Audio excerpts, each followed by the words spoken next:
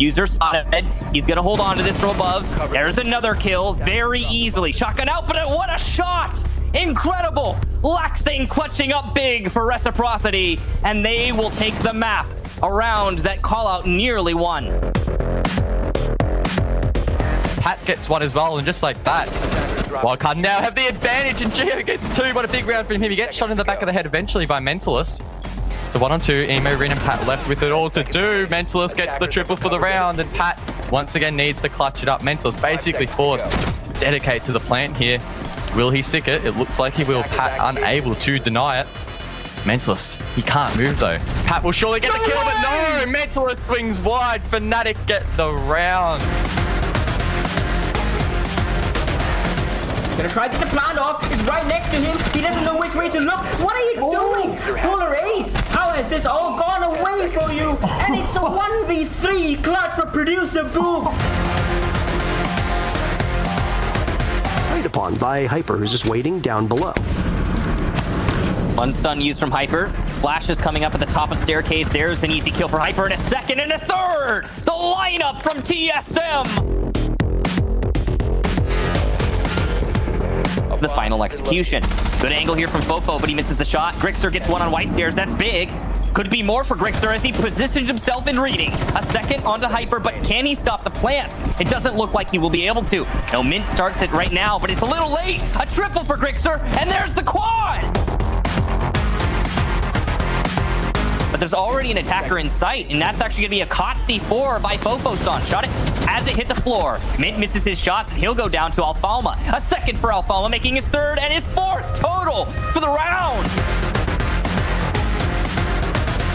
Good awareness there on the angles. Yet he's trying to hold the push. He does one. Can he get a second? The answer is yes. That's his third for the round. And now suddenly, it's just Eclipse. He has to clutch it in 5 seconds. And he gets one. A beautiful shot above. He might be able to plant. Call out has to go. And he has to go now. It's going to be very close. Just 1 second here for Eclipse. And he gets it. And he wins. Amazing. What a shot from Eclipse. The rotation cutoff non-existent. There's 4 people in Garage. What is happening? Kamikaze gets 1 and a second. Can barely see that because the kill feed's getting delayed. And a third with his pistol. That's a 4th now down with his pistol. And we can't really see them. No, it seems like, yeah, it's just right above. All right, rush in. Okay, there's one. Oh my God, Amizian's gonna be flung back a couple meters, but Pasha will find 3. A quad kill for Pasha now with Stigi last alive. He can nitro this from above. He has a shotgun as well. No, he doesn't have a nitro. Only a bulletproof cam. It's gonna come around, but the plant should go down on the A site. No, it's actually being planted on B. Perfect angle right behind White Van. There's nobody that can stop you there. All out in the open 4s. Trying to get aggressive in the white hallway, and it did not work out very well for him. Here's an aggressive play now from Yuna, and he's gonna manage to get a shot on Souls. That's an important kill, but it's just looking out of control for FaZe as yet another body hits the floor. This action has been non-stop, and Singularity have been coming out on top almost everywhere. Ion landing some important shots here. He'll get 1. Sees the marks for the second. That's big. Diffuser down. Goes to the 3rd. Beautiful shot from Ion. Lenda now in another 1-on-1, but he only needs to land a single bullet, and he must know that at this point. If it gets to a close on engagement, this could be the shotgun skeleton key for Lenda to win the round. Ion playing very smart. He knows he needs distance to win. He's got the information. The mark's coming out, and he'll get it!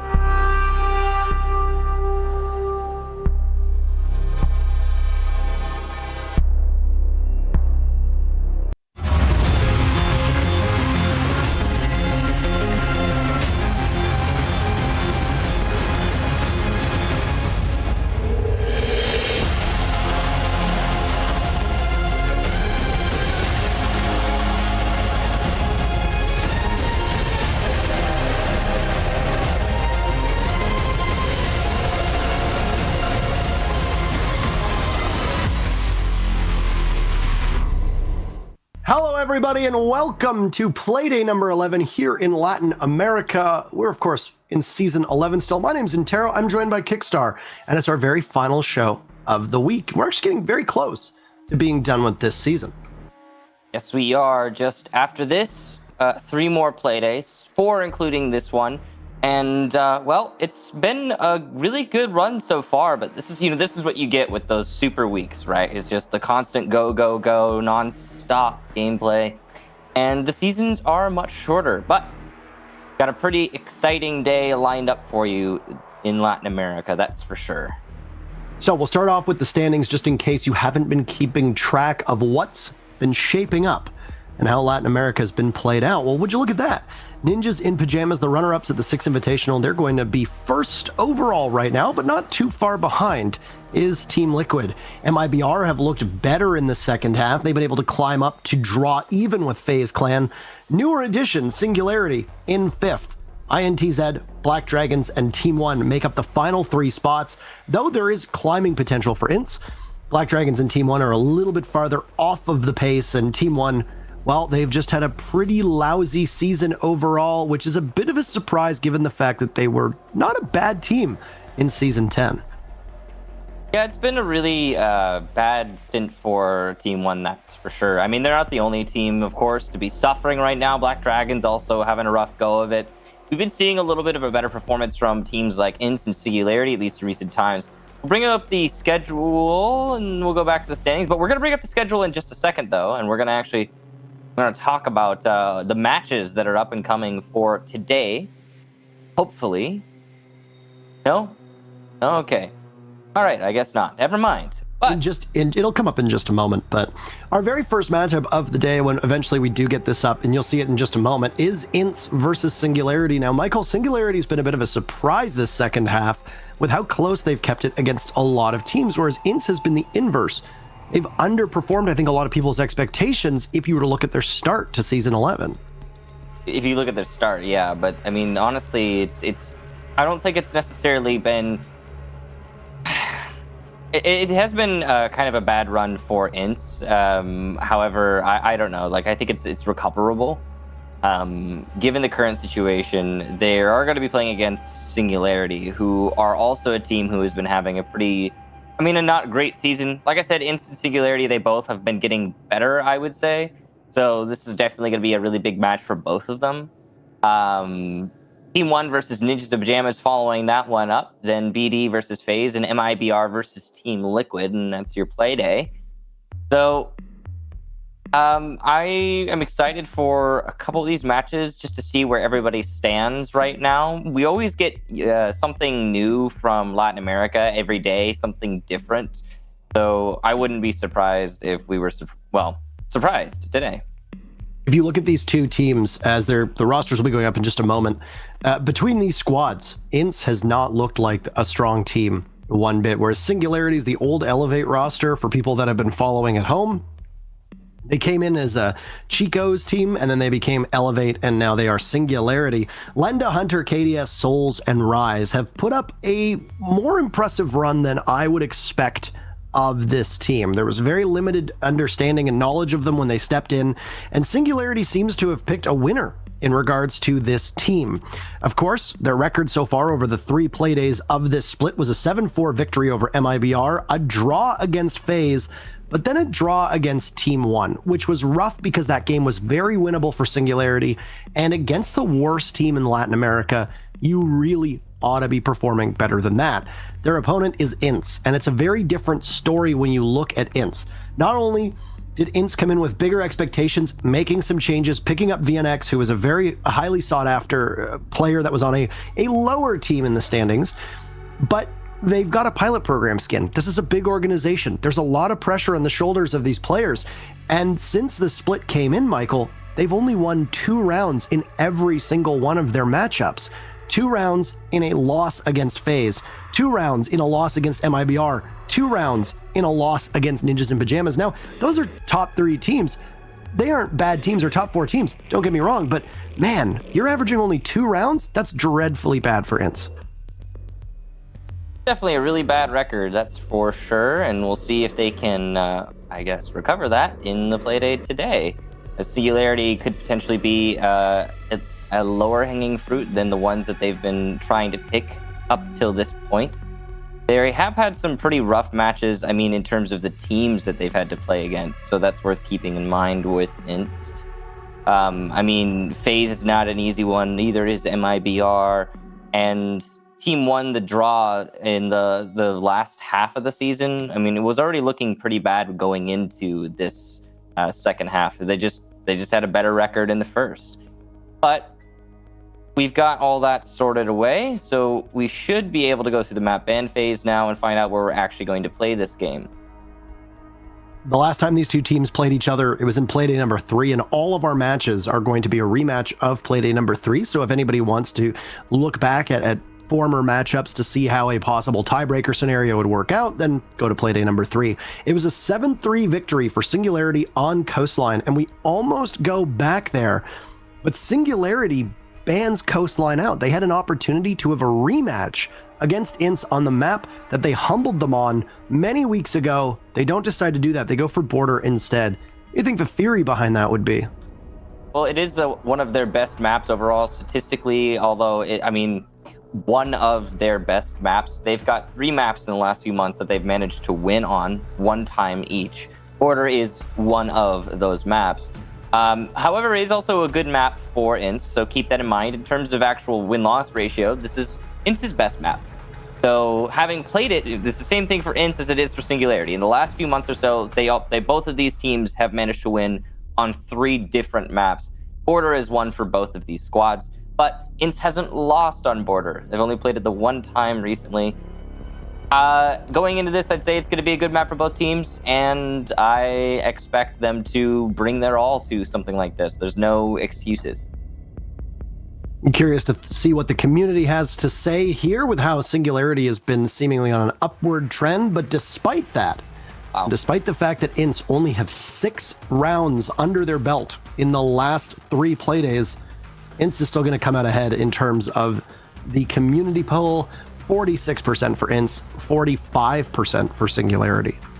That is just about the closest community poll we've ever had. I don't think it is. I think we've had a perfect 45-45-10, but it is very nearly that. And I can't say that I'm surprised. Going into this, you really are kind of guessing as to who's going to be able to win this one, to be real. I mean, if you're Ints, you've got to imagine that the goalposts would be 3 rounds at an absolute minimum. At that point, I think you've got to achieve for 3 rounds, and if you do that, you've beaten your expectations if you're Ints as a team. Singularity obviously want to continue to climb up these standings, but man, that's you set the bar so low for Ints that you can basically trip over it. I have to be fair to Ints, though. They've been playing some of their hardest opponents through these last 3 playdays. Like, if we're being honest, they've had some really tough matches, and this should be their first opportunity, their first break from playing against some of the top dogs in Latin America, unless you count MIBR. But then MIBR is in 4th place. They are on the top half, so it's. But yeah, Singularity also has more points than Ints going into this, but it's better than playing against FaZe. It's better than playing against NIP. So we'll see if they can hit those 3 rounds. We'll see. Maybe Ints is actually going to be able to push this to a draw or maybe even a win, but we're not going to know until we actually get into the action. And again, as I said at the beginning of the broadcast, Latin America is always that region that tends to surprise us. So expect that to be a strong possibility. What better map to be full of surprises on than Border as well? You've got Ints who's coming in with very low expectations. Certainly from us, I'm assuming that while the players likely have high expectations, these teams are also aware, just like every other region is, that with the Sao Paulo finals canceled, you're playing for bragging rights and money. You're not really playing for glory the same way. And I don't honestly know Latin America's situation. I have no idea if there are relegations or not. So that's something that, I don't want to speculate on. But these teams are not, neither of these teams are really in a position where they need to worry. If you look at the standings right now, Ints are 5 points ahead of Team 1 with, a possible 9 points after today. Unless something goes catastrophically wrong for Ints or Team 1 just become, much better than they have been over this entire season, then I think you're pretty safe. So I expect some crazy things, lots of shenanigans to be afoot between these two squads, given that it's border and given the fact that both of them like to play a wild style of Rainbow Six Siege. So we're going to load in, and it'll be starting on defense, which means they get the first ban. I don't know, Buck, maybe? Just going to throw a random man out there. Nope, Thatcher. All right. So Thatcher banned, probably... What do you think, Parker? You got a guess for this one? I mean, we've seen some soft destructor bans. We've seen a Buck ban before. Latin America loves to ban Maverick. It looks like we're going to have a rehost. That's unfortunate, but it's a Buck ban, so it was my first guess. We've been seeing a lot of Thatcher Buck bans, even on maps where it doesn't necessarily make the most sense. With Thatcher off the board, most teams are going to run a Maverick unless they're just going to decide to go for greater soft destruction and keep a Thermite or Hibana on the board. Thermite, of course, is a very popular operator for a lot of Latin America lineups, so I wouldn't be too surprised to see that instead. Go Valkyrie, and it's Neko. All right. Well, we're getting a rehost now, so... How are things, Parker? Michael, they are great. I made a spicy chili tuna wrap for lunch with a little bit of mayonnaise because I don't particularly like it that much, with some diced tomatoes, jalapenos, and onions, and then I wrapped it in a lettuce wrap. What about yourself, Michael? How was your day? What did you make for food? I actually just woke up about an hour and a half before this broadcast, and I had a bowl of cereal, and then I brushed my hair, put on clothing, and sat down to do this broadcast. So I haven't actually had any real food yet. There's actually some apples over there waiting for me to be ready to eat them, but that won't happen till a break. Have you rolled down the neck of the turtleneck? I can't quite tell with this visual fidelity if you have. It is rolled down? Yeah, it's rolled down on top. You look really smart. I like that. It's like a peacock blue, like a royal peacock. I think it looks really good on you, man. Thank you. I like the pink shirt. I didn't know we were doing. Are we doing? We're doing shirts now? Because if we're doing shirts, that opens up a lot for me. Well, I mean, it's a sweater. I've seen Milos run it. I've seen Milos. Well, yeah, it's a long sleeve shirt / sweater, I guess. But I think what do they call those, jumpers somewhere else? I think so. It's the same style of shirt I've worn on the Pro League broadcast before, and I've seen Milos wear it a couple times, or shirts similar a couple times. So I was just like, you know what, why not? So I'm wearing the same ones. Yeah, I've got one other blue without the neck, so it's like the same thing, but I couldn't tell because the angle. Yeah. No, I get it. And the funny thing is that a lot of people see me, and at first glance they're like, whoa, why is Parker shirtless? Which is a very good question to ask, but unfortunately I'm not. I apologize to everybody that's watching that is yearning to see me shirtless on a professional broadcast. I don't really think it's going to happen. Yeah, I don't think so either. It's definitely very unlikely that we're gonna go that way. I mean, anything's possible. You know, you could just lose your sanity at some point, go absolutely bonkers, bananas, and decide to come onto one of these broadcasts shirtless. I mean, I just don't expect it. You know, I think at some point production would obviously draw the line at me likely not having any clothes on, you know? And even though I have no doubt that being topless would do wonderful things for viewership, you know, that's it. I think they'd say no. Actually, production's saying that, yeah, no, they'd say no. It's a no.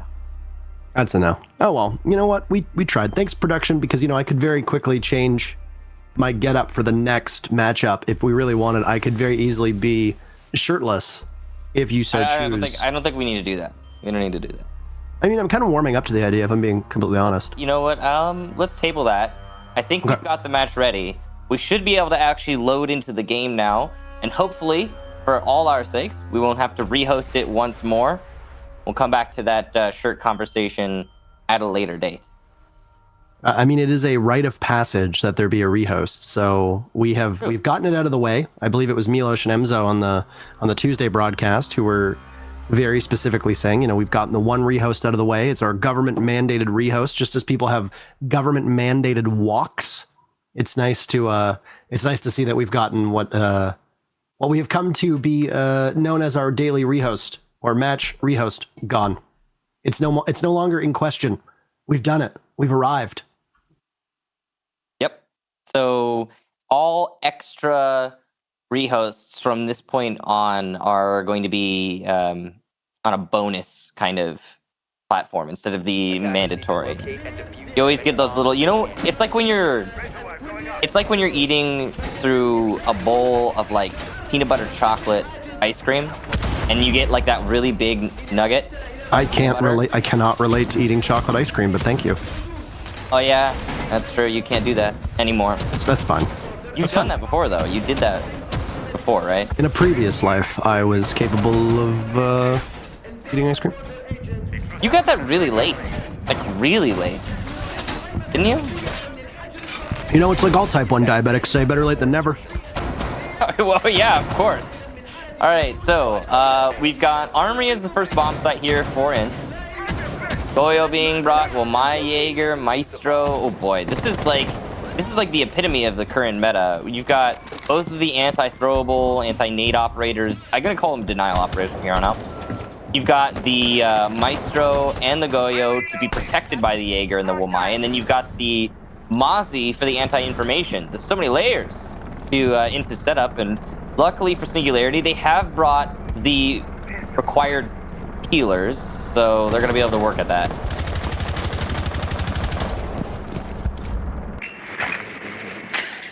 Unsurprisingly, it's going to be an East take, and that isn't necessarily indicative of it being an Archives execute, but it sure looks like we're not going to see Singularity change up too much. Only member of that team that was looking over towards the western side of the map happened to be KDS as he was trying to flush somebody out of what appeared to be break room, but no, the play is very clearly going to be Archives. But first, you have to tackle offices, and there's a long hallway from all the way from East Stairs down towards 90 that needs to be tackled. The first one's going to be a deployable shield, and it looked like an Ash charge was expended appropriately by Hunter to try and do some damage. And we see firsthand both the magnets and the ADS is working together, and it appears that they might have finally been cleared out by all of the flashbangs tossed in. It's that way. Singularity looking for an opportunity to nade someone, maybe get rid of the shield. Looks like it's going to be focused on the shield, but there's another disc from Womai that has to be dealt with. The nade goes in, and that will get the shield. So now it's going to be harder for the defenders to challenge into office. And all this time, Singularity have just spent about a minute and a half clearing out 2 shields. And, well, that's it. That's what they've got. Attackers have located a bomb. Not all that much in their hand. And Singularity, I had expected to be a little bit more aggressive with this take, maybe a little bit less predictable. Less predictability, though, seems to be the name of the game for Hunter, as he'll engage in a deep flank down below to maybe come up and catch somebody from Ints, unsuspecting, over towards the top of Metal, which is where Rise is right now. Rise gets his second kill, looking for another, but he won't be in anybody's line of sight. 3 members of Ints have now been taken off of the board with 30 seconds left. Vitz peeks up onto the hole that was created an Armory wall, a bit of a cheeky play by him, and he makes mincemeat of Rise before being traded off, albeit a little bit later than expected. And the very final member of Ints, it's the Womai. He'll peek out right into the line of sight that Lenda had. Both kills basically coming from the very same postal code. Singularity took quite a while to find their footing, but they did so quite quickly after that, and everything came together in about 20 seconds for them to take round number 1. Great job there from Lenda for holding the right angle, right time, right place, doing his job covering that flank. Or not really a flank, I guess covering the frontal assault. Meanwhile, Singularity, while going for the plant, were also simultaneously sweeping in through CCTV and picking apart the Ints players one after another. Any main critique that I have for Ints is that they weren't actually participating in the round. The way that they ended up playing that was basically, I'm going to sit in this position, I'm going to wait here, and I'm not going to move. No, sir, you can't make me move. You can't make me do anything. I'm going to sit here. And then eventually, Singularity realizes this. After taking out the shields that added layers to the defense, they progressed to the bomb site, determined that there was no actual resistance being put up by Ints, walked into the bomb site and started to plant. Then Ints, panicking, attempted to retake and failed. We'll go for a rehost. Number 2. So we're getting our bonus nuggets of rehosts. Oh, that's nice. I was wondering, we had our first. More of that, please. We had our first our first state sanctioned rehost so that people could get up and stretch their legs and go walk around and all that jazz. Maybe get the blood flowing, but that's not great. You just got up and went for your walk? Is that what you did? You're just gonna eat on the camera? Okay. Well, anyway, he's just gonna eat on the camera. I hope all of you are staying nice and hungry as well. Anywho, we've got our second free rehost. We could even call it a free host, maybe, Michael? Would you call it a free host? He would call it a free host. So that's one round in, and hopefully, regardless of what happens with these rehosts and tech issues from players crashing, we don't have as long of a day as we had yesterday. I don't know if people tuned into the match in EU that we did, but both Milos and myself ended up, I think it was like 5.5 hours, almost 6 hours or something like that we ended up casting for. It was a very long EU matchup, and there was actually a period of time because there was issues with, like, Twitch was having issues, servers were having issues, there was tech issues, players were having issues, Uplay was having issues. It was just like every single thing bandwidth wise was going wrong in the entire world. There was actually some worry on my end, at least, before we started that fourth matchup, where I was like, are we going to finish in time for North American Pro League? Because there's usually a 2-hour buffer, but we got it done in time. Yeah, it looked like it was pretty close. I remember, because I woke up right before the broadcast started, and this was when I was going to get started. I remember waking up and being like, wait a minute, why is Europe still going? Because usually there's a little bit more time in between, so that must have been a really long day.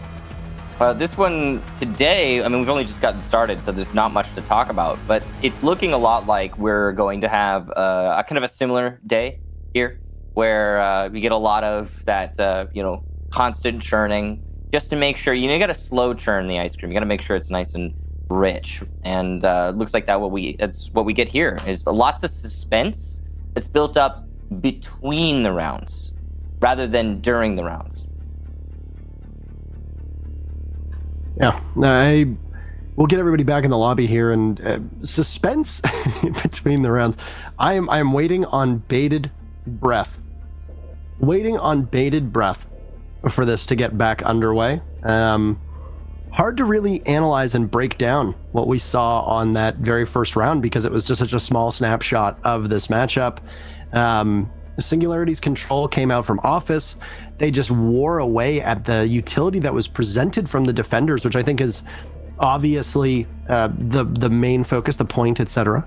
And I got to give some praise to the way that Singularity tackled it. The moment that it looked like the flashbangs from the Ash were gone and the breaching rounds from the Ash were gone, you saw Hunter decide to go downstairs and emerge over towards Armory. And it was just a systematic clear of Fountain, of offices, of 90, of break room, of CCTV, and then office, and then archives itself, basically leaving the final 2 members of Ints inside of Armory. If you saw, they had one player seating by 90. You had one player inside of CCTV / security. You had 2 players playing inside of the bomb site over by Armory wall, and then you had another inside of archives playing by Fountain. It wasn't a bad setup by Ints. The map control that they held was just really in monitors, which is something that we see an awful lot of. And the setup was countered brilliantly by Singularity, because Ints was expecting more of an Armory take, which is why you saw that Armory wall shot out. You saw the monitors wall shot out. They were anticipating a team pushing from that direction, but instead Singularity droned it out, made the call, will attack archives, and did a much better job of it than I think would have ended up happening if they had tried to pressure Armory. Again, I'll restate. I think that the big thing that I noticed in that round was, yeah, okay, Singularity, they came up with a pretty standard take. They did it really well. It was kind of maybe a little slow, but I mean, as you expect in this meta.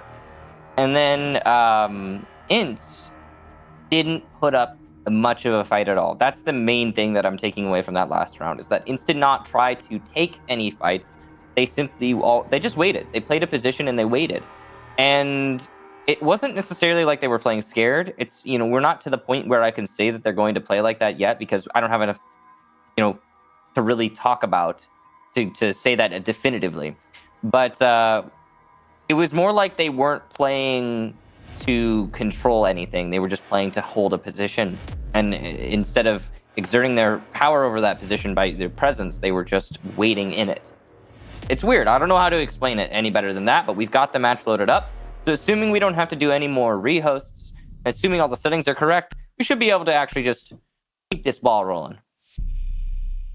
Armory lockers again for Ints, with what you said was a perfect encapsulation of the meta. So you've got Wamai, you've got Jaeger, you've got the Kaid and the Goyo. Goyo, of course, will be great for wearing away at the attacker's gadgetry, especially their explosives, if they're not caught by the ADS or the magnet. I am wondering, the Maestro obviously being changed out, I am wondering if there's going to be the same style of map control that's held by Ints. I don't know if they're going to align all of their forces over by security in the bottom left-hand corner of your screen. You can see it. It's called monitors, it's called security, it's called CCTV. A lot of different people refer to it as various things. It's where VNX was just located. It's where Alimao was playing before. And it looks like he's going to go back in there with the rotate hole that's created at 90, and there was a deployable shield to assist him that was positioned nearby as well, underneath that 90 cam. Because if so, what is Ints really going to do differently? Their only operator lineup that they've changed is they've subbed out the Maestro for a Mozzie, which is probably an even greater amount of meta being sprinkled onto their defense here. Yeah, I suppose so.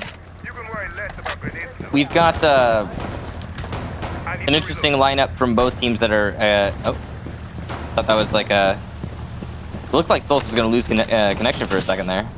I was a little bit worried, but yeah, the overall lineups from both teams, I mean, pretty standard, pretty much what you expect, and very in line with the meta, like you said. The Kaid being brought is to electrify the triple wall that you can see right here, as Ints has detected that there's decided focus from Singularity on the office side, and they're trying to counter that push. Will likely be naded. I'm guessing that's what's going to be attempted here by Lenda in a bit. But they have to clear out the ADS before they go for the nade. So here go all of your stuns. There's 2 ADSs, means more stuns needed. So probably Hunter will throw his stuns over there, and then he'll check for another ADS. Maybe it's 3 ADSs. And then once they know how many ADSs there are, they'll throw a nade over, get the Kaid, open the wall with the thermite, and move forward. They have to use maybe 2 nades, though, because the Kaid Electroclaws, well, you can double up on them. So if the first one's destroyed, Kaid can throw a second one from a distance. That's why he's so powerful, is his distance. And then you can open the wall. Now, Hunter is going for the Ash Charge from below, but that might not have destroyed the Kaid. He'll probably have to get an angle on it to shoot it. Yeah, as you can see, he'll have to actually shoot it from below if he wants to do it that way, because they're not bandit batteries. They're not placed on the floor. We don't know where the Electroclaw is, but again, this has managed to waste already 2 minutes of the round, and could potentially waste much more if Singularity doesn't find a way to destroy that Electroclaw. I'm surprised the nades didn't work out, but I guess maybe they ran out of those already. So they'll have to try a different attack, maybe? Lenda's gonna eat some damage from Drunks using customs, playing a long angle to try and deny the nade. KDS hasn't even really gotten much closer to the building than we'd imagine. He's still out by spawn with Singularity lined up over by that archives or office wall rather, and that triple panel is still, as we can see from the explosives, unable to force Singularity to get through. They're wasting an awful lot of time, and a lot of this is the similar setup that we saw from Ints, but the Electroclaw obviously working very differently than we had seen in the previous round. Much greater challenge for Singularity to get that open. They don't really have time to rush over to Armory, as the Armory setup has obviously been constructed to cause a great deal of discomfort.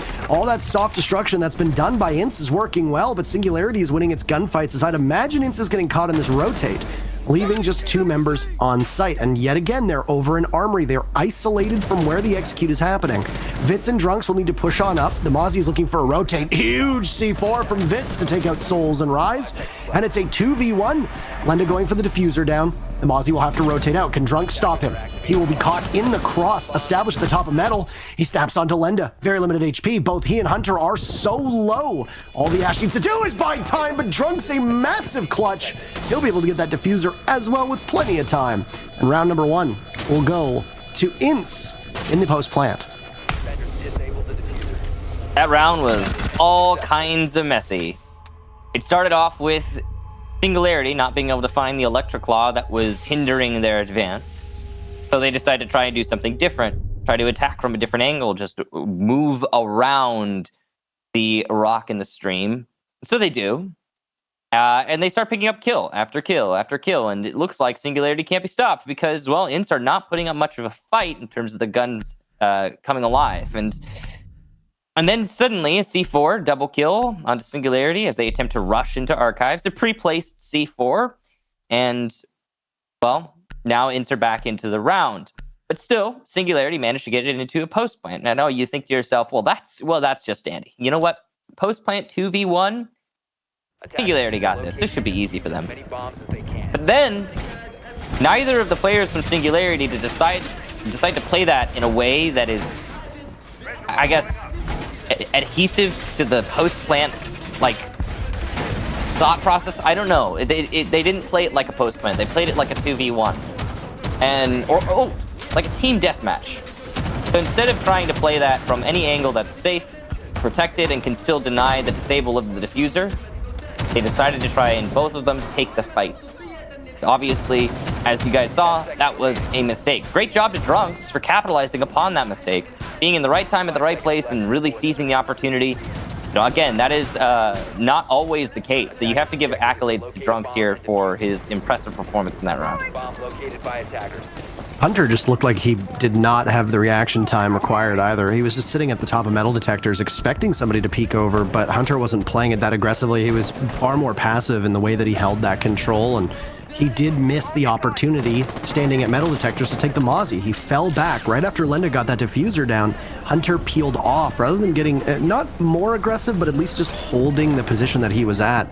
And if he'd held that position, he actually would have been able to shut down the rotate from Drunks and therefore give his team the round. So those are just some smaller mistakes. I think the bigger mistake from Singularity was how long it just took them to be able to get control. You know, they got their wits about them way too late in the round, and while they were able to push up and win their duels, they still let a great opportunity slip through their fingers. And a lot of it was that they were very hasty at how they executed. They pushed into Archives. They sat too close together. That C4 goes out. There's nobody from Singularity, 2 members of Singularity, and nobody is watching that Kaid who's going to push up and throw the C4. Those are just small little errors, but those kinds of things when there's only 10 seconds left on the clock, those small errors end up becoming entirely round deciders, and that's what we saw in the previous round. So as we turn our sights towards Customs, we'll see if the clock will be as big of an adversary for Singularity as it was in the previous round. 90 position, very powerful. See if Duds is able to do something from it. He's rotating between 90 and CCTV. Singularity have decent control, and looks like that Jaeger has just completely fallen back. It makes sense, though. I mean, there's only a minute left. That custom site selection for Ints is really odd, and it's caught me off guard.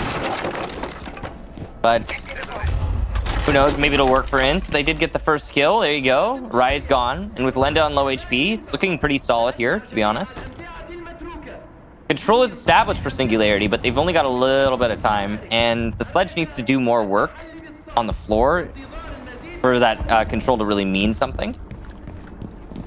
I'm wondering where Singularity is looking to execute from, because it seems like they want to go in through jail, as they've got Souls with the diffuser and exothermics outside of jail right now. He could open that wall. He's not opting to do so, at least not yet, as the off-site presence from Ince is just slowly being discovered. And Hunter and KDS will be in pursuit of the Valkyrie down below. The alibi slips through the fingers of Singularity and manages to find one. Drunks and Elimau are both gone. jail wall is open, Souls is in, but he does not have anywhere near enough intel to be able to capitalize off of a site execute. Hunter finds Vitz, but oh no, right into the Jaeger. It's Souls backing up, and Duds on the ground picks up another. They'll just line up, pushing one by one, and he'll get all three of them. Duds, his position called out. He doesn't even need to move a muscle. Extremely well played. Pre-fires galore, and he cannot be moved from that position. Every single member of Singularity finding their death at the hands of the Jaeger prone on the ground, and Ince will pick up their second round in a row. Oh man, well played the Duds. He just proned in the corner, and so Singularity didn't drone out the site before they pushed into it, and they didn't check the site before they pushed into it. Sorry, I could almost, Parker, when you said backing up, I could almost hear the beep beep beep of that thermite as he backed into the bomb site and died. I don't know what the thought process was there for Souls. He needed to clear, or at least establish that it was clear, like get some information, the bomb site before just backing into it. Following that, Singularity just one after another trying to 1v1 Duds. You hate to see it. Great job to Duds, though. Again, a lot of players in that position would have mucked it up somehow, and he didn't. And that is key. It's very important to remember. So props to him for that. The rest of the round, Singularity got control above very slowly. They did very little with that control, and then they went for the gunfights in the bomb site, and it didn't work out. Time is honestly the enemy of the Singularity squad, and really goes to where we're at. It really goes to show you where we're at in the meta. You know, it's not even necessarily Singularity mismanaging their time. It's just everything that you need to accomplish as an attacking team. And if you look at what Ince is bringing, you summed it up before we even got into the very first round. This is the epitome of the meta. You're seeing a double up on the, the denial operators of both Jaeger and Wamai. You're seeing breach denial being brought, and it's being executed very well from Ince to prevent Singularity from gaining information that they need, from gaining map control that they need, and being able to engage in those gunfights, which Singularity needs to do. Singularity, obviously, is a very mechanically gifted team, and with a newer team that is still trying to find this footing, it shouldn't really surprise anybody that they are having some issues with the way that they coordinate well together. All of this said, it's the very final defense for Ince before they can go back to Armory, which is a site that they struggled on the first time, but managed to win with a clutch the second times. And it's a very defendable site, but also worth mentioning. Ince has now gotten the average amount of rounds that they have over the last 3 play days. They have gotten only 2 rounds, and they're already at that 3 rounds in. So they might be able to clear this bar that we talked about when it comes to expectations. And not just the average, but the absolute maximum. So we'll see if they can push it past that maximum. As it's looking a lot like they will. Singularity have managed to take control of Office. It only took them 2 minutes. And with that control, they can do very little since the bomb site is ventilation. They're going to need to do more in terms of the top 4 clear. Rise sees an enemy, directly lines up the shot, but does not pull the trigger. Taking a role as a humanitarian very seriously. Duds will take down KDS. Singularity losing men as they attempt to clear into break room. That's Duds on the CCTV roam. He hasn't had the best play so far from that position, but he's going to do some work this round at least. Fitz, not paying attention to the archives push, will die to Rise, who says, "Thank you very much, I will take that." And now, we're back to an even man count as we hit the last 30 seconds. All it took was that one opening pick, but Singularity are still just a ways out from being able to get to Workshop. Smokes will go off in bathrooms, so your push that's going to come in from the attackers is going to need to be a little bit more streamlined. Guns coming alive from both teams, still leaving us an equal footing as that pendulum swings back and forth. No return to the site from the Wamai, who is deep flanking. That's Souls to catch him off guard. Diffuser in the hands of Singularity. They'll have to go for the plant. The Thermite doing as much work as he can. He finds another, and there you go.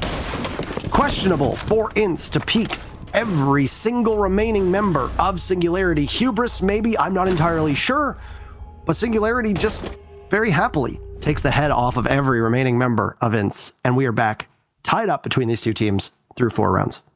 Souls is very happy about that one. Right time, right place, everybody peeking him, and he just lines up the shots, hits them. Good job to him for securing that round. Looking pretty desperate for Singularity for a solid chunk of that round. In the way that it was actually shaping up, it was getting full control of the engagements, but a few mistakes made here or there for INTS end up being their undoing. So I want to talk real quickly about one key part of that. It was Vits inside of Armory. So, generally speaking, if you are on a solo roam and you have no information tools to give you info on the lanes that you can be attacked from, you need to have some sort of impediment, some sort of, hurdle for the enemy to jump over that is going to prevent you from just getting walked up on by a 3-speed, as happened in that last round to Vits. It was, I believe, Rise on the IQ who just kind of walked through Archives into Armory and saw a free kill and took it. So what do I mean? What kind of hurdles can you put up? Well, there are a couple different options. 1, you can barricade doorways. 2, you can put up some barbed wire. 3, again, information tools are great.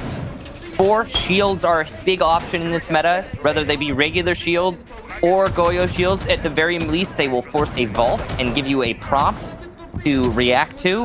It's that sound. But the thing that you should not do, and as it was highlighted perfectly by Vis, so thank you for that, is just...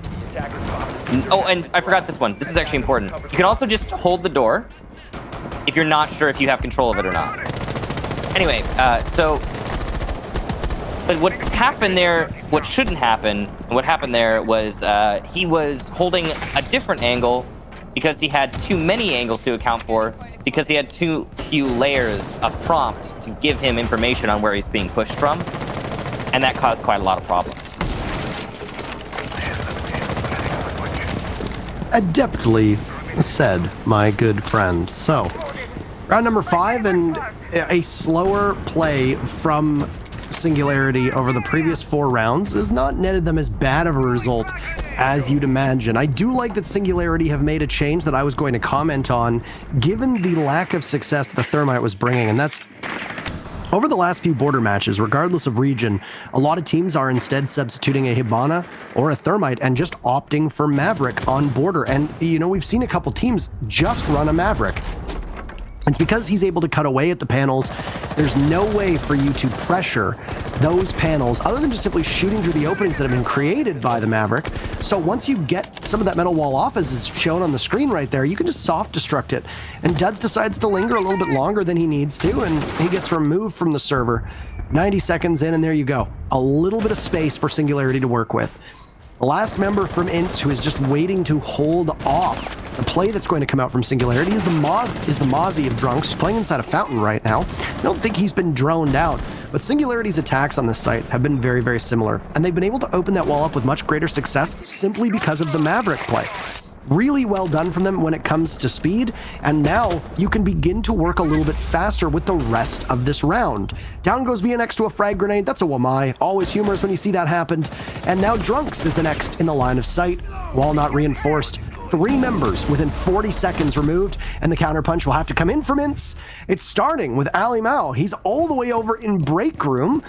He's going to have to rotate through 90. This is not ideal. Either that, or he walks in towards Armory with the door closed. Diffuser goes down, and his job is now virtually impossible. He can't outduel the Ash, loses half of his HP in the process, sneaks around the corner, and no, misses more than one shot. Singularity capitalize off of the Maverick play. They make the changes they need, and they break into the site much faster than before, and take the round quite quickly. So, INTS with an solid hold of CCTV, but that's mostly down to Singularity not actually trying to take CCTV in that round. The execution on the Archives again for Singularity took a lot of time, but inevitably, it seems, they were able to take control of Archives and get that plant off. This time around, INTS's setup for holding the Archives was the same as the first time, with that C4 already pre-placed below, but it was detonated preemptively before anyone was in Archives. And then the player who had the C4 tried to retake Archives and got caught in a cross from 90, I believe, or from just Office, to be honest, because there were plenty of holes opened up by Singularity. Could have been either or, probably more likely Office, considering there was no CCTV control from Singularity, and thus likely not anyone playing in 90 to cut off rotation for most of that round. What is certain is that Ince's setup to hold on to Archives was pretty lackluster. And the way that they tried to do it was half in, half out, if that makes sense. So, for example, they had Drunks playing in Fountain. That's their half in. And then they had basically no other grasp on the bomb site, and that's their half out. Generally speaking, if you're going to play somebody in Fountain, they need more support than just their own skill, their own prowess with the weapon. And as much as Drunks has been landing his shots in this match, that is a desperate position to put him in. Doesn't help that I think he was killed through the wall as well. Yeah, I mean, When you have somebody playing in Fountain largely unsupported, the only crossfire that you're going to see from somebody in Fountain Red is going to be inside of Archives, and I don't think Drunks had the coverage from his teammates. You're right, it's a rough spot for him to be in. it happens. I mean, that mostly comes down, again, that just comes down to the setup for Mints. So I think that there definitely needs to be some correction there. Right now we're going to Vents, so a little bit different. We have already seen Vents, of course. See what Ince can do here this time around. Every single take that we've witnessed from Singularity has come from the same side. It's always been an Eastern take from them. They have assembled over on East Stairs. They open up offices, whether they're aided by a drop hatch being opened up already, or whether there's somebody playing aggressively in one of the offshoots of Office, whether it be Fountain or whether it be Archives, etc. Lenda needs to be very careful. He almost dropped down the hatch there, but he just narrowly avoids it. As he's going to head on over towards Office, there's a drone actually at his feet that he didn't notice, and he's getting spotted, so he's very wary of it, but Amazi will be able to get it away, and with it, we see 3 members of Ince immediately reposition. In fact, they've gone over now towards monitors, so they know that the take is going to come in, and they've established this beachhead on the opposite end of the map from where the entry of Singularity is coming in. Ooh, a bad shot there from Duds. Landa lands his, and the support of Vitz will not be able to get the refrag. So, Ince now, a man down, as we hit the last minute of the round. You hate to see situations play out like that. If Duds had been elevated on the desk he was standing next to, he would have been able to get that kill onto Linda, but not so. You know, and on that note, the attack strategy we're seeing from Singularity, I mean, remember when Empire used to do the same kind of thing? Where they would always come from Office and it worked for them? Yep. That was that was a while ago, but still. Soft destruction in and a successful down from Hunter. He gets the kill he needs as BNX is there for 1 as well. But still the advantage will be in favor of Singularity based off of that early pick. There's been no ground made up from Ince. And in fact, they might be in a tough position. But it appears that great patience from Drunks will work out quite well. He knows there's somebody there waiting for the thermite to pop up. He drops 1, but he can't flick onto the ash. The target prioritization is not there, and the oversight, he doesn't even get the final kill on the thermite. He'd simply downed him. Hunter will go on a rampage, and Singularity will net the remaining members of Ince as they scramble to make up for what is a small mistake committed from one of their members. Ince, haunted right now by these 2 rounds. They cannot break the highest round total that they have had so far this split. And it's a 4-2 through the first half as Singularity manages to come back and grab all of the momentum in this match. Oh no, Parker. Is this going to be another 7-2 for Ince? I can't imagine. There's no way they're going to get at least 1 attack round. I'm sure of it, right? I don't know. I have no idea. For those of you who don't know, we talked about it a little bit in the preamble. Basically, Ince has gotten only in the second half of the season. They've gotten a maximum of 2 rounds every match that they've played. So, in fact, I think that's the only round count they've had, if I'm not mistaken. Yep. Have they ever gotten 7-2, 7-2, 7-2, 7-2 so far this half? Yeah. So they've been 7-2'd. They've been 2-7, I guess, if you want to be technical about it. But yeah, it's not been a good, second half for Ince. And I'm expecting that they'll get at least 1 more round in this match. I expect that, right?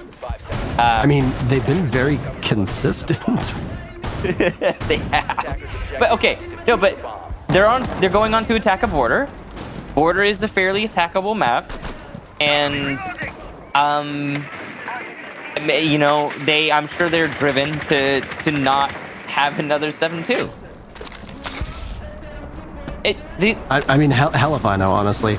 I have stopped. I'm still doing predictions, but I have stopped trying to be accurate in how they are because teams are just doing silly things a lot of times. Though there's nothing really been that silly about this matchup. It's actually been pretty straightforward, and more than anything, it's been quite impressive with the way that Singularity is played. I can't really poke fun at what we're seeing from these two teams.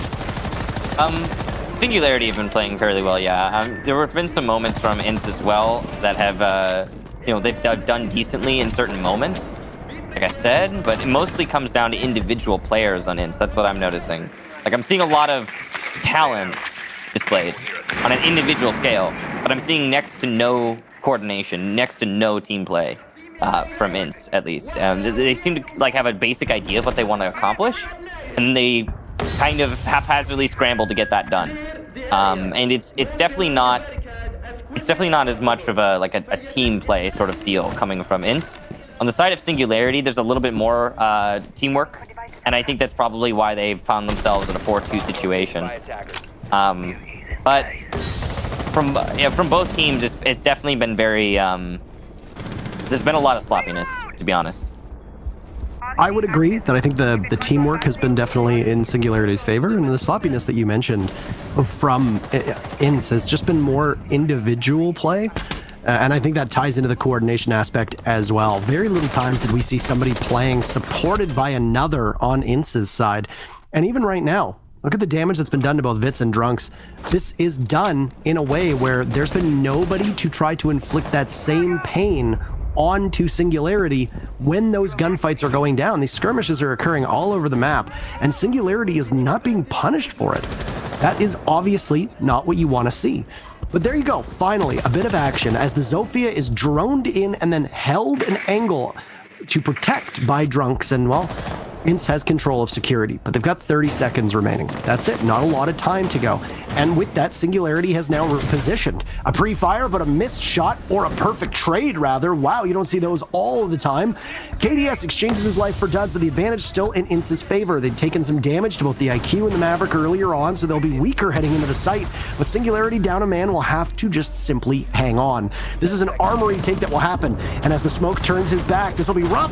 Catches 1, 2, downs. The scoreboard is Singularity's, and so is the round. They'll take their very first defense off a big play from the anchors. And Ints, yet again, are not supporting each other. You do see it from Singularity's side of things. Impressive stuff. Yes, solid hold there from Singularity. I gotta say, the way that they played their angles, you could see that they were aware of who was holding what. There was a little bit of hesitation on the commitment to the angle play. You could tell by the way the mute was flailing his arms around and trying to figure out which angle he needed to hold. But at the same time, everybody eventually came to the same conclusion. Everybody eventually said, okay, I'm holding this, you're holding that, and we will win our gunfights. And well, Singularity did just that. They accounted for all the angles, they held all the angles, they worked together as a unit, and everything went just dandy. Peachy keen for them, despite the man disadvantage that they had acquired earlier in the round. So, solid job to Singularity. In something at the hand, the way that they tried to play that out, rush into the bomb site all in unison. But it wasn't actually in unison, and that's a big part of the problem. The way that they came in through Armory Wall was a little bit too quick, because the sledge coming up from metal stairs was behind in the action, and thus unable to capitalize upon the distraction that the Armory Wall rush gave to Singularity. So it wasn't, it was, again, a story of that coordination, of that teamwork, and the superior nature of Singularity's teamwork. Good job to them. They'll put us on the precipice of match point. So one more round, and Singularity will be pushing us to at least, at minimum, a draw. But at this rate, it's seeming a whole lot like Singularity should be able to take this. As much as that was, in the man count, a close round, at no point in the last round did Ince have a strong bid for site control? Duds will get 2 kills in CCTV. He'll lead off this round very, very well. Looks like CCTV and 90. And with that control that is established by Ince and the man count advantage, this is probably the most aggressive, most early advantaged round for the attack we've seen in this entire match. With that, they'll be able to launch an attack onto the site very leisurely. They'll be able to do it whenever they see fit. Did Drunks just get out of the spawn? I think so. I mean, you can maybe sit there and just drone your teammates in. I'm not sure. I mean, leisurely is a good way of putting it, but this is already a better round for Ince than we've seen in many previous rounds. And I think this is going to be their best bet to finally get over that hurdle. There's another for them, and I fail to see how Rise and Souls will be able to stop this. Not the artillery, not the armada that you want nor need, and it's very close to being a flawless round. Yeah, How fitting that would be if it's a flawless round to give them that third and pivotal round. Souls obviously will have to ignore the drone that's been just harassing him constantly, and there goes a grenade, some damage done to him. Ince is just going to be able to pressure in now. They know that Souls can't get out. The only real way that he'd be able to drop would be the hatch. He's likely not going to open it up. Diffuser is going. It's a site down below. He's not going to be able to do anything with it. He takes Alimao out of action. And free fire, but he's once again getting droned out. And this is just him playing with time as the round is all but assuredly Ince's. Beautiful shot from Souls, but these are impactless frags. And an impactful round from Ince as they finally do better than 2 rounds in their matches. Oh, great round there to Duds. So I'm a little bit surprised by what we just saw there, because most of it comes down to Duds springing into action faster than Singularity can react. And it was the fact that he just kind of attacked CCTV head on. Clearly, Singularity was not expecting that. And those 2 kills that he got in CCTV turned it into pretty much a done deal. Would have been hard for Ince to lose that one at that point, just because of the time that was available following the kills. Now, that is, as you said, the first time in the second half that Ince has managed to get 2 rounds. So massive props, more than 2 rounds. Massive props to Ince for 3. We'll see if they can push it further than that. It's still possible that Ince will be able to win this. Keep in mind that this could just come down to being, an attacker-sided border. Sometimes maps and their side preference do come down to the teams that are actually playing in the match. Often we'll see an attacker-sided Villa just because of the nature of the teams who are playing on Villa. And, that's unusual, or I guess it's unusual in in the conventional wisdom, but it's not so unusual in that it happens actually, well, quite frequently.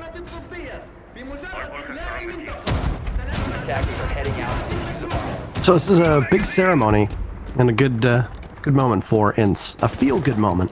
No, I'm not. It sounds like mockery, but it's really not. It's just Ince have had such a rough run of this first split or of the second split that it's obviously something that has played in their minds, and I have no doubt that they are very aware of their inability to do more than 2. It's almost as if there's something else I can think of that can never count past 2, a certain game company. But anyway, that's a conversation for another day, I'm sure. Anyway, Ince were able to do it with greater precision and honestly a little bit of help from Singularity, who just got too aggressive and really shouldn't have taken those fights. And when you find yourself, like Singularity is, in such a great position, and knowing that throughout this match, Singularity has been far and away the better team, you can take those chances and you can get away with them because they're not going punished. Just as the entry was going in. It was going unpunished when it was Singularity on attack. There was no trading that was happening from Ince, and that was going unpunished. So you can begin to be a little bit more loose with the way that you play.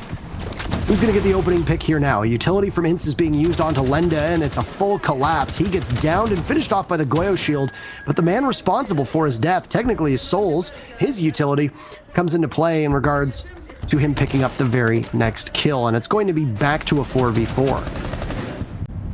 Vitz will also get Hunter, though, who's playing inside an office, and Vitz did eat a lot of damage in that engagement, but the kill is in, and the advantage is for Ince. Great display of why not to play right next to a Goyo shield if you have nowhere to retreat to by Lenda. So now we're learning things.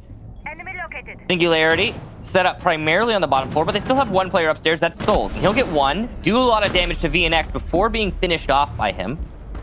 Still man advantage to Ints, but with VNX on low HP, he is going to be pretty easy to kill for either of these players remaining on Singularity. Rise being tasked with holding the site while KDS goes for a little bit of a flank, trying to get a better angle on the B-bomb site from Customs. Meanwhile, the rest of Ints are trying their best to drone the top floor, establish that they, yes, indeed, do have full control for executing onto the bomb site. Just quickly it's kind of funny how quickly everything just fell apart there, and given the fact that KDS is playing off-site, this could be more of a challenge for them. Though 1 or 2 shots from the MPX will be enough to fell VNX, just as the SMG-11 doesn't do a ton of damage, but the high rate of fire can be really strong and prove to be a little bit too difficult for INTZ to be able to deal with. There goes one of the volcanic shields. Pre-fire.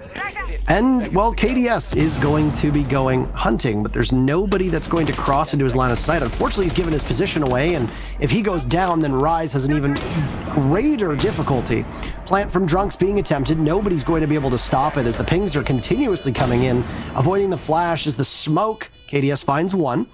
Still VNX on low HP, but all of INTZ has repositioned. And they're above. They're very low on HP, and they've got the cross that's needed. KDS with 1 kill to add to his second. He's going to need to attempt that diffuser and find the sledge. We see how powerful a Valkyrie can be in the right hands. Latin America loves her usage, and ascending the top of the stairs is KDS. He's going to have to dare the sledge into a 1v1, but he's making so much noise. The comeback is very real for Ints, as they take the round after the objective goes down, and they hold firm in the post plant. Alamau locking that up. Good job to him playing it very smart, playing it in a post-plant kind of mentality. And it wasn't just him, it was the rest of his team. After Ints got that plant down, they really repositioned. They knew where they could hold that diffuser from. And, well, they went to those locations, those safe spots. And that's what you expected to see out of Singularity in that round where they managed to get that diffuser plant, but then ended up not doing it on the execution to, or getting the plant, but not playing in a post-plant sort of mindset. When they were attacking on Armory in the last half. In that round, the lack of control on the bomb site can mostly be attributed to the loss of the top floor so quickly. And the reason why the top floor was lost so quickly from Singularity is because the primary roam was actually not in Office, where Office is by far and away, for Teller's defense, the most crucial location to hold. Because of its power over the bomb site, Singularity barely put any thought into holding Office. They had players there, yes, but not nearly enough, and they fell back from that Office hold, inevitably. So, yeah, that shouldn't be the case. You're supposed to hold Office for the extent of a Teller's hold, generally speaking. Treat it as the pseudo-anchor position, because it is the position that will give you the most control over your own bomb site and allow you to actually deny a plant from happening like it just did. Touched upon the fact that there was still an opportunity for Ints to be able to come back on this based on the way that Border is played, and I think you're absolutely correct. But you were correct at the time, but it's been proven to be right as well with these 2 consecutive rounds for Ints coming in on attack. Just with the way that Border plays out, and with the way that you see these bans obviously affecting it. The utility soak meta that we're in right now really can't do all that much, especially not if teams just decide to rush right in. And Ints, largely being led by this Finka who has taken the role of the hard breacher on their lineup, has now resulted in 4 casualties, 2 from each side. That's 40 seconds. 40 seconds, and 4 people are dead. So, while Ints has now cleared out most of the off-site presence from Singularity, the greater question is, all right, well, you've been able to go in, but now you've slowed down just a touch. You picked off the roamers, you need to pressure the site, and the lineup that you see from the defenders of Singularity remaining is pretty good. You've got a Maestro, a Smoke, and a Wamai still available. That Wamai's magnets will gain strength the longer that he's alive. He'll be able to toss more and more out as the countdown timer continues on those gadgets. And then, of course, you've got the plant denial of both the Evil Eyes and the Toxic Canister. So Singularity is not in bad shape with this.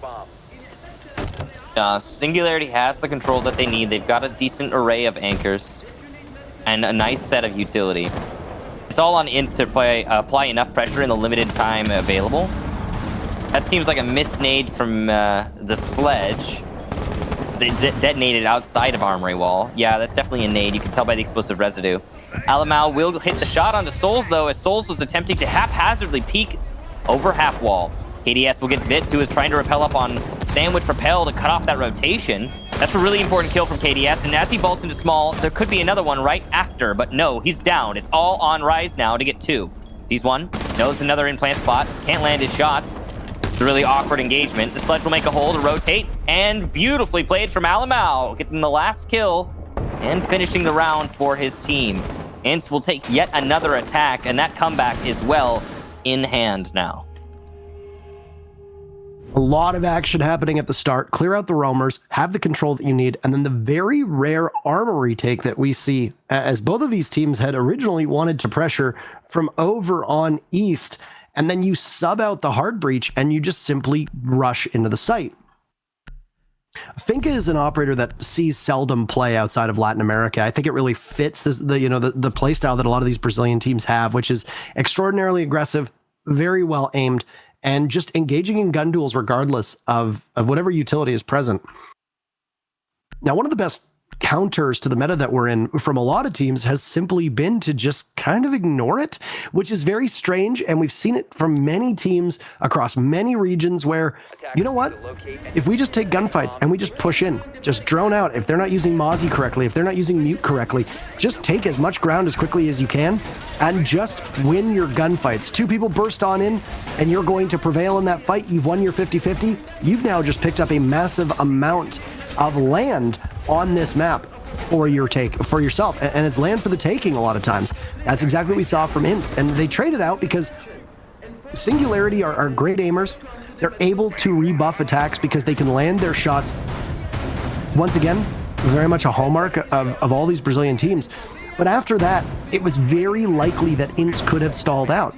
You don't have a hard breacher. You might be lacking utility. You've still got a Finca on the board, but the jig is up. People know what's coming. Your opponents know that you've still got a Finca in play and that it's going to be some kind of rush. So you have to slow down and be a little bit more precise as to how you actually pull off the next 90 seconds for your team. And Ints did so by taking that armory wall, assessing that most of the Singularity were either far back in armory or over by archives, and that you could slowly chip away at them and hope to win your gunfights, as they did. And they just continued to go down until it was a 2v2 with a little bit of an unnecessary peak from Singularity, not in touch with one another, ultimately costing them the advantage that they had, which was that the clock was running down and you were playing on defense. With the push in, Vitz trying to find more of those opportunities you were talking about. Those gaps in the defense. Doesn't seem like there's anybody downstairs right now for Singularity. They're not able to find anything, but he will at least be able to do some serious work as an IQ from below. Yeah, the bottom 4 fully clear. Hunter looking to drop, and he'll be the first victim of Vitz. Basically a freebie. Alamal hits a nade onto Lenda. Suddenly, this is looking a whole lot like Ints taking control of a round once again. It's so frequently the case that we see Ints get 2 kills early in a match and they go unresponded to by Singularity. Last round was a little bit better than this. Duds is just gonna walk into office. This is what barbed wire is great for. This is what door barricades are great for. Stopping what's about to happen. Duds an easy one tap, and he'll move on into archives. With that control, he can do a whole lot of work. He'll get a second, looking for the third. Soul's the last player by half wall. So once again, I want to reiterate my advice, but I'll let Souls finish his piece before this is over. Firebolt will burn him alive, and he's dead. So what you can do is you can put, again, barricades, barbed wire, Gujmant mines, lesion traps, a player holding the angle, information tools, Valkyrie cams, evil eyes, bulletproof cameras, and I'm sure there's a couple other layers that I'm forgetting about, but I'm just going to end it there. You could put those in positions that you're not sure about or that you think you need to have information on so that someone like Duds can't just crouch walk in and get free control and free kills and what have you. And if you do this, then generally speaking, you'll probably have a much better, much more comprehensive defense in the round.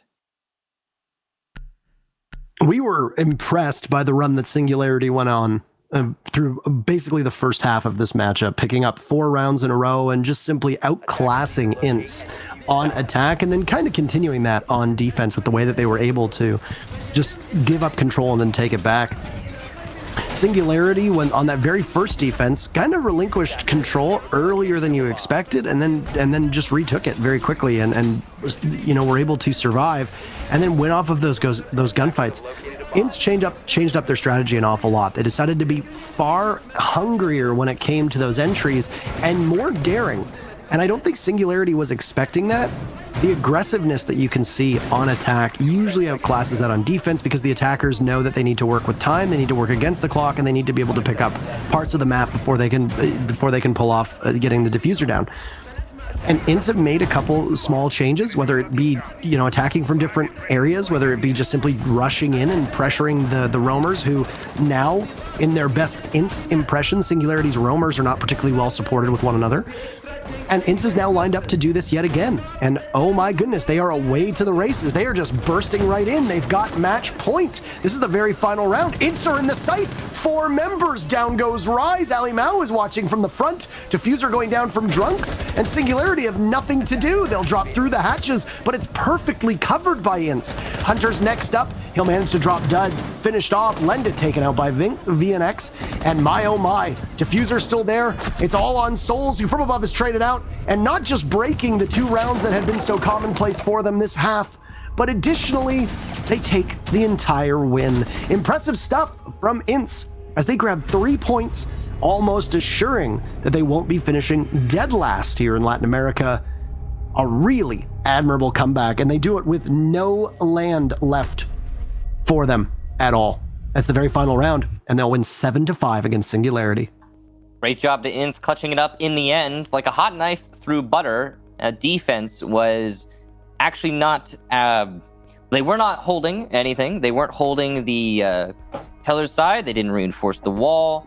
There was no control from above for the defense. So essentially, good read, I guess, from Ints, determining that that was the case, capitalizing upon it by making the rush play and getting that diffuser plant, and playing it in the post plant. Really well played. Singularity and Ints both need to work on their defenses for that map. I think we can say that pretty definitively, as that was a rough one for both teams, to be honest, on the defensive side. And, well, on the attacks, both teams coming alive, but instead Singularity won better and managed to get that extra round to take the win. Yeah, I mean, Singularity definitely looked like the better team, and they were outclassing Ints. They were winning their gunfights, they were winning on strategy on the attacks, they were much slower, and then we swap over, and we see that what was actually just an attacker fiesta. That's all it really was. It was something that you had addressed, saying, Ints is definitely not out of this one. It appears to be shaping up to just be a very attacker-favored border, which does happen from time to time, but in this instance was very much on display. So kudos to both of these teams for how they were able to pull off their attacks, but what ended up being the difference was that Ints was just a little bit better on defense, and there were still a couple rounds for Singularity where they almost let the clock beat them. There were very few rounds where Ints almost let the clock beat them, and on those very final 5 rounds, not only did Ints have every single opening pick on attack, at least by my measures, but of the 5 rounds that they won, they got that diffuser down 3 of the 5 times. They had full control over those rounds, whether they were entering from the east side of the map and going from offices, whether they were entering over towards Armory, whether they were wanting to take control of monitors and security right off the bat. Ints found so much success, and they changed it up quite a lot, bringing a Finca, bringing a Capitao, using Zofia as the main operator, using a Sledge as their main operator, so on and so forth. I was very impressed with what we saw out of Ints. They put in their best effort so far this season, and they pick up 3 points that they desperately needed. Yeah, that's the key, isn't it? Those 3 points that they desperately do need. Well played to them. I want to briefly retouch on what I was talking about with all those different little pieces of utility that you can bring to try and make those pushes a little bit more difficult, or make just the silent, walk on in, or the crouch walk, or the 3-speed, or what have you. Make it so they can't do that. That's called establishing a checklist. or knowing your defaults. You know, just being able to hold on to those basic angles. I feel like that's a really key thing. And if I could give any advice to either of those two teams on the defenses, focus on shoring up all of the angles, accounting for all potential pushes, because you can do it, especially on border. It's figured out. You know, that science has been around for a long time. But that's all we have for match number 1. We've got 3 more matches for today. Up next will be Team 1 versus Ninjas in Pajamas.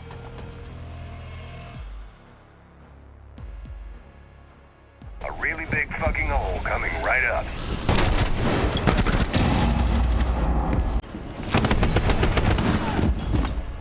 A bomb has been...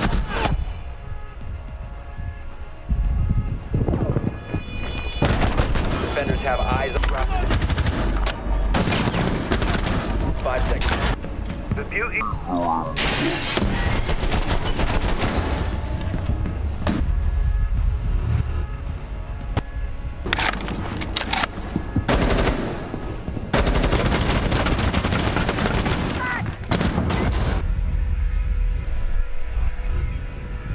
seconds left. 5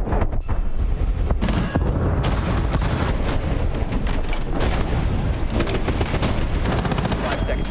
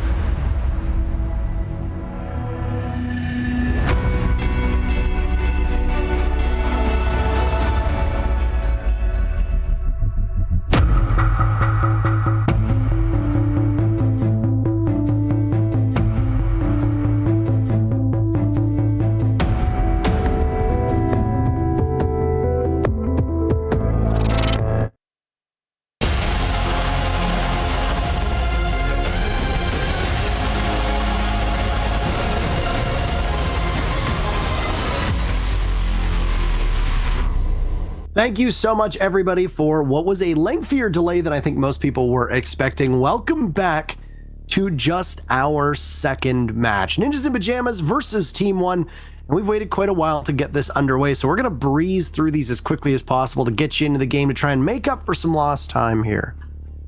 Yeah, so solid pause for these teams to consider what they're going to be doing going into this match. So at least they have that. They can think about what they're going to get up to, all the shenanigans.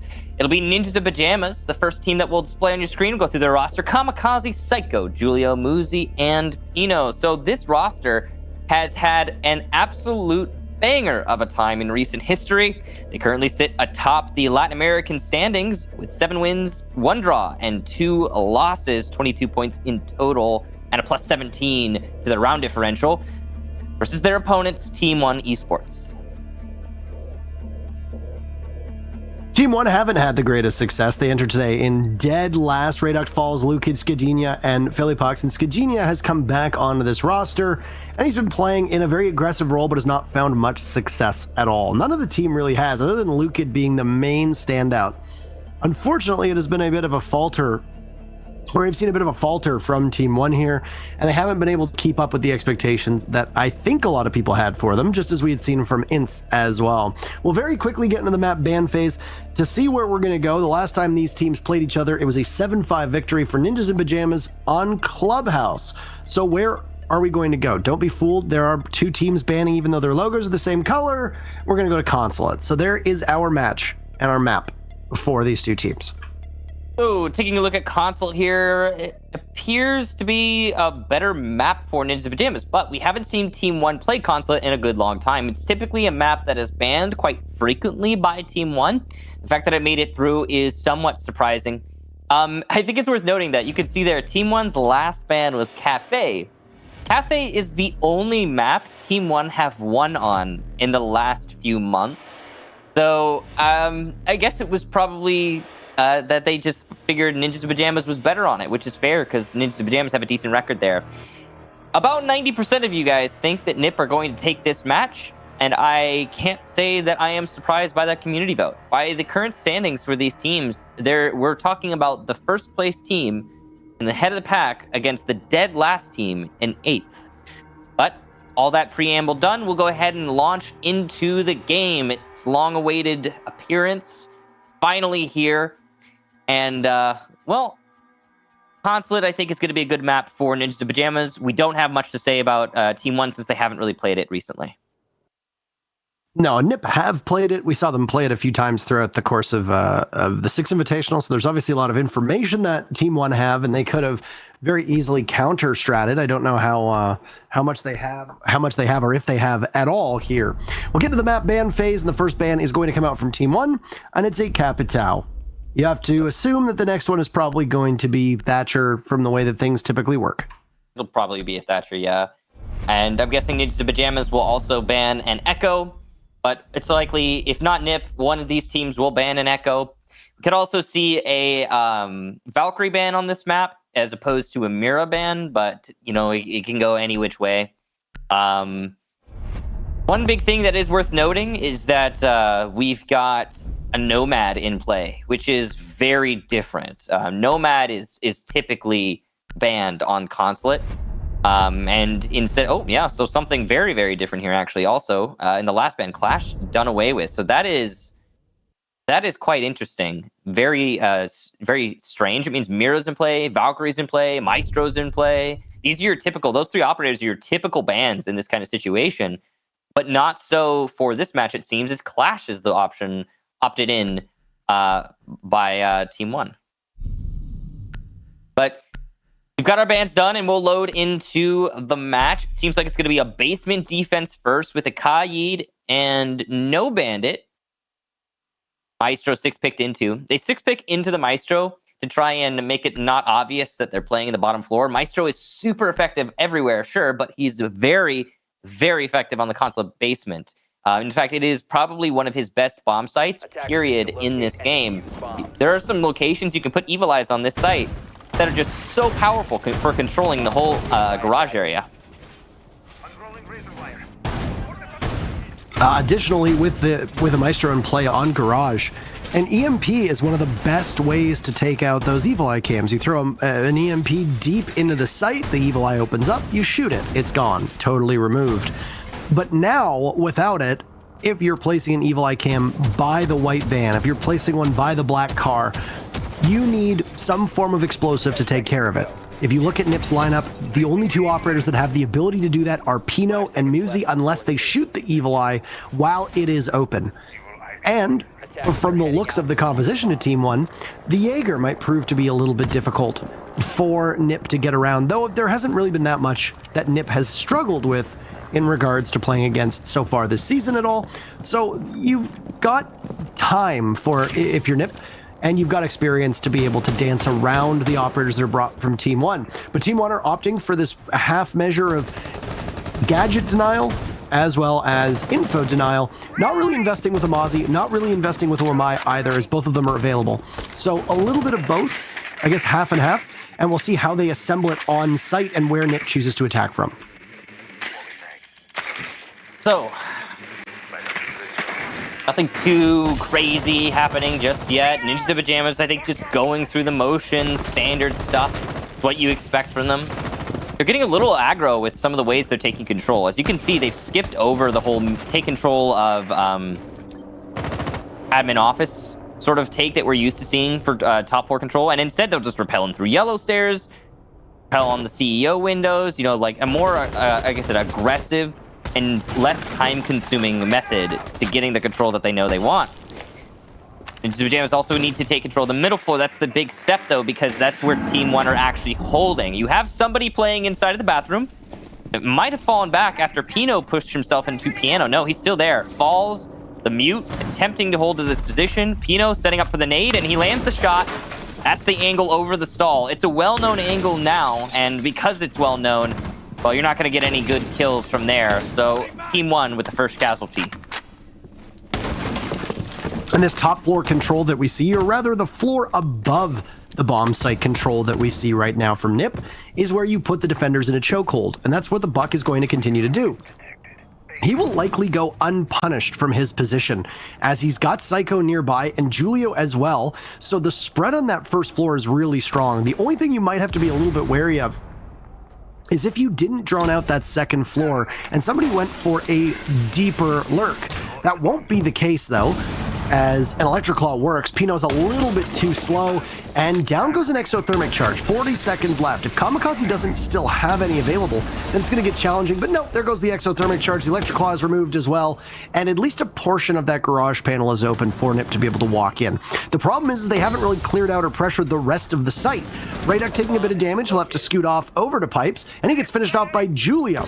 I don't know where Julio is playing, but he's got above. He's got the hatch control, and that was an unfortunate series of timing for Team 1. They'll answer back, though, get in their licks as well. A second kill from Julio will come out. He drops, and that's it for him. A swift trade will give numbers advantage still to NIP, and they will maintain that, with Lukid just waiting for the diffuser to go down. He's got the call, but he'll have to peek out, and if somebody's watching, no, he won't! Nobody catches Lukid, and he manages to do the work that the rest of his team couldn't do. The diffuser will not get planted from NIP, and at the very final moments, it's a hero play from Team 1 to win them the round. I am honestly a little shocked that nobody from Ninjas in Pajamas was watching for Lukid to make that rush. The fact that he was able to get that denial on the diffuse planter is just a huge oversight for NIP. A lot of it comes down to time, of course, but I actually honestly thought the time management for Ninjas in Pajamas was fairly decent. They had control of piano at around the half round mark. That's solid. They were opening up from above, punishing Team 1 and getting a good amount of pressure exerted onto the defense. And yet, still, they come down to a 0-0 plant after the engagements are done. And in a situation that certainly should have been Ninjas in Pajamas, they can't lock down the last player, and they lose the round because Lukid just times it right. Well played to him. Massive props, but also that really does fall on Ninjas in Pajamas' shoulders. A crucial oversight with both members of NIP seemingly stacked up over by Pipes and Yellow. And yeah, you have a massive blind spot being the rotate, a very common rotate. The spot that the Jaeger appeared out of is where most people are expecting you to push from, especially with those Evil Eye cams still up. You have Maestro's main gadget still hanging around, it's going to be in a position to ping what is usually a default spot, which was where the plant was going down in front of White Van. Surprising that a team like NiP, with the experience that they have and the amount of games that they've played, that they wouldn't have somebody watching that angle. It's a bit perplexing. And a lot of teams have committed these style of errors this week. We've seen it in NA, we've seen it in EU, and now LATAM is going to join the pack as well. Now, it is a top 4 defense, and that necessitates, of course, top 4 take. It'll be a CEO side for Ninjas in Pajamas. Nomad being brought. That's going to make the runouts very difficult for Team 1, but I honestly don't think that they would even go for many runouts in a matchup like this. I expect Team 1 to be playing very safe throughout this match. Of course, we've been surprised by things before. Expectations are almost never met when it comes to this kind of a match. Ash charge to open up the wall into connector, give a double angle. That actually could work for the defenders because now they can peek that angle from 2 different positions. But the way that Skadinia is playing it, his position actually became much more difficult for him as an individual to play, even though potentially it could be worse for Ninjas in Pajamas. That's good awareness from Muzi, though. I think that's probably the right call, just to make it more difficult for Skadinia to rotate. Look at your split take that's going on right now from NiP, and they're actually placing a lot of emphasis on yellow stairs. If you've got somebody heading on in through admin, or even just on that balcony, then you've got a great amount of line of sight on both of the bomb sites, but you don't have the presence over inside of admin right now, unless Pino is rotating over, but it looks like he might be going towards the A bomb site windows. Then there is an opportunity that has presented itself for NiP to try to pressure from 3 separate angles. It doesn't look like that's going to be the case right now. And NiP obviously don't like something about this execute, as they are all rotating with about a minute left. Muzi is still just hanging on the B bomb site window, watching in very intently for somebody to cross over towards the top of the desk that leads into the bomb site. A single shot, maybe to try to provoke somebody into a reaction, but there's no bait that's taken. Down goes Pino, the buck who had rotated. So trouble in the waters for NiP as they forfeit that first pick. They've still got a decent amount of pressure on the site, but a lot of it's just been alleviated by Reduct. He does get refragged, but still, lead for Team 1. That was a really dangerous play for Reduct, but at least he got something out of it before being eliminated. Psycho at the top of yellow. How has he been allowed to take that control?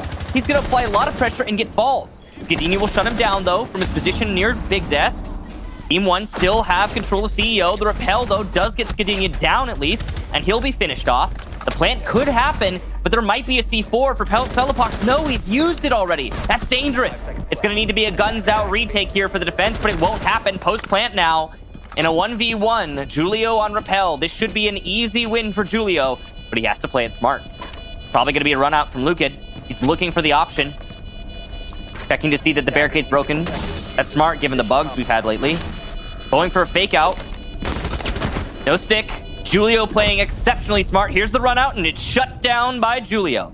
Ninjas in Pajamas will take that round. Well played to them for that CEO plant. Well, whatever magic we saw NiP give up on that very first round, they make back in a hurry on the second, because that very much should have been a round that Team 1 prevailed in, but then they didn't, just as round 1 should have been NiP's. And both teams commit a couple mistakes. Team 1 just peeking a little bit too much. You know you've got Julio on repel on those console office windows. You know he's up there, and you lose 2 people to him. And the second one peaks unnecessarily. The smart play was when Lukid decided to rotate over to yellow. You don't need the Doc to peek that. You don't need the Goyo to peek that. You have Lukid rotate. Julio doesn't catch him, and down goes the planter inside of console office, freeing you up and putting Julio in a position where now he needs to repel into his death. That's a simple error that was made, and a bit over aggressiveness that got punished very quickly by NiP. The biggest thing, the key factor to that round's outcome for me has got to be the yellow stairs control that Psycho was able to establish. He only got 1 kill from top yellow, but if T1 had maintained control of yellow stairs, then they would have been able to maintain control of CEO, and the plant never would have gone down in the first place. So that really does fall on T1's shoulders, and I massive critique to them for not holding on to yellow, as is standard practice to deny a CEO take in this day and age. It is what it is, though. Round done. I mean, you can tell how shocked I was that Team 1 wasn't holding it when I tripped all over myself trying to express the shock when it was happening in the middle of the round. The hold for the top floor is going to need to be corrected for Team 1 in their second attempt. We'll see if Nip go for another CEO take. That's a big question for me, is because we don't see CEO takes actually that often. And Nip have already brought it out in a very minimal way. I'd say in like a minimum contact kind of execution, not taking control of yellow or as like a key point. They put Psycho there, but it clearly wasn't the whole focus for Nip, and not taking control of piano either. And these are often steps that will be taken to ensure that you can plant at CEO, but Nip just went for close contact, get it done sort of play. So Team 1's setup, it looks very similar to what we'd seen before, but the Goyo is obviously not in play in connector. Skagenia is going to be holding that one down, and Luke, it actually looks like he's waiting to play off of info for a run out over from Visa Doors, and there he goes. Is he going to catch anybody on Repel? No, the answer is no. He heads right back in. He's got Fellapox by his side, and they're going to rotate downstairs. They'll head on over towards the other side of the map. They will shuffle this defense and try to get back into sight, but Nip might be able to drone this out and realize that there's very minimal sight pressure in comparison to what they experienced in the previous round. You know what operator's not banned? Valkyrie. You know what operator would facilitate runouts like that for Lucid? Valkyrie. You know what operator is typically really powerful and often played on Consulate? I'm sure you can guess. And I'm sort of surprised the team would have decided not to bring Valkyrie. Just as surprised as I am on the way that they're holding yellow, but it's working out this time as Falls will take down Pino and retake into the yellow staircase. He was holding by the big desk, waiting for the opportunity to push, and there's your opportunity. Lucid will get Psycho as well, so Team 1, 2 men up. Yellow stairs control established. Kamikaze will get Lucid as he attempts to rotate down the yellow stairs, strangely. And now, a little bit of back and forth. Lucid has been such a clutch operator and making really smart plays that it's a bit damning that he's gone. So, will he see somebody else join him? The answer is yes. Kamikaze peeks around yellow stairs very aggressively, pre-firing, while Julio had the coverage from above, so nobody would possibly end up running into his line of sight. There's a pre-fire onto the head of Kamikaze. The dock pops up, and Kamikaze's actually safe right now. Right behind him is Musi, who will continue to walk through, but the Hibana holes that have been opened up is being watched very intently by Skagenia, and 3 members now of Team 1 will try to cut Julio off of Repel. Julio was successful in this 1v3 last time, but it was a different set of circumstances, and now you can see the patience from Team 1 as to what they should have done in the previous round. No unnecessary peeking, really, but I say that as Skagenia decides to take the fight towards Julio. He knows that he's damned if he does and damned if he doesn't. And just like that, Team 1 will take the round as they decide to peek him, knowing that Julio was virtually out of time. They still could have just waited for him to try to repel in. It's a tough shot to make, but Team 1 makes it happen. They will go right back to holding the lead, and we'll move to round number 4. So same setup there from Team 1, but different results. A big part of that is the way that Ninja Pajamas played it. Nip tried to focus 4 of their players on the yellow stairs. That's crazy. That's too much. You're stacking a lot onto one bet. All eggs in one basket, as the saying goes. And it cost Nip way too much. It ended up losing them the round. And now as Nip fall into the trap, it reveals itself. Team 1 set up by yellow was not, in fact, I guess, a lackluster hold of yellow, but rather a trap strategy for yellow. They wanted Nip to take it, or so it seems. I don't think that that strat would have worked as well had Nip not opened the bathroom wall with their Hibana. Why are they opening that angle? Skadenia got 2 kills on that angle because it was opened by the Hibana. Truly confusing. And I think that next time Nip go to that top floor attack, they might hopefully not open that angle if they want to apply so much pressure to yellow and use it to attack the bomb site. The shield setup for Team 1 by Big Desk is working fairly well. And while they're not holding yellow, they, again, are baiting yellow. And Nip fell for the bait that round. Attacker's objective is to defuse a bomb. So the first site rotation is done, and Team 1 obviously liked what they saw on Garage to go back down there, despite the fact that you and I both agree that that should have been a Nip round and was well played by Lukid, despite the fact that it was poorly played by Nip. But if Nip can gain control of Piano as quickly as they do, with nobody from Team 1 able to inflict any damage upon them, as we saw from Pino last time, as he was able to shake off at least one Electric Claw, and it took a while, but Kamikaze got that door open, then once again, there will be this chokehold that essentially you see the attackers put on the defenders with that vertical pressure, just simply sitting up top and waiting. And speaking of sitting up top and waiting, well, it's Pino right now, just holding an angle onto the windows on rappel, waiting for the off-site player to rotate on over. Hard to tell exactly who that is from the silhouette. It kind of looks like Mozzie, but I don't know if it is. I'm not entirely sure who's situated in that area, and obviously the spectator can't hear us, I don't think, so... That's a Jaeger, I think. Is it Jaeger? I couldn't tell if it was Jaeger or Mozzie. He's got the skull headgear, and he's got the little things on his back. That's there you go. The Mozzie Pest is helping out real well here. As he won't be spotted. The closet wall is soft, and chunks of it have been shot away, but at what point do you decide to just go for it regardless? And I think that's what Nip is doing now. They've decided that, you know, that's more than enough. Let's just simply start on the actual garage panel, and Psycho's going to open it up as best as he can, allowing for some more soft destruction. But he's going to go for the whole garage. My goodness, I was wondering exactly what he was doing, and he's going to get that whole panel open, Michael. Yeah, he's doing like at least 2 panels, possibly. He could have gotten 3, to be honest, with the way he was doing that, but he settled for the 2. And there's Reduct, the Jaeger, who is playing at top yellow, rotating CEO, and he'll get a kill from Psycho, or onto Psycho, but his job is done. So at least there's that. The Maverick did what he had to do, and knowing that Psycho's going to be angry about death, I'm sure, but more just happy he got it done before he died. Nip are looking to push in through garage, it seems. There's not a lot of time for them to work with. An air jab detonates, and there will be a kill for Julio, possibly reacting to his air jab. It was very delayed, of course, but at least the position was given away.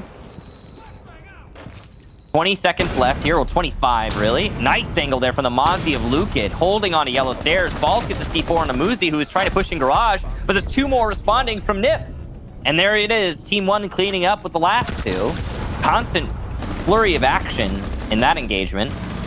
Team 1, though, feeling pretty solid on these consulate defenses. Yeah, Nipper just stalling out and taking so long to be able to pull these off. And we actually saw this at the Invitational. I'm trying to remember what team it was. I think it was against BDS. I'd have to go back and look at it up specifically, but just off of memory, I remember we saw Nip play Consulate, and on defense, they were great. On attack, they kept getting held up at the garage door.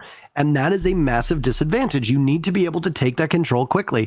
I like that we saw the Maverick come out. I think it obviously helped them quite a bit, but they didn't have a good roam presence, or they didn't have a good roam clear presence at all. They didn't have a good entry. They weren't able to grab map control the way they wanted. They lost their duels, and then they were just at the mercy of a clock where they had to run in through the garage door. And at that point, it's easy for the defenders to just hold an angle. But it does appear that Nip is going to try something a little bit different this time. It's going to be a lobby defense. Now, given the fact that both console office upstairs and garage on that bottom floor are locked, you suspect that a lot of teams will either go towards Teller's Archives, which has become the more common bomb site for a lot of teams, or lobby. What is the change that we are seeing being made? Is that Kamikaze falls off of the hard breach, and he'll go to Dokkaebi instead. This is very similar to our first matchup when it was Ince versus Singularity. And Ince decided we don't need a hard breach, we'll just run a Finka. In this case, the setup that's being made downstairs by Team 1 will likely be completely ignored, and expect to see a rush strategy of some kind, maybe from over towards Visa, or even just the front door. Because I would suspect that Nip are not going to take a lot of time to try to drone this out. They might just hit the site and try to get a plant off ASAP. Possible. Almost looked like they were going to. I'm expecting this to be like a repel strat with the way they're setting up right now, maybe a repel to piano. Or no, they're going for meeting control. They've got somebody on the balcony, so maybe just a standard play for the plant in the main lobby? I mean, there's options here. With the Nomad in play, if they can get air jabs into certain locations, then they can completely cut off the rotations back into the site and make for a really easy repel strat. Or not repel strat, but plants. And then repel to cover from meeting. I mean, you don't have to take control of meeting as long as you deny the defenders being in meeting. That's really the key. Are they going for it already? It kind of looks like it. Yeah, it's a phone call on a plant. Muzi will get Skadinia. That's the guy on rappel by meeting, as I said earlier. Velopox will be stopped.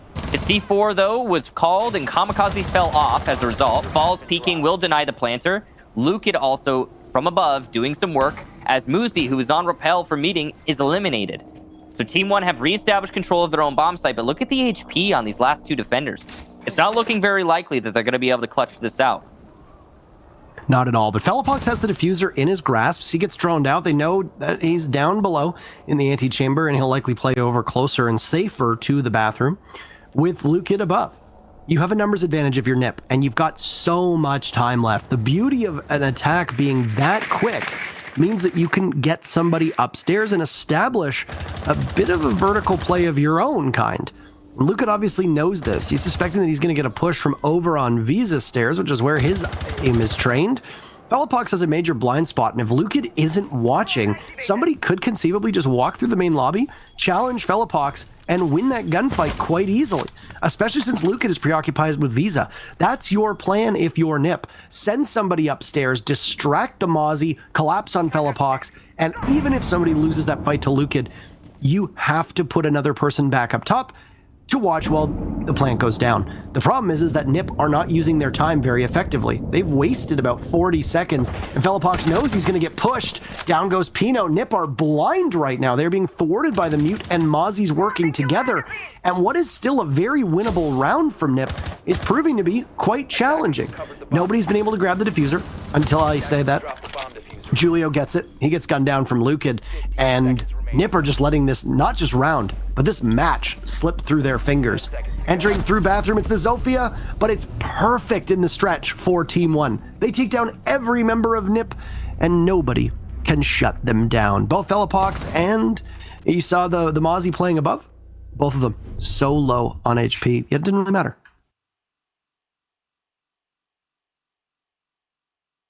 Strange play there from Nip, that's for sure.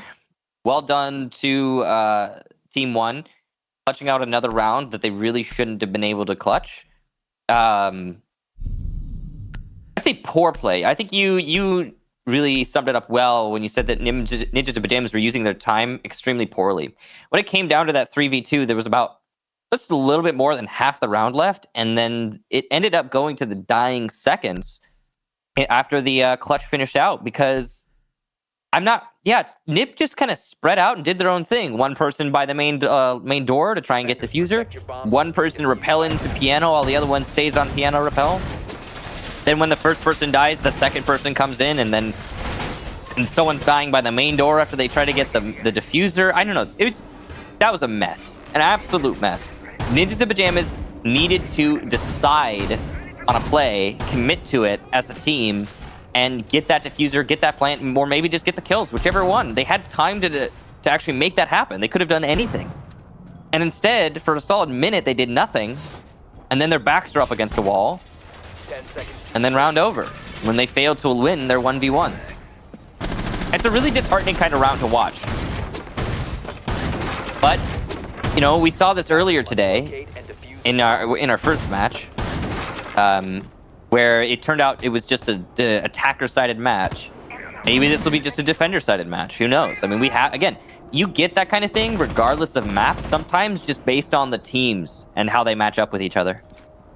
I mean, Consulate can skew towards the defense, but what was most frustrating watching Nip in that round was they fed 3 drones to the Mute, who had never moved from that position. Okay, you know that there's a Mute playing over there. Why don't you rotate somebody over towards Yellow? Yellow was totally clear. Stop feeding the same drones to the same operator in the same spot. Yeah. I get that you're droning it out because you want to see if he's moved or maneuvered out of that position. But if you know somebody is playing up top, watching that balcony and watching the diffuser, and the Mute is playing over by the bathroom, how long does it take you to rush over to Yellow Stairs and push in? The Mute will probably hear the Yellow Stairs door break, if it's not already open, and then you've now flushed him out, and you can have 2 members of the team, the remaining members, rush on in and try to avoid the Mozzie that's playing above. There's so many things that Nip could have done there, and as a Nip fan, I would have been exceptionally frustrated watching that. Now, Player in Visa Stairs has been spotted out. That's Reduct. Nip are trying to pick him off, but it's going to be Muzi who actually is the first casualty, as he's been run out on by Felipox coming out of Piano. Not a great result there for Ninjas in Pajamas. Nade gets eaten up there by one of the discs. You have to expect that since you're trying to kill a Wamai. Julio will get the Wamai, though, as he attempts to fall back. He must have heard the nade and tried to retreat down the stairs, and Julio's ready to win that fight. Surprised he could do so with the pistol on Nomad. Now, even man count, but much better HP situation for Team 1. Ninjas in Pajamas are going to have a pretty tall task when it comes to executing onto this bomb site, considering all the utility Team 1 still has to deny the plant. They might even have a C4 from below, if that's where Felipox currently finds himself, but of course we don't know that. We'll see when we see. Now he's maneuvered over to Connector, but he could still have the C4. This is the same setup that we saw, or a very similar setup, at least at its base level, but Team 1 knowing that it's going to be a take from, instead of the west side by the console windows, that it's going to be over towards admin. Well, they've decided, let's use the shields the other way. Frag Grenade sails out and finds its intended target, giving an advantage back to Nip with 30 seconds remaining. Tough given the setup that Team 1 has had to face console office, but smart from Nip to decide to attack from a different angle. Kamikaze is waiting for the all clear to head into A and begin to get the plant down. He'll do so with the bomb chassis giving him a little bit of cover.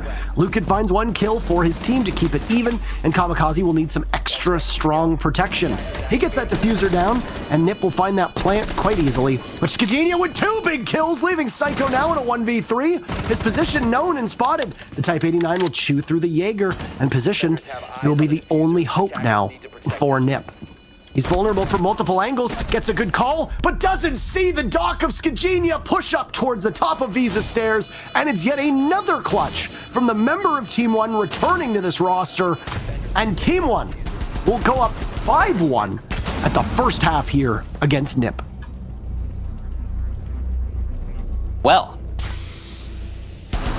that is the last place team, statistically worst in the region, going up 5-1 against the first place team, statistically best in the region.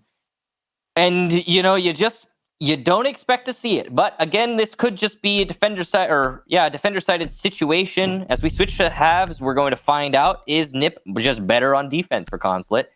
Or it could be one other thing, and this is what I'm thinking might be the case. I don't think Nip practiced for this one.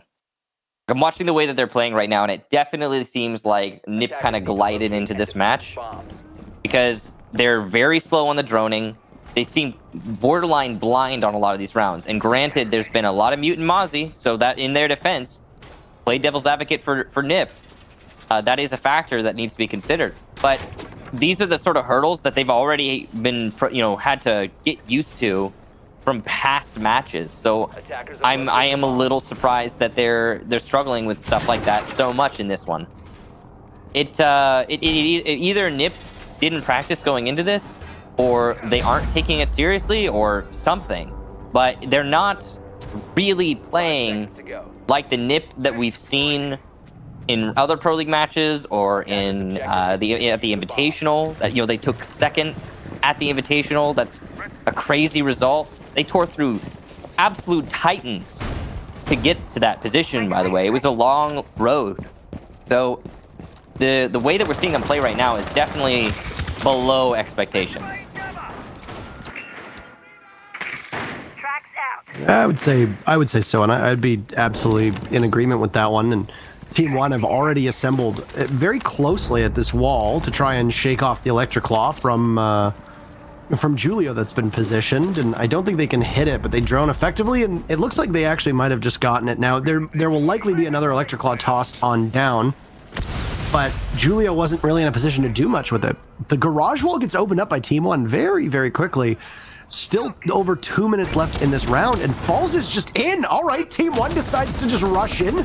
Julio greets Kamikaze with waiting arms, but he'll get caught, as now everybody from Team 1 has the site control they need. Radek's a little slow on the reflexes, but he'll shut down a push from that staff area. And now Anon as well, one next to Lucan. Diffuser down. Team 1 in full control. They have everything working for them at the moment.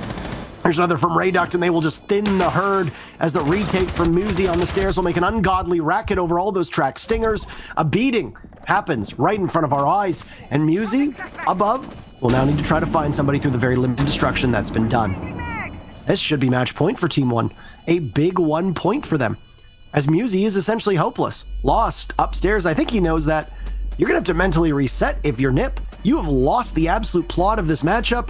And as the timer hits 7 seconds, that's the round as well. Team 1 on match point. This is absolutely incredible from their end. And a almost flawless break into the site ends up paying off for them. Well then. Team 1, a great execution through the garage. Opened it up. Pushed on in. They did not consider anything. They just went for it. Nip weren't ready for that. It's clear as day that they were not prepared. But I guess the bravery on the side of Team 1 is rewarded. And they get to match point. And as you said, Parker, 1 whole point for Nip. So we're 1 round away from Ninjas in Pajamas getting 7-1 by a team that, I mean, they have 6 points this season. They've beaten 1 other team. Need to locate and defuse as many bombs It's not been a good season for them. Then again, who did they beat? Was it I want to say it was FaZe, actually. Yeah, they beat FaZe in Playday number 4. Team 1 are the upset team, I guess. That's just what they're good at. I mean, kudos to them for that. They are trying to ensure that we get back on schedule as quickly as possible. So they're the real MVPs of everybody at home that are keeping track of their calendar and timer, given the fact that we should have our, well, if you have one match starting at 6, the other starting at 7:15, another starting at 8, we're running about an hour behind, roughly. Yeah, but they're trying to get us back up to speed. This has been a leisurely breeze for Team 1 thus far. Just kind of cruising through this match. But they're enjoying this. So the question for me is really, where's Nip? What's gonna happen with them? You know, when are they gonna show up? Because the way that they're playing right now is definitely, I mean, most of it's honestly Team 1. Team 1's playing really well. They are on top of this match right this second, and you have to give credit to them for taking control so readily. The big thing that I have to note with Team 1's play is their confidence in taking these fights. It is a very impressive performance thus far. Only one of those panels is not electrocuted by the second Electro Claw, and so it will get opened up, but the other ones might not be able to get opened up there. So we got to see actually last round how they were utilizing it. The 2 Electro Claws were going on the walls on either side of panels 1 and 3. So that's what the frag grenade is being intended for. Both of the Electro Claws are down, and now it looks like the other one is gone, but they were being employed so that you couldn't just throw 1 grenade in, and the idea here from Nip is that they know that they're going to lose the 1 wall to a frag grenade, but try to hold on to the second. Now, as you can see, that's not obviously going according to plan, as this garage wall has been completely opened up by Team 1, though it is going to be much slower for them to be able to rush into the garage and inflict some pain on Nip. They're just considering their push a little bit more, it seems. Evil Eye that needs to be dealt with. There is still a lifeline for Skadinia, but he's got to be careful. He's peeking very dangerously. He needs to get that Evil Eye and the shield. He'll get the shield. So step 1 done. Smoke pushes up the cement cover. The shotgun is spotted by Skadinia, but I don't think he really saw it. He was focusing on aiming for the Evil Eye. Now, that's a bit of a miss, actually. That could be an easy pick onto the Smoke, who's now going to get dropped on back, and Skadinia isn't really there to do all that much. He gets 1. They just tear into the site. C4 goes out. Kite is down. This is all Skadinia's round. That's going to leave Musi once again in a 1v3 with the match on the line. 50 seconds remaining in a 1v3. Pelipox looks to be attempting the diffuser, but the animation is stuck. Stuck. Down goes Rayduck, but Musi can't win them all. Neither can Nip. That's a quick 7-1 for Team 1. And they absolutely humble Ninjas in Pajamas on Consulate. so that was utter domination for Team 1, and now we can see why they wanted to go to Consulate, that's for sure. Not even really a question in that match. We saw one round that went really well for Ninjas in Pajamas on their execution to CEO. Well, really well. It ended in a 1v1 fairly well for Ninjas in Pajamas. But that was just a clobber And I would hope for Ninjas in Pajamas a bit of a wake-up call, because I really don't think that they came into that match prepared. No, not one bit. We've seen this with a couple top teams so far through this split, is where the lowest ranked teams, or among the lowest ranked teams, give a very strong run for their money to the higher ranked teams. And I don't really know what it is. I mean, look at the dismantling that happened to Rogue a couple days ago. TSM got shellacked by Reciprocity, who weren't at the top 4 at the time. Evil Geniuses just gave a really strong run for their money to Dark Zero. So it's kind of interesting. I don't know if it's playing to the lowered stakes of this season. I don't really want to don a tinfoil hat and try to speculate that teams aren't particularly trying because there's no LAN finals and they're just trying to have fun. But I very much do think that some of these teams are going in with a more relaxed mindset. This is not a must-win match for top teams like it usually is. Glory for a lot of these teams, and you can speak to this as well. The money's nice, and the prestige of finishing well in your region is nice, but the goal is LAN, and that sadly is not there. You have to kind of feel for NIP, because they got to show off their stuff at the 6 Invitational. If they go to LAN for Sao Paulo, they almost assuredly would have been favorites. It's nice that they're sitting on top of the standings, and I'm sure they like it, but they don't really need to try too hard, because there's more seasons to come after this. If you don't need to show something, why bother? Yeah, absolutely. And I think, when it comes to the teams and the standard they're going to hold themselves to, you can't do anything about that. All we can do is just see what we see in the games and give the critique that we give. And, the honest truth is, from that match, Ninjas in Pajamas played really badly. And that's what I can contribute to this, is they played really poorly. They didn't show up. They clearly didn't practice very much for that match. And, it gave a lackluster performance. It gave or provided a really poor match. Team 1 are very happy about that, I'm sure. But you're right, there are lower stakes. And if the teams don't want to hold themselves to the same standards for the situation we find ourselves in right now, that's their prerogative, to be honest. I guess that's where we are. Because, that didn't really feel like two teams going at it. It felt more like Team 1 happily taking the gift. So we're just waiting on MVP to show up. I would imagine it's probably going to be Lukid, but I would say Skadinia was really the star for me in terms of what he provided. Very impactful plays. He was oftentimes the main entry for them, and unsurprisingly, a rating of 2.01. That is astonishingly high, not bad at all, and 13-4 overall. Very impactful. He set the course for a lot of those rounds, and while he wasn't necessarily the entry for his team, and he wasn't always the person who was roaming effectively, you saw on Doc how many times he clutched, and then as Nomad as well. So that's it. That's it for our second match. We know you waited a while for it, but we didn't need to wait too long for it to finish. We got 2 more matches for you coming back with Black Dragons and FaZe just after this break.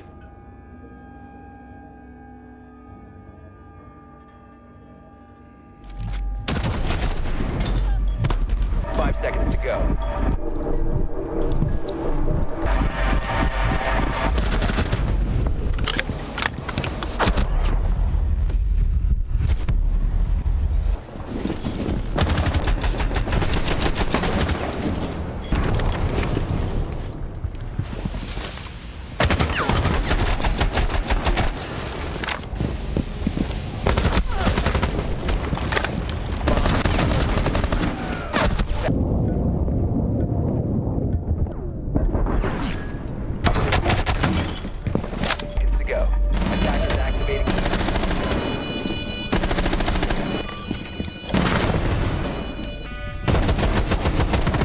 Hackers need to protect it.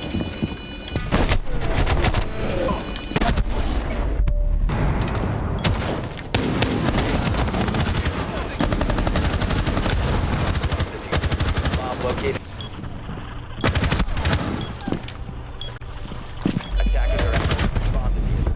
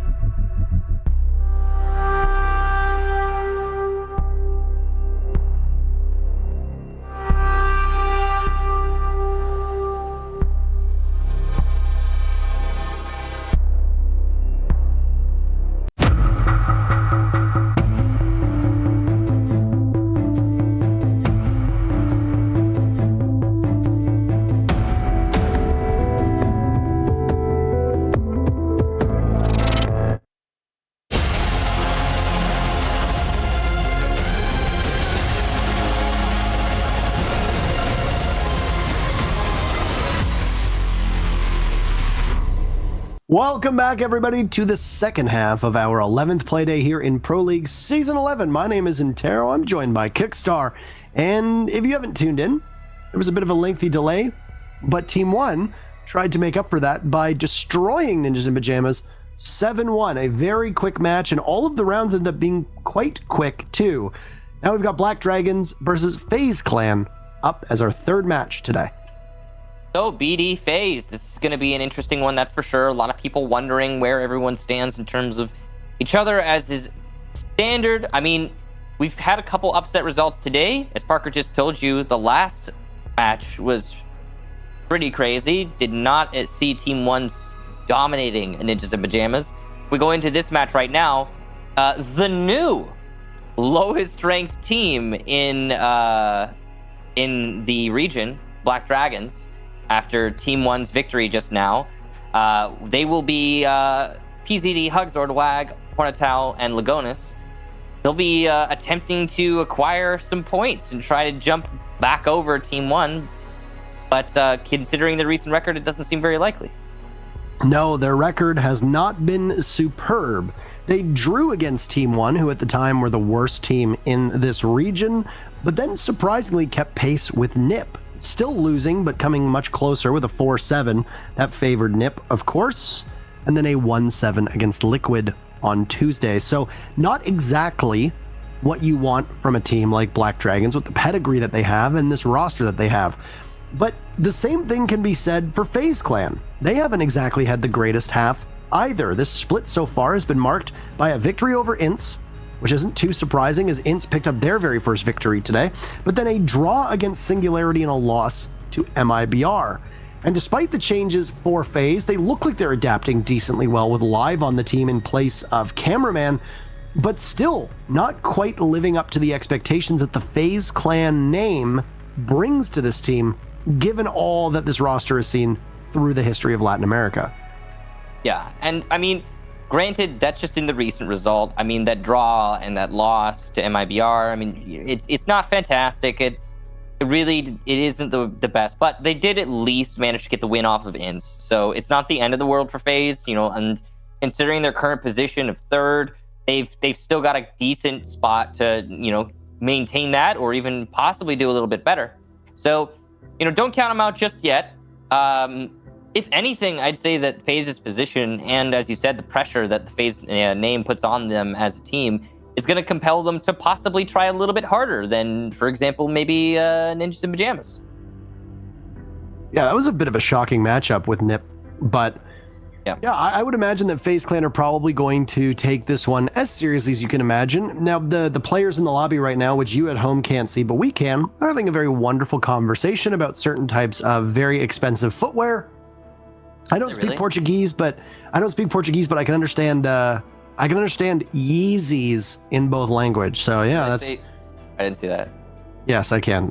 I saw it. But anyway, they're having a very jovial time. And the other thing too is that a lot of these teammates, a lot of these teams are friends with each other. PZD and WOG in particular have been around forever. Hugzord has been around for quite a while too. Live used to be on this Black Dragons roster. If you remember, it was a three-way trade essentially, with Live going from Black Dragons to FaZe, Cameraman going from FaZe to MIBR, and Hugzord going from MIBR to Black Dragons to complete the triangle, so to speak. And they all know each other and they're all good friends with each other. So it really shouldn't surprise anybody when it comes to these two teams being in good spirits. No, it shouldn't. But we don't have everybody ready yet. It's looking like it's going to be a long lead-in for this one. That's for sure. To talk a little bit more, I guess, about the match, we should be able to go through the map ban phase, so I guess we can do that. Got something we can discuss is where they're actually going to be playing. Clubhouse. Villa's still in there. Villa or Consulate. Okay. Rematch. We are going to repeat map. Did they play on this map last time they met each other? They did. So not only is it a repeat of what we saw against Team 1 and NIP, but it is additionally a rematch from Playday number 3. As we said, if you want to look back at previous results, Playday number 3 was the last time all of these teams played each other, and it was a 7-5 victory for Black Dragons on this same map. Now, obviously, FaZe has a new look, and Black Dragons does to a certain extent as well. But if just a very, very basic face level, I think it's great that Black Dragons are willing to go back to Consulate, because even though they are not a team that has had the greatest season, they obviously appeared to be quite strong against FaZe Clan on it. And it might be a smart decision knowing that they have an advantage on the map they'll be playing on against a team that on paper is better than them. Yeah, I mean, this is statistically, and again, you know, I think the biggest thing to keep in mind, and we've seen this big change between the first and the second half of the season, was that, you know, the stakes are just very different. So the way that teams are playing are very different. Well, let's see what you guys think. Who's gonna win this? Why don't you go ahead and tell us your community votes? And all right, so 75% to FaZe. That means that Black Dragons is assured to take the victory. Maybe not as dominantly as Team 1 did over Ninjas in Pajamas, but, you know, good job to BD. Thank you for the community vote input. We're just getting ready to launch this game. Everybody is now in the lobby and everything looks to be good. So we're just waiting for the final go-ahead from this Black Dragons roster. Yeah, Ince was very close to Singularity in our very first map vote. It was set for our community vote is 46 to 45%. Team 1 versus Ninjas in Pajamas was a very lopsided 89% in favor of Nip. And they lost. So what will we have here? The 19% behind Black Dragons will be cheering quite fervently as we now get into it. Our third matchup of the day, Black Dragons versus FaZe.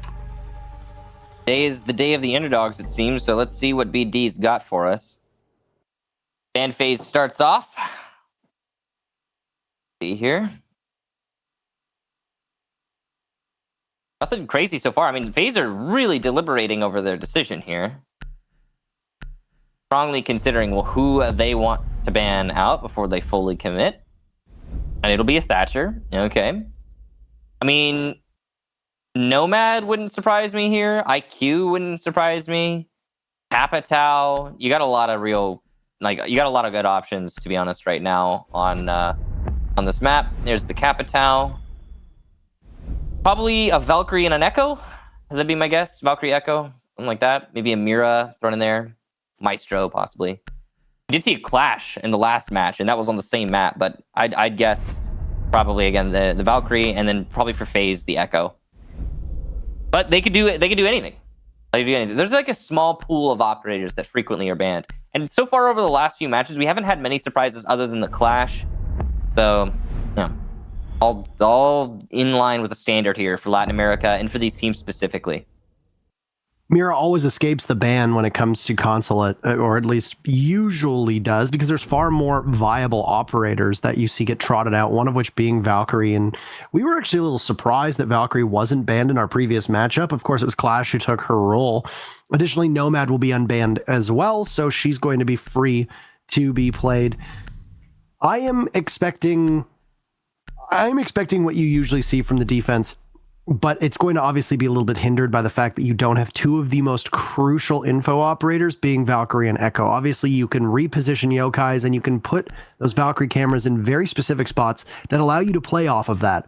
For defense, you're going to have to hope to grab a drone if you are on defense, or just a well-placed Maestro cam or a bulletproof cam, because you're going to be limited with the intel that you can bring because of the operator bans being the way that they are. So that needs to be something that we acknowledge and we watch from here on out, because for the defenders in the previous matchup, even though they had Valkyrie available, they didn't really utilize them all that well.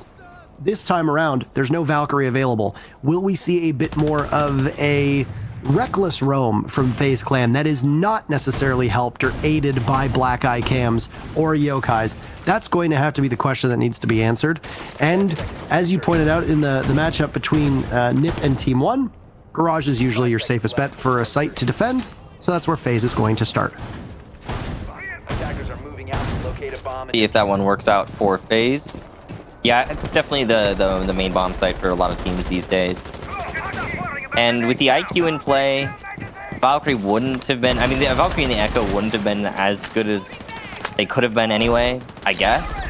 And that's, I think, part of why I'm a little confused as to why they brought the IQ, because that's what she's there to counter primarily. You can still shoot a lot of electronics on all of the sites on this map through the floor, like your mute jammers, your pests, your ADSs, your Kai Electroclaws in this case, with the lineup that FaZe is bringing. But it's, yeah, you know, it's there's other operators that you can bring that will give you also great pieces of utility. Like Zofia here would be really powerful, especially in the current meta. But they're committed to the play that they've got. Even a Kali would be a good idea since they know they're going to, well, expect to be attacking the bottom floor. But we're here where we are, like I said.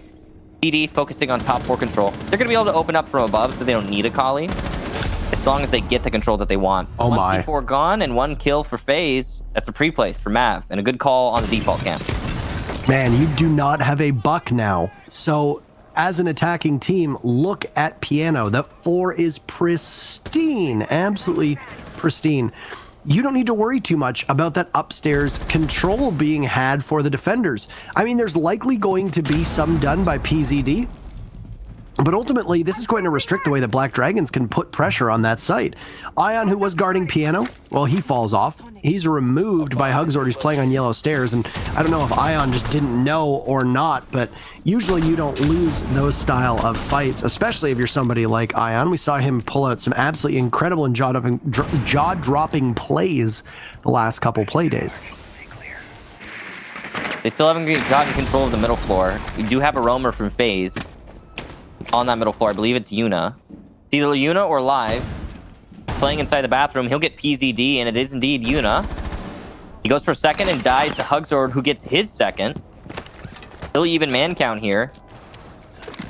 Not for that C4 earlier, this would be an advantage for BD, and they would be opening up from above. As he said, that's a valuable tool that was really lost. Astro will get WAG. So some sort of response from FaZe as they try to challenge the holes that were opened up above, but Lagonis gets Astro through the wall. Impressive awareness there from Lagonis and great calls from his team to get that kill. Mav in a crucial position holding the yellow stairs, and he'll lose to Hugzord, who gets his 3rd kill, looking for a 4th, and he gets it. Beautiful job there to Hugzord. A massive round, and I guess, well, that's why you give him IQ. We saw in the Rogue game yesterday that an Amaru was being brought, or Amaru was being brought. Now, the speculation was that it was because the G8 is a pretty decent gun and you want people to use it. You bring the IQ. Why? Because you don't necessarily need the buck from above. If you're IQ, then, well, you just find the Electroclaws, and that's about all you need to do. She found both of them, took care of both of them, and then the Piano control was theirs, especially after the IQ took the Jaeger out, who was guarding Piano. Now, Ion, who was in that position watching Piano, was even more important after the buck died, because he's going to hold out an area where you know that Black Dragons are going to need to take, and they dispatched him. They dispatched him very quickly. Ion didn't even seem like he was able to fire back. So Hugzord needs to be the person who is credited with that round. Hugely impactful kills. When you get a 4K, there's a good chance that your team's going to win the round anyway, but Hugzord put his utility to good work, and it kind of silences us when we are looking at him with a questionable eye, saying, well, you know, you could have easily fit a Zofia into this composition. I guess you don't need one when you've got Hugzord playing the way that he just did in that round. So Black Dragons liked what they saw from their lineup. They're going to run with the same thing. FaZe have made a couple changes. Ultimately, they're subbing out the Mozzie for the Pulse, but they're going to go back down to Garage and hopefully fix up some of the errors that they had at the early onset of that round. Attackers have discovered the location of a bomb. 5 seconds I don't think that C4 is going to work for FaZe, first of all. Right off the bat, that should be highlighted. No free kill for BD, or rather, no free kill against BD in this round. I'm sure Hugzord will check for it diligently this time. He could have actually saved his teammate in that last round had he been near the long desk when the C4 came out. Another thing I do want to note is that C4 is a pretty common one. We've seen that now in 2 Latin American play days going into the second half. It's a really easy one because you can just put the C4 and use the default cam by long desk, and as soon as the default cam by long desk is shot, then you detonate the C4 at long desk. You just have to figure out where that angle is, and that's easy peasy C4s. And I'm sure a lot of people can use that one in ranked moving forward, and a lot of people will. You don't even need a Valkyrie for it. Now, top 4 control is still the focus for BD. They pretty much got it. Looks like there's a roamer by yellow stairs, on the yellow stairs. not actually playing on the top floor. And yeah, Ion will fall back. He was playing yellow stairs. Another C4, but a different location. This one placed inside a Visa using yet another default cam. This time, the Visa default cam near the Visa entrance. And, well, there's your free kill that FaZe are so diligently fishing for. And that also is WOG, so no Nomad on the board, which means that if you are trying to crush down on the defenders and keep them from being able to stop you from getting an execute off, or even in the post plant, you're going to be in a much tougher position now. You're going to be in much worse shape. So that's prime fishing that's going on right now from FaZe Clan. I believe it was Mav who got it last time as well. A very similar drop, and history will repeat itself for the second time this round, except it was Hornetow that had died in round number 1. He'll be the one credited with taking care of Ion. Goodbye so long to the Jaeger, and that's the Buck who can now take control of Piano. Providing that there's no extra C4s that are left on the board, Hornetow is going to be in much better shape to be able to wreak havoc on FaZe Clan down below. Convenient little lineup of the angles there, but there's a hard cover for Yuna. Ooh, the drop is reinforced. Yuna's stuck there. He doesn't have an option. In fact, if he gets naded, he's a really free kill. This is going to be very dangerous. Oh, but the nade goes to the wrong location, and Hornetow's nade will actually go down into kitchen, meaning he won't be able to dislodge Yuna other than just taking the fight. It doesn't seem like Hornetow's aware of where Yuna is, but he's going to find out in a second. Not land the kill, but do 50 damage. That's pretty solid. Yuna's forced to relocate by all this soft destruction. Now with the shotgun out, Yuna is scared, but look at the time. There's only 20 seconds. Make that 15, really. And BD need to execute onto the site. They don't have a choice. Mav will get Hugsword. A nice shot from Hornetow. One tap through the wall. And BD back in this round, 3-on-3. The push into the security hall works, but there's no time. They need to plant. It's got to happen now. If Lagonis is stopped, it'll be a win for FaZe. And there it is. FaZe take it off of a great denial of that defuse plant. Why did it take the Bucks so long to be able to pull that off? Up top, Hornetow, you've got an assumption that somebody is playing inside a bathroom. Yes, it's a mute with a shotgun. You can't get too close because you're likely going to die in one hit. I get it. But when he opens up that wall and you've got the mute there, he then repositions, and he's expecting the mute to be where exactly? I'm very puzzled. Was Black Dragons info starved? Did they not have anybody that could have come to his rescue? I don't know. And then the Buck of Hornetow as well doesn't even reposition to try and take out Piano. He knows that the mute is in there, and he's vulnerable when he starts to buck away at the floor, especially when he's going to have to reload that skeleton key. But Black Dragons just seem to lack a lot of coordination, and they almost managed to get out of trouble at the end by winning gunfights, knowing that they just broke into the site with minimal time remaining on the clock. But that's not really a viable strategy. You can't just almost abandon your I don't even know your idea of how to take the site, and then at the final second just kind of shoot your way out of it. That's not something that is sustainable by any stretch of the imagination. So I would be a little frustrated if I was Black Dragons there, because that round seemed like it was going very well in your favor. Even though you lost the Nomad, you had a lot of tools at your disposal to be able to punish the remaining members of FaZe, and you just didn't put 2 and 2 together. Well, let's see if they can make 4. They go to an attack of the top floor. FaZe obviously very happy with that result. I will say, though, considering how close it was, it does bode well for BD. At least there's that. You know, I'd say that BD look like a solid team right now on Consulate. The execution seems to want to be CEO Yellow Stairs for FaZe. Or rather, for BD against FaZe. FaZe have a clash set up to hold on to this position. One drone hacked there by the Mozzie Pest. Good efficiency. That actually might be saved by the clash. You can see the Ash trying to get that drone. Low rotation, though, from Astro to get it. Actually, no, the one was shot, and that was the other. So BD putting a lot of focus here on the yellow stairs, putting a lot of effort on the yellow stairs. Yuna trying his best to hold on to it with Mav to support. Nothing really coming of it so far for BD. They've used a lot of their utility. Yuna's going to continue to throw those discs out. That's what makes Wamai so powerful in this position. He just can constantly be throwing out discs to make holding this much easier. So many discs that you're going back to the late 90s with the the AOL free trials that you'd get. I I am don't- too young for that. I was going to say, I don't know if you're going to catch that reference.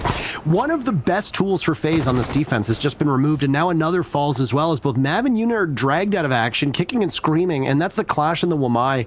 Really important for holding control of that yellow stairs. Those magnets, those discs, as you were talking about, are instrumental at holding down the disruption that's going to get poured in from yellow stairs. And then additionally, drawing the fire of the attackers and slowing them down when they do advance is Mav in that Clash.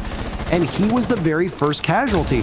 C4 goes in, it'll chunk away at some of the HP from PZD, but that'll be it.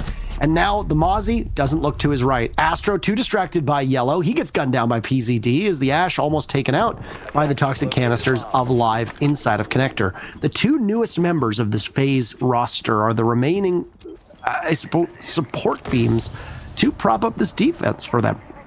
Meanwhile, Black Dragons haven't lost a single step. Yes, PZD is low on HP, but that's really it. There's still lots of utility, as we can see on this board. Hard destructive capabilities available for Lagonas, Hornetau with Skeleton Key as well, and one frag grenade, as that's just a swing on the window of Connector. That's it. Ion will fire back right now at long desk, but his advance towards the site is cut off by a barricade. He hears the swing on in. Watching for Connector. Diffuser goes down and the Buck will challenge. Hornetau's got 3 kills so far. He'll be denied a 4th as Ion begins his own streak. But he's going to be walking into multiple crossfires. And it's well played from Wog inside, or rather, down below. There were 3 crossfires from Black Dragons. And there was no way Ion was getting out of there alive. Diffuser goes down and it's another round for Black Dragons, as they were pretty good across that entire 3 minutes. So that round, interesting. FaZe trying their best to hold on to yellow stairs, but as we all know, that's a difficult thing to do. It is the standard way to hold the top floor CEO take in this day and age. Yellow stairs gives you an angle to deny the plant, but it's clearly the focus for BD as well. Dislodging those players at the top of yellow was successful for BD. They got the Clash, they got the Wamai. Cost a lot of utility, but they didn't incur any casualties themselves, so that's big. Once they had the control of yellow stairs, they were able to exert pressure onto the rest of the bomb site. Now, there was the setup from FaZe when it comes to the shield thing, and we saw this in the previous matchup, because it was also on this map. A shield near big desk that does give you some cover to CEO windows and top of yellow, but it does not cover you from the bathroom door. And because the gas canisters from the smoke came out delayed, and the Mozzie died on the shield because those gas canisters weren't protecting him from bathroom door peek, FaZe effectively lost control of the site and were put on a back foot. Even in that 3v5 situation, had the gas canisters protected the Mozzie from the Ash, that could have been a winnable round still for FaZe because of that shield position, which facilitated denial of both CEO and top of yellow. But, FaZe didn't play that well. And so, with PZD pushing up to bathroom and getting the kill on the shield player, it was effectively over at that point. Scanning for electronics. Bomb located by attackers. So, where do you go if you're FaZe Clan here? You have lost Garage once and you won it. You got console, so you're instead going to go to the lobby. All right, I understand that. Black Dragons are spending some time and utility to open up the garage down below, and a rare Mira sighting will also be on the board / on the docket, but where will those black mirrors be positioned? It looks like you've got one inside a bathroom. With that hatch opened up, you could possibly lob a grenade up there, providing that there's no magnet or ADS positioned to take it away. Astro as well has this beachhead established in security, and he's just going to watch it very intently. You're going to need likely some vertical pressure or a take from the back to shake Astro out of that spot. Nothing really happening so far to deal with Astro. I think they just wanted to open up the garage to have it open to exert pressure on anyone in the basement. But they're clearly trying for multiple different things at the same time. It looks like it's going to be a piano take for BD, yeah. So they only opened the garage so that there wouldn't be a C4 from below in piano. They don't have to push in through garage, they just have to make sure that nobody's C4ing from below, that's it. They're also applying pressure to above so that no one can open up above piano, so that BD can plant. Lagonas is going to get the first kill onto Mav. There's another one for BD as Hugzord from Yellow Stairs gets Yuna. Plant going down for Lagonas, no C4 from below, that's established, no one from above, that's also done. Live gets 2 though! Huge kills there. He denies the plant and he gets the cover, losing a lot of HP in the process, but it's going to allow Ion to get hug-zored over by Yellow Stairs, meaning that BD are suddenly on the back foot in this engagement. FaZe looking much stronger, all thanks to Live's performance. In the final minute now as well, and that was just an extraordinary play that's carried out by one person and has now put Black Dragons at such a massive disadvantage that I'm not exactly sure how they're going to find themselves out of this spot. Hornatow has a drone available. We don't know where it's positioned, but Ion is very intently waiting for him on Yellow Stairs. Both members of Black Dragons are very split up. The Ash is over towards the main lobby. Won't come into the line of sight of Ion, but that's why you've got Live and Astro there in case they're looking in that position. The Buck will do his best work over by Zulu. It's a lot of HP done, but what a beautiful shot by Hornatow. And he's got control of Bathroom now. There's one member of FaZe that's crouch walking upstairs. PZD and Hornatow both assembled inside of the main lobby. They'll have to get that diffuser down at some point. Waiting very intently. There's Live on the ground. He loses the duel, but PZD will have to find Astro, and Astro's not going to give him a single inch. No diffuser capabilities at all in the hands of PZD, and FaZe Clan will just wait out the clock on a masterful off-site hold, and Live in particular putting in a great effort to give his team the victory in that round. Denying the plant and checking his own cover player. I mean, you don't see that very often. That kind of a retake is super difficult to pull off, but Live, I guess, hits those, and he did it in the span of one SMG-11 magazine. Well done to Live, salvaging that round, and to Ion, contributing quite a lot as well. The overall win there, coming at the end due to time. One thing I will state is that FaZe, again, they are winning rounds. You know, we're neck and neck here in round count, but I'd say these FaZe rounds are much closer than the BD rounds. That last round could have easily still been BD's, even after Live's performance. The setup there from BD, making sure there was no one C4ing from below, and then having someone cover above so there's no holes from above, allowing for the plant to happen inside a piano while all the while there's good coverage. I mean, that setup from BD, that was really impressive. That's all I gotta say. Which makes Live's retake even more impressive. Now, basement defense next for FaZe. They've been here before. We'll see how they do as they go here again. I said it last time. They went to the basement. I don't think they're going to get a free C4 kill from below, but they proved me wrong on their second attempt. Third time's a charm. Yeah, third time's the charm, maybe. We'll see if they get yet another pre-play C4 kill, or if BD can this time avoid those. If you recall, the last attack that came out from Black Dragons, Wag was the one who was taken down by the C4, which obviously impacts the way that you are going to take the site, but more importantly, how your opponents retake the site. Additionally, Black Dragons stalled out on that first floor. They couldn't do a single thing. This is very quick action, and we might actually just see them rush right into the site as both these panels are opened up. The Buck is there with Lagonis. Maybe a bit of a pause. Don't go for it. Take some time and drone it all out. I think that's what Black Dragon's strategy might be now, but Hornatow is getting droned in. He'll fire into the soft wall. Doesn't net a single thing. And boy, he'll just wait.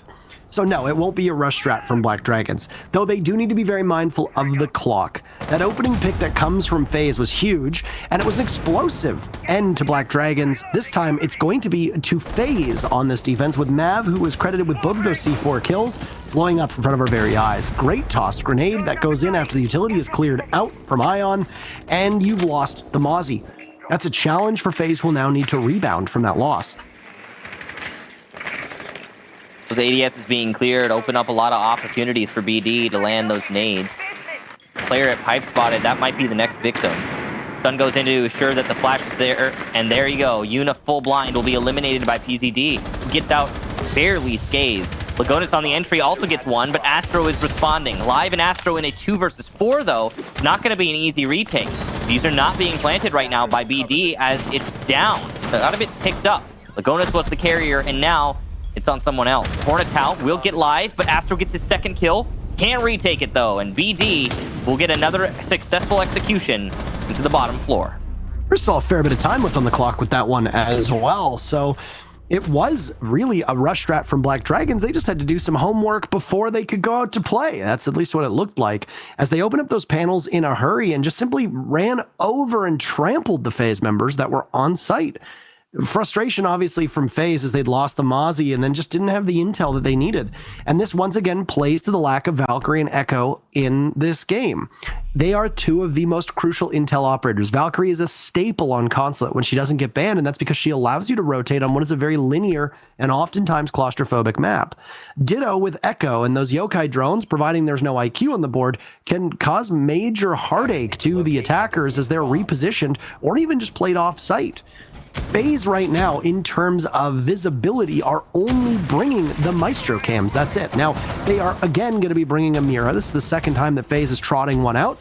It's going to be on their very first Defensive Teller's archives. But Mira is going to be played here completely and fundamentally different from a lobby defense. They had set Astro off to play deep off-site, and he wasn't even really necessary on that lobby defense.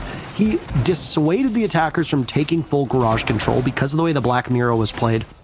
When the Black Mirror was played down below inside of the office next to the staff room, and then additionally the Black Mirror that was played as well upstairs in bathroom, which caused such trouble for the Yellow Stairs control that the Buck needed for the longest period of time from Black Dragons. But regardless, the big issue that has been for FaZe, that's been up there for FaZe through most of these rounds, is just they don't have intel at all. And the Mute Jammers and the Mozzie Pests are not doing enough to stop Black Dragons from gaining intel, or if they are, Black Dragons don't really care. They're just rushing in anyway and inflicting the pain on FaZe, blind or not. So many different layers to what we've been seeing second half of the season. You know, there's the motivation change, of course. There's the slightly different meta. There's looks like that's might have been a barricade bug. It looked like he was trying to drag drone through it. Anyway, there's the motivational difference with the offset of not having the LAN. There's the different meta that we're seeing employed in this second half, which is very it's the 20-second meta. It's just different than what we've ever seen before. Really, all these different layers. And that changes the way that everyone's playing, whether they be teams that go typically for aggressive plays or teams that are typically more strategic or what have you. Everyone's got to adjust. And with all these different things happening all at once, it does give us a completely unexpected result half the time, it seems.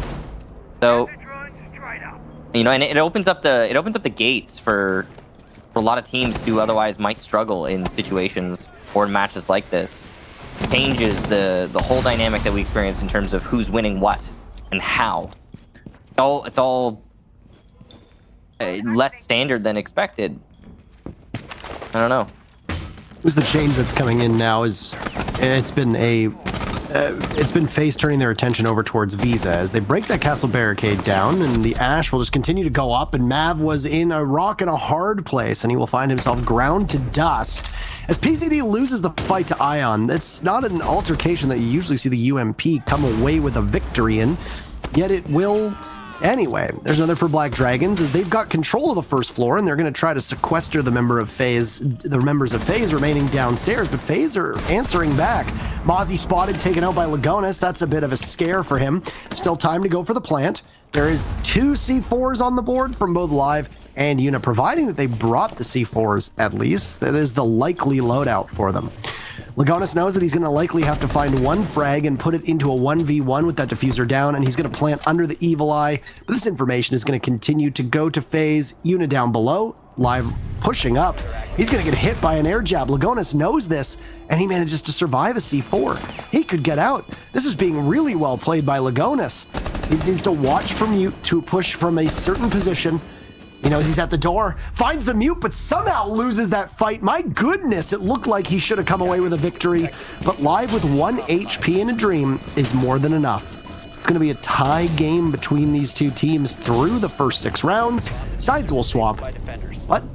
Neither of them proving to be better on attack or defense. All right.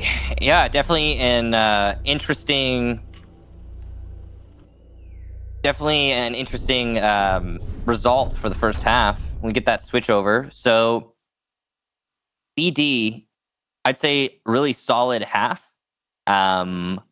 I did expect them, to be honest, to take that last round. The way that it was played by Lagonis could have been a little bit better. He was playing it very well, but definitely not perfect. There was an opportunity for some vertical control there, some vertical play. Since he was playing the Thermite, I assume he probably still had one extra thermic charge left. Didn't check for it, but one must assume, considering there wasn't much else to open up. You know, open up the wall next to the diffuser, play it from above. You got choices like that, or you can play it further back, maybe by the Visa stairs.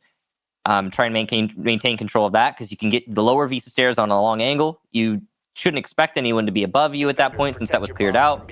I don't know. There's choices, but he decided to try it and play it right on the diffuser, which was super dangerous. I'm thinking the reason he did that is because he was expecting FaZe to be more responsive to the plant and much closer to him after he got the plant down. Which, if that was the case, then, you know, fair enough to him. Anyway, good execution there from BD onto the site. Stopped very well by FaZe. We're getting some nice action out of this one so far. Bottom floor defense first for BD. Now, the bottom floor was mixed results for FaZe, but better, honestly, for BD when they were attacking it. I'm curious to see how this will change on the side swap. It's possible FaZe is going to start waking up and like coming alive here and really outperforming on the attacking side.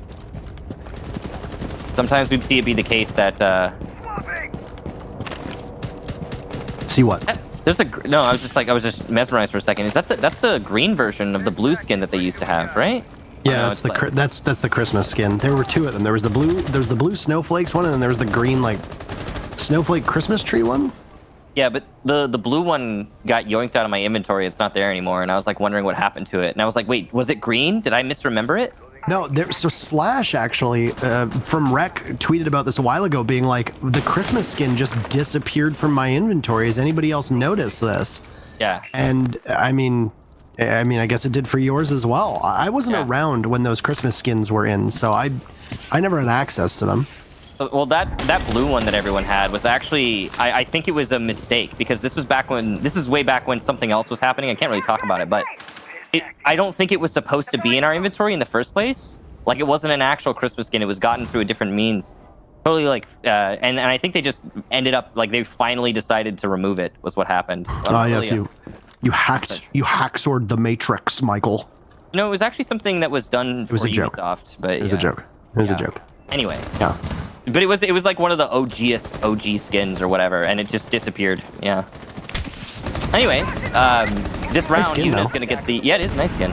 FaZe is going to light things up with 2 kills for themselves. Look at PZD and Hornatow, who had been on a roam. And with that shut down, that's going to allow FaZe a little bit more freedom up on those top floors. There's still one roamer, Hugzord, in the bathroom. Oh, no, he's got the... The Buck can't run through the front door. He's going to try to open it again, and... no, he's just going to rappel in. And he'll win the fight. Amazing. First of all, I'm pretty sure that was default cam that FaZe didn't shoot outside of the building. Second of all, I'm amazed that Mav won that fight. Third of all, he couldn't go through the front door because of the barricade bug. That's unfortunate. And there you go, FaZe cleaning up the round. Flawless round at that. A pretty easy breezy one. And I guess, yeah, they're going to come alive on attack. I could have sworn that barricade thing was fixed with the patch that came out 2 days ago. Clearly not, because Mav, he was running into the barricade, and then he decided to go for rappel instead. But let's not let that distract us from the fact that FaZe didn't shoot default cam, though. Because we definitely need to highlight that. It could have been a disastrous round with the default cam outside the front door still up. So what I've heard, Parker, is that they're trying really hard to, like, fix it. Like, I hear it's like a super high priority, but it clearly isn't. Clearly isn't. It happened yesterday too. Yeah, I know. I saw. It happened. You mentioned it in the Tempo Storm match. Attackers need So. to locate and defuse bombs. Yes. Yes. Back down to garage. Black Dragons will go. Rough. Sorry. It's rough, yeah. Attackers have located a bomb. Yeah, I mean, Mav couldn't get in. It looks... I know it's probably not funny to the players, but to see just like a Buck running against the door over and over and over again, not going anywhere, is kind of humorous, I guess. You know, yeah, I guess it's it does have kind of a 10 seconds. that's funny, I guess, but it's only funny when it doesn't like change the outcome of a round. Seconds to go. Jammer initiated. Attackers objective. All right, so Use a bomb. it's another defense downstairs of the garage from Black Dragons. And if these teams continue up the pattern, then this round will go in favor of Black Dragons, and they will have learned from their mistakes. But I don't know if I can say if they really learned from their mistakes, because a couple of the times that we saw, they just lost gun duels.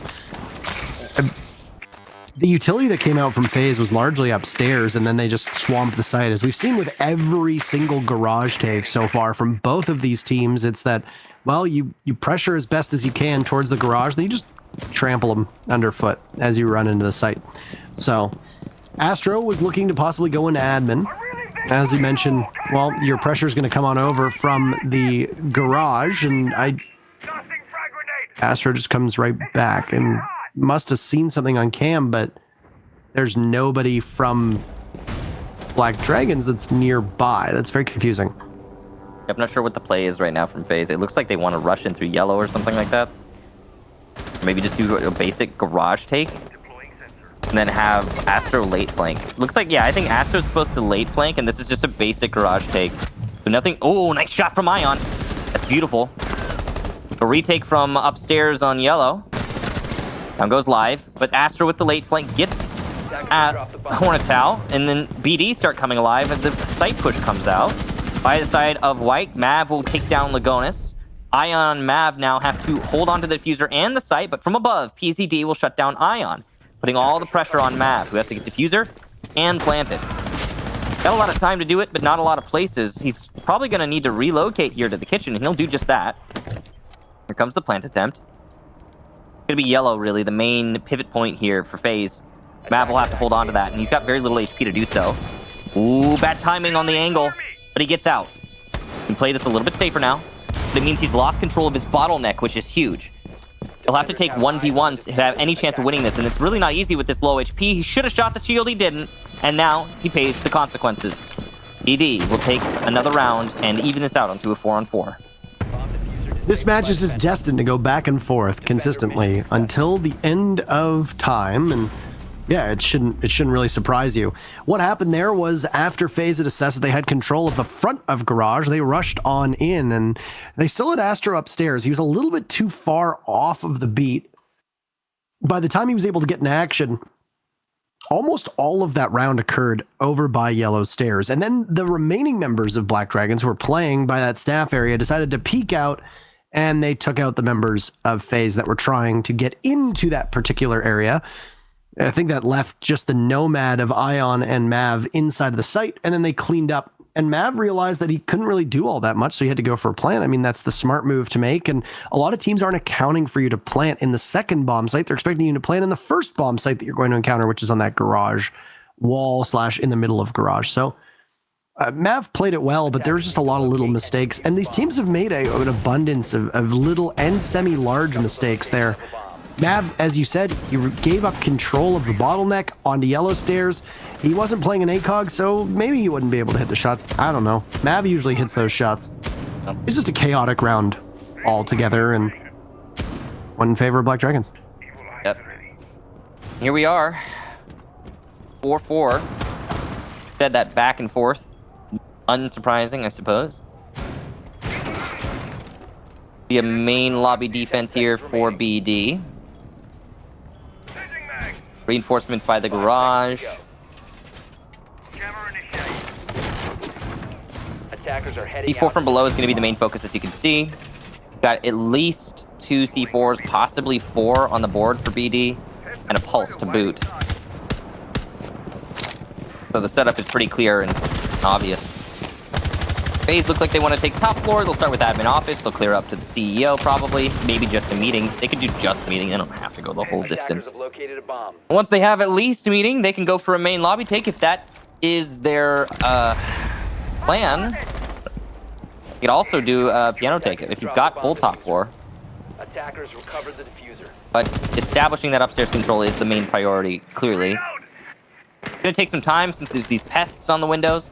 Actually, I think you can put one pest that covers both the windows just about equally. I don't know if one pest can do both, but I mean, you might need to take one for the team here, and I think they've droned enough of it to know that they can head on in, and that's Ion who's going to bite the bullet and just dive headfirst into admin, not expecting somebody there. To be clear, I don't think you can cover the whole windows. I mean, I'm talking about like, you can put it like in the middle and it'll get most of both of the windows, or at least from my recollection. Maybe I'm wrong. Not on this set of windows. It's a different one I'm thinking. Oh, I'm thinking of CEO. Yeah, I'm thinking of CEO windows. If you put it in the middle CEO windows, you can cover the whole like set of both. My mistake. But yeah, the test did delay this round probably about 20, 30 seconds, something like that. Took a good long while for FaZe to full commit. Black Dragons have given up absolutely nothing in the process. They don't have anybody playing over on B bomb site, and the hatch being reinforced means that there's no vertical play or ability for them to be able to drop down or play unless you bring Yuna over to that location, which I'm assuming FaZe is going to try to do over towards admin. Additionally, FaZe, or no, actually no, Yuna's just, he's waiting to plant right by the door. So, okay, you're not going to put him upstairs in harm's way. You're going to wait to try to plant default, which is right where that plant is, speaking of, and that's not me trying to be clever with my words. A first kill comes in for Black Dragons, and then two more from FaZe as Ion takes matters into his own hands. There's an air jab as well, so he's providing value to all of his teammates across the entire field. Another from Black Dragons and another from FaZe, as it's the Maestro lined up. Two big plays from Lagonis, leaving Ion now to do the rest of the work. Well, he's been instrumental for his team, but you're going to have to be just a tiny bit better. He'll hit the barbed wire, and that'll be given away as the Maestro is going to be on the ground to the right, and there's almost zero way that Ion is going to be able to make it past the bathroom door without losing his life. And there you go. Black Dragons will win another. This time, their very first time winning 2 in a row, and they're now up 5-4. Big round there from Lagonis. Hitting that shot as he was about to prone. Didn't expect him to win that gunfight. He managed it. Well played. Well played indeed. So, Black Dragons, very close to match point as stated. So, they could just push this a little bit further and actually manage to beat FaZe, and we'll have plenty of upsets for the day. I wondered if anybody predicted the results that we've had so far today. No, I didn't expect this match to be as close as it is either. I didn't really have like a dog in the fight when it comes to who was going to win this, but I certainly didn't think it would be this back and forth between the teams. Yeah, nor I. Well, archives and tellers, the next bomb site for BD. Attackers need to locate and defuse That last round really was just a top take from FaZe, and the top take actually worked fairly well. Ion managed to do a lot of work as an individual. I'm surprised by that, by the way. He, as a solo, cleared out the top floor basically single-handedly, and that's really impressive. I don't even think anyone was droning for him at the time. So props to Ion. Could be that there was someone droning. Either way, he won his fights. He took control. Following that, the rotation over to the main lobby. We didn't see all the action that ensued, but it looked like BD cleared up the push in through the main lobby, and while it was about even exchanges for a while, when it came to the moment where Lagonis was about to get into the fight, he made it not so even, managing to win those big fights over by the main lobby, and then to isolate Ion, force him into a 1-on-2. So here we are in a situation where BD are about to take the win. FaZe need to stop this. This still could be a FaZe victory, not to that draw point yet, but it's getting there. All spotted inside of Visa. Could be a free kill if someone gets on the Visa window.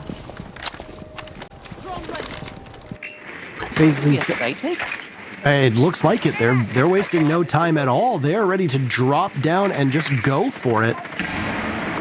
And there goes one of the hatches. The pulse is down below, so Wog will know this ahead of time. He might be the only man on Black Dragons who actually spots this, and well, he's going to give the information. I think he sees the drone, and there it goes. Puts the sensor away, and a little bit of info from FaZe is now gone. If FaZe was planning on going for a more aggressive take here, they will call it off based on seeing that pulse, because the pulse is going to be calling out their locations right now. And so, yeah, there's nobody who's going to see a pulse in this situation and be like, oh yeah, let's rush, because then BD will be ready for it. Back to his spot he goes, and Wag will continue to call as he's letting the rest of his teammates just frag on other sides of the map. Goodbye to Ion, and Black Dragons have looked much better on their defenses so far, with the exception, of course, the first defense that they had, which they weren't able to muster a single kill. Though Teller's Archives is a challenge to hold on to, and can be even worse to retake, which is why you see a lot of teams destroy that entire floor, play down from below, wait for somebody on attack to push in, and then you have C4s in hand. And as you can see from the lineup from Black Dragons, there will be no shortage of explosive resistance to the to the attackers when they go to get that plant down, should FaZe be able to get that close, that is. They haven't yet. It's not looking very good. I mean, they haven't even cleared out the top floor. Look at this. PZD was just hiding behind the CEO desk, and now, position unknown, he's looking to try and retake upstairs. He could do a lot of damage to FaZe if he times this. There's no one upstairs now. So the sooner PZD goes for a Visa flank, the better. Looks like he's going to start realizing that at some point. FaZe are all stacked up inside of Visa and going for the Teller's site. Yuna going in with the diffuser, starting the plant. Wag has got to read this and got to deny that. Astro will get one as he drops down into the server room. Here's 2 for BD, though, and the diffuser plant stopped. Astro in sight downstairs, but no diffuser in hand. Mav there to support him. Same deal, though. Astro alone now. He'll have to find 3. Position given away, but he finds the Mozzie. Knows there's one on Spiral. Doesn't know where the second person is. Checks in sight. Sees the enemy. Might not know that that's the other. 10 seconds to go. He's got to be careful, and he's got to be quick. Oh, this is smart from Astro. He could go for a plant right now. He just has to find somewhere safe. Going for on the server stack. Hugsword is dropped, though, and he should be able to deny this. There it is. He takes his time. Black Dragons put it on a match point. FaZe cannot take 3 out of this. At worst, it'll be a draw for BD. I don't know if you saw, but for but a second, that default cam flickered and gave Astro's position away as he was at the bottom of Visa stairs and then went back into server. So, Oh, no. they knew that he was there and he hadn't shot that spiral cam that was in the basement. That is a bad stroke of luck, and just something that when you are so preoccupied with finding the kills and you know how much pressure's on your shoulders, little things like that, they just go unnoticed. That's the second time that FaZe have failed to shoot out a very common default cam. You can't be letting those simple mistakes happen against a team like FaZe. You can't be as a team allowing yourself to fall behind off of such basic things as shooting default cams. And I think that FaZe's comms are likely a mess. Their coordination doesn't seem to be as strong as it usually is. And they've allowed a team like Black Dragons, who are well below them in the standings, to just simply beat them up on both attack and defense now. The same story we had for the last match on the same map, no less. And, I mean, in this one, it's actually... in this one, it is worse. FaZe have won more rounds so far, but the performance from FaZe has been worse, certainly. Because that's not the only default cam they haven't shot. I mean, if you remember the round where they managed to win an attack, actually, I believe it was onto the bottom floor. FaZe did not shoot the outside cam in front of the front door. And that's, I mean, that's much worse. That camera is, well, it's outside, and those are supposed to be shot very quickly. I don't know. It's been pretty bad for a lot of teams today. I don't know. We'll see if FaZe can bounce back. It's been a long month. Yeah. So yeah. So I think I think a lot of these players are feeling that. Yeah, I mean it's stressful times. I can't even imagine how the players are reacting to this, let alone production. And honestly, big ups to production. They deserve just so much thanks for just the myriad issues that have happened this week, and they've trucked on despite the fact that the servers have blown up and there's been huge tech issues and the internet's gone down, the electricity and power went out. Like, it's been crazy times. It's been absolutely crazy times, and we're in very uncertain times, and it's not really surprising that I'm sure there's some anxiety that is at play with these teams. And while pressure might be lowered because of the fact that there are no LAN finals, well, there's still societal and global pressure on their shoulders. And that's not even to consider also the stuff that's been happening in game, or the game is kind of having a weird time right now where a lot of things just aren't panning out the way that they ought to, like barricades, for example. I don't want to get too into it, but yeah, it's been a lot of pressure on the player's shoulders just considering that. And I'd also speculate, and I could be wrong here, so Ubisoft, please don't admonish me for this, but I would gather that most Ubisoft employees are probably working from home. If that's the case, how much are they able to fix when things do go wrong, or if something needs to be tweaked? How capable are they of being able to do that if they're not at their usual stations and they're not all together? So I think the big thing overall is just to preach patience for everybody, because these are not we are not in the norm right now. It's a really good point. Yeah, you have to. Oh, C4 detonates. Yuna eats a little bit of damage, but no, it's actually not him who eat the damage. It's Mav who is above, and he ate very little. Astro will get Lagonis. Good kill for him. Hornetau trying to flank up from the spiral staircase. Right now, FaZe applying a lot of pressure vertically. Getting the Goyo shields. Not a lot of time here. Wag will win a gunfight, though, against Astro on the yellow stairs. That's huge. That's going to alleviate a lot of the pressure that's being applied from FaZe from that staircase. Someone else will have to take Astro's position, and Mav will get PZD in response. FaZe still not ready to go for a plant. Over by Locker Hall. Nice shot landed by Ion. He's going to get a second one, and that's the last. FaZe clean it up on a great crossfire. Call it a hammer and anvil strategy there, and Ion certainly was a good hammer. Ion's had these almost superhuman rounds. He did so on Cafe last week in the matchup that you and I casted when he got a 1v4 and he won. And now he does the same thing here, except he had the supporting cast of his team around. So, but you can rely on him to be really, really strong. And, you know, FaZe obviously felt his absence in Tokonami. They brought in 9XT, if you recall, during that event. And I think he did admirably, but it's so hard to teach a new member all of your strategies in which you've based, you know, your play around. And Ion is extremely flexible. He can play support roles. He can play entry roles. He can play those flex roles as well. He can play everything on both attack and defense. So major credit to him. When he just seems to go off, he goes off, and nobody can really slow him down. He's been very underrated because he lived in the shadow of, I think, Mav and Astro on this FaZe roster, and for a period of time, Cameraman as well.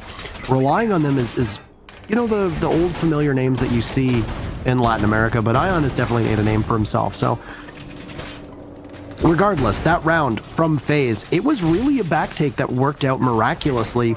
And I don't think Black Dragons is super keen on going back to Garage because of how quickly and methodically FaZe were able to pick that part, taking control of Visa stairs, taking control of Spiral stairs, pushing from there, as they also had the Garage control.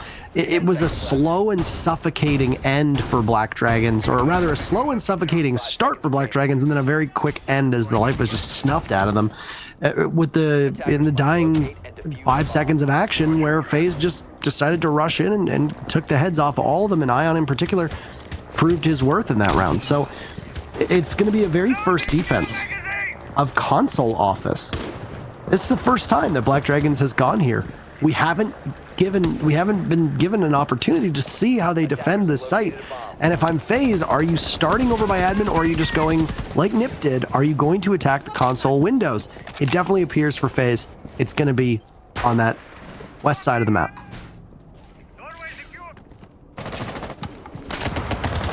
Well, this is it. Half for nothing for FaZe. All or half for BD. I guess I should say a third, really. All or a third. Doesn't sound as nice.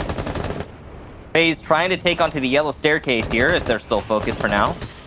Clearing out the Wamais, the ADSs, and ooh, bad cutoff there from Astro. He lets the player slip away.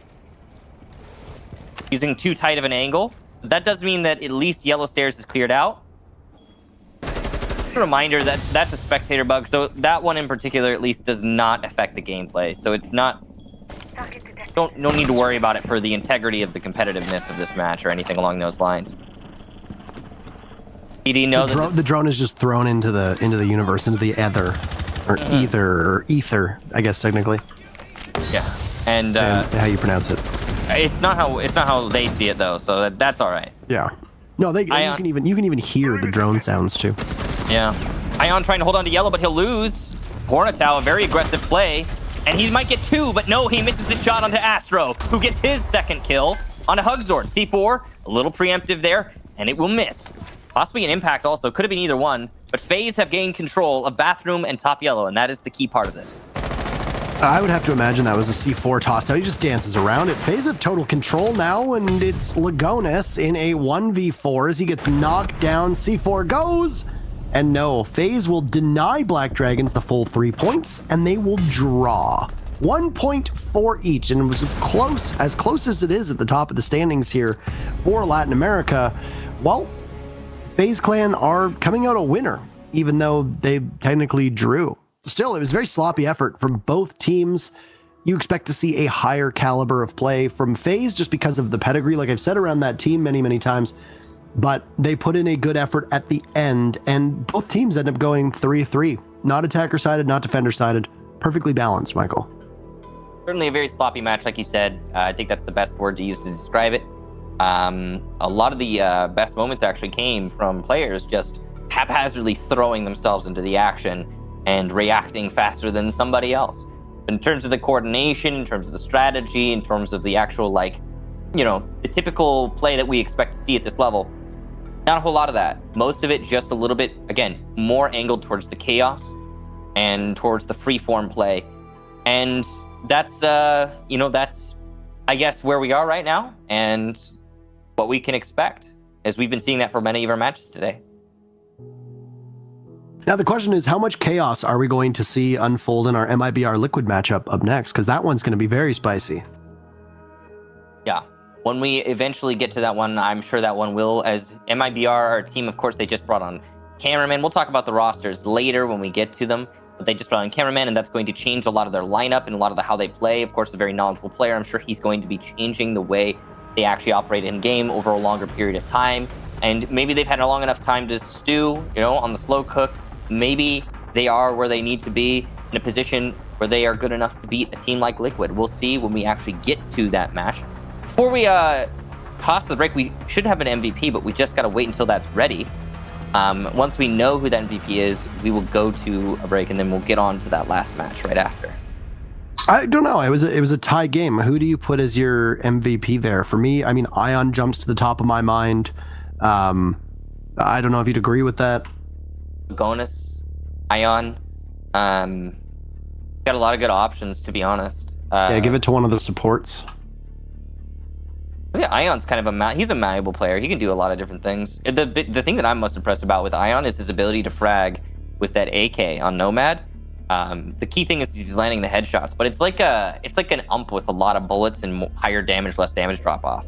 That's what it feels like when you're using it. It can be really uncomfortable sometimes if you're not good enough with it. Also, with recoil, the AK does also have recoil, and that's worth keeping in mind. So impressive performance from Ion. Just waiting on the call here, so whether there will be an MVP displayed or not. There is a draw. Keep that in mind as well. MVP is coming, so we'll just wait on that. Takes a little bit of time for people to deliberate on who should be that MVP. Then we just will put it up below, down here. And then, now that there's going to be a potential for a tiebreak between these two teams, given the way the standings are right now. However, Black Dragons does technically win that by the fact that they won the very first matchup 7-5 on Consulate. And all FaZe is able to do is win one more round than when they fought previously. I mean, it really shows that Black Dragons is obviously very comfortable on that map, and they play their strengths very well matching up against FaZe. But as you said, they won't really be meeting each other in all likelihood. It's Astro who takes the MVP from that one. Okay, it's fair enough. He had a really good performance too. So yeah, congratulations to Astro. And without further ado, we are going to go to a break before we have our last match of the day. It'll be MIBR versus Team Liquid right after this.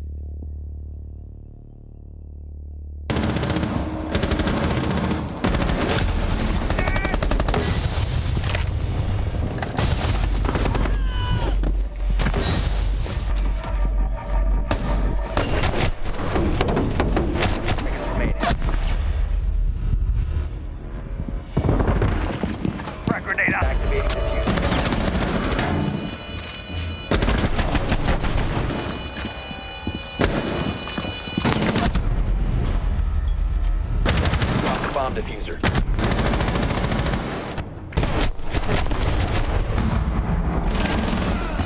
Bomb diffuser disabled by defenders.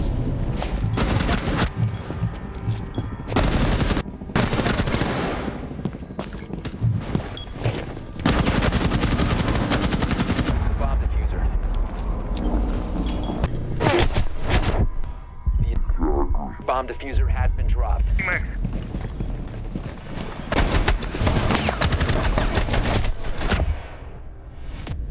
5 seconds to go.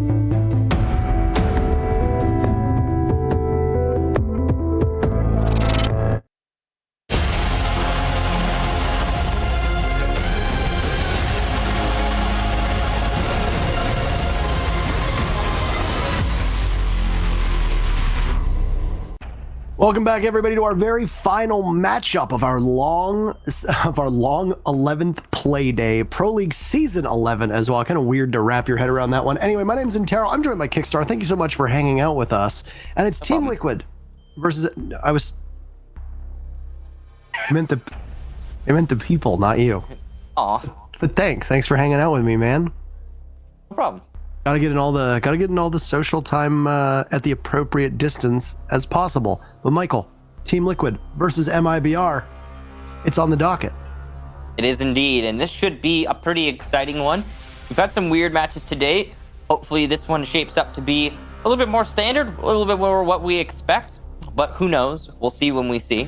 Let's get into the rosters, beginning with whomever. Throw them up on your screen. It looks like it's going to be MIBR with their beautiful buckskin. So, Cameraman, Bullet, Cyber, M-King, and Navi's as their lineup. And, well, there are a interesting roster with an interesting past. The most notable change in recent history is, of course, Cameraman being added into this roster, who used to play for FaZe, the team that we just saw play in the previous match. In recent history, they've actually been playing fairly well. If you take a look at their roster's record, they've got a 7-4 over FaZe in the last Playday, and they managed to beat Ints 7-2 in the Playday before that. The only team that they've lost to so far, actually in the second half, was Singularity in the first Playday number 8. That was a 7-4, and that was a very different kind of situation, considering they had just made that roster move and they were still very fresh off of that. Now with that experience, I think that this team has started to look a lot more solid, and I think they're coming into this roster. Their opponents are Team Liquid, who entered the day sitting in second overall in terms of the Latin America standings. So anyway, it's going to be Palu, Sexy Cake, Moringa, Nesk, as well as PSK. So this is a team that is a little bit less consistent than I think the fans would have wanted. Yes, they are often led by Palu and Nesk. PSK has had extraordinarily good stats in comparison to previous seasons, and Nesk is just one of the best pure fraggers in all of Pro League. People are used to the hijinks that he's capable of pulling off, and he has been obviously just as good this season as well.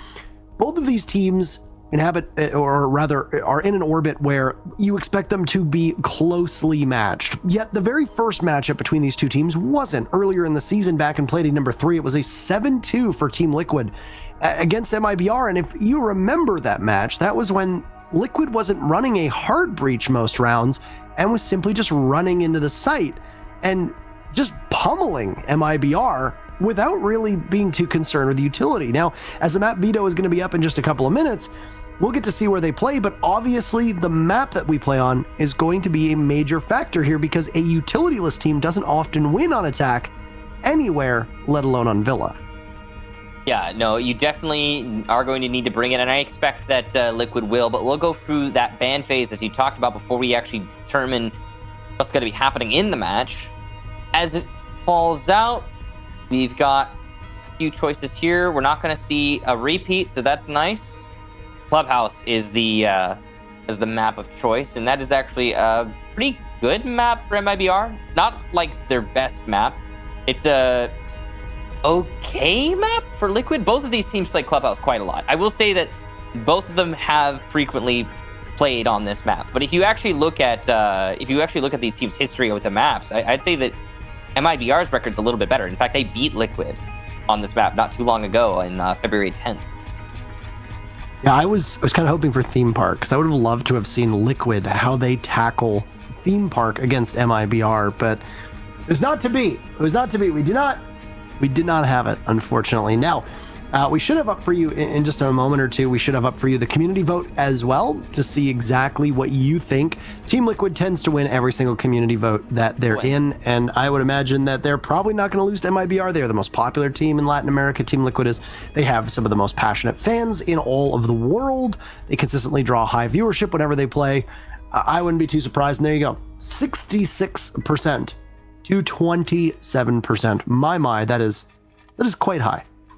It is indeed quite high, and it's not the most lopsided one we've seen today, to be fair. And none of our matches really save for one, I guess, have been lopsided. So we'll see when we actually get in the match, but thank you for your community contribution in that vote. Your opinion really does matter. So with that out of the way, we've got our last match all set up and ready. We just don't have everybody who's participating in it set up and ready. So on the lead-in, we've got Clubhouse on the docket. Now again, looking at their records, both of these teams are okay at Clubhouse, but I would argue that it's pretty clear that MIBR is more comfortable on this map. At the Invitational, they did actually manage to beat Team Liquid on Clubhouse. And then after, they did end up losing to BDS on the map. But if we're talking about a direct one-to-one comparison, I mean, we have our record there to work with. We've got some knowledge to also like kind of give us an understanding of what to expect. As for Liquid, the most recent match on Clubhouse was against Team 1. It was far more recent.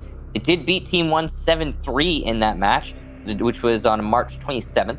So I guess in recent history, Liquid's been good on it, but that is Team 1, to be fair, who at that time were one of the lowest ranked teams in Brazil. MIBR really seemed to wake up around the time of OGA Pit when they made the roster moves that they made. They picked up Hugzord. He brought new life to that team. And now with Cameraman, they've looked okay. I mean, their record over the last 3 play days is a loss to Singularity, which I think surprised many people, a victory over Ints, and then a victory over FaZe. So they have definitely performed better bringing in a player of Cameraman's stature to this team.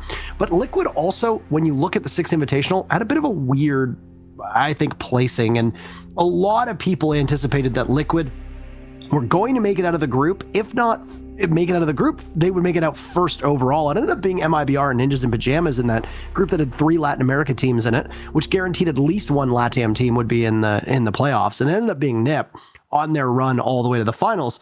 MIBR, I surprised a lot of people, but they've been very good on LAN, so it wasn't too surprising. Going from an online to LAN situation is obviously different when it comes to the way these matches play. There's things to figure into the mix, like, you know, who is, Capital. you know, sorry? I think I'm trying to make a prediction. Oh, I'll stop talking then. I was going to predict Thermite, Capital, Mira, and Echo. I don't know if I'm going to be right. I just wanted to predict it. What were you saying? This might be a Maverick ban. Oh no, it's Capital ban. Oh, Moringa is back. I have started suggesting Maverick bans for everything. I started yesterday when I was casting with Milos because Milos was talking about Maverick so much. So I started suggesting Maverick bans for every ban, just like as a joke. Right. Somebody on social media took great issue with that. Really? Oh, Moringa. Okay, Moringa's having problems. Why did they take issue? I don't understand. We're gonna finish this ban phase and then we'll probably rehost it. But why did he take issue? I don't understand. They thought that I was being, I don't know, they thought I was being serious when I kept saying no, they thought I was being serious. I was not. Oh, okay. I thought that they literally took issue to your just, I don't know, your, what is that, fastidiousness? Facetiousness. Really? Facetious? Oh, that's different. That's a different word. Anyway, that's weird. I don't know why they would take issue to that. I mean, if you think that someone's going to ban Maverick, you're going to ban Maverick. I mean, it makes sense. A lot of maps, Maverick is really good, especially on Clubhouse. I don't know, man. Twitter is free. No, it wasn't on Clubhouse. It was on I think it was Theme Park. It was the G2 match. It was Theme Park, yeah. Okay. Well, I am happy. I don't know, dude. Twitter is free, man. Anybody can use it. That's true. Yeah. I am happy to say that I didn't get all of them out in time because I couldn't get Thermite out, but I got them all right. the reason though I got them all right is because both these teams have played this map quite a lot recently, and I'm not kidding. They ban the same operators every time. Like the bans are not relative to their opponents and what they expect from them. It's just the map. They're like, we don't want to play these operators on this map.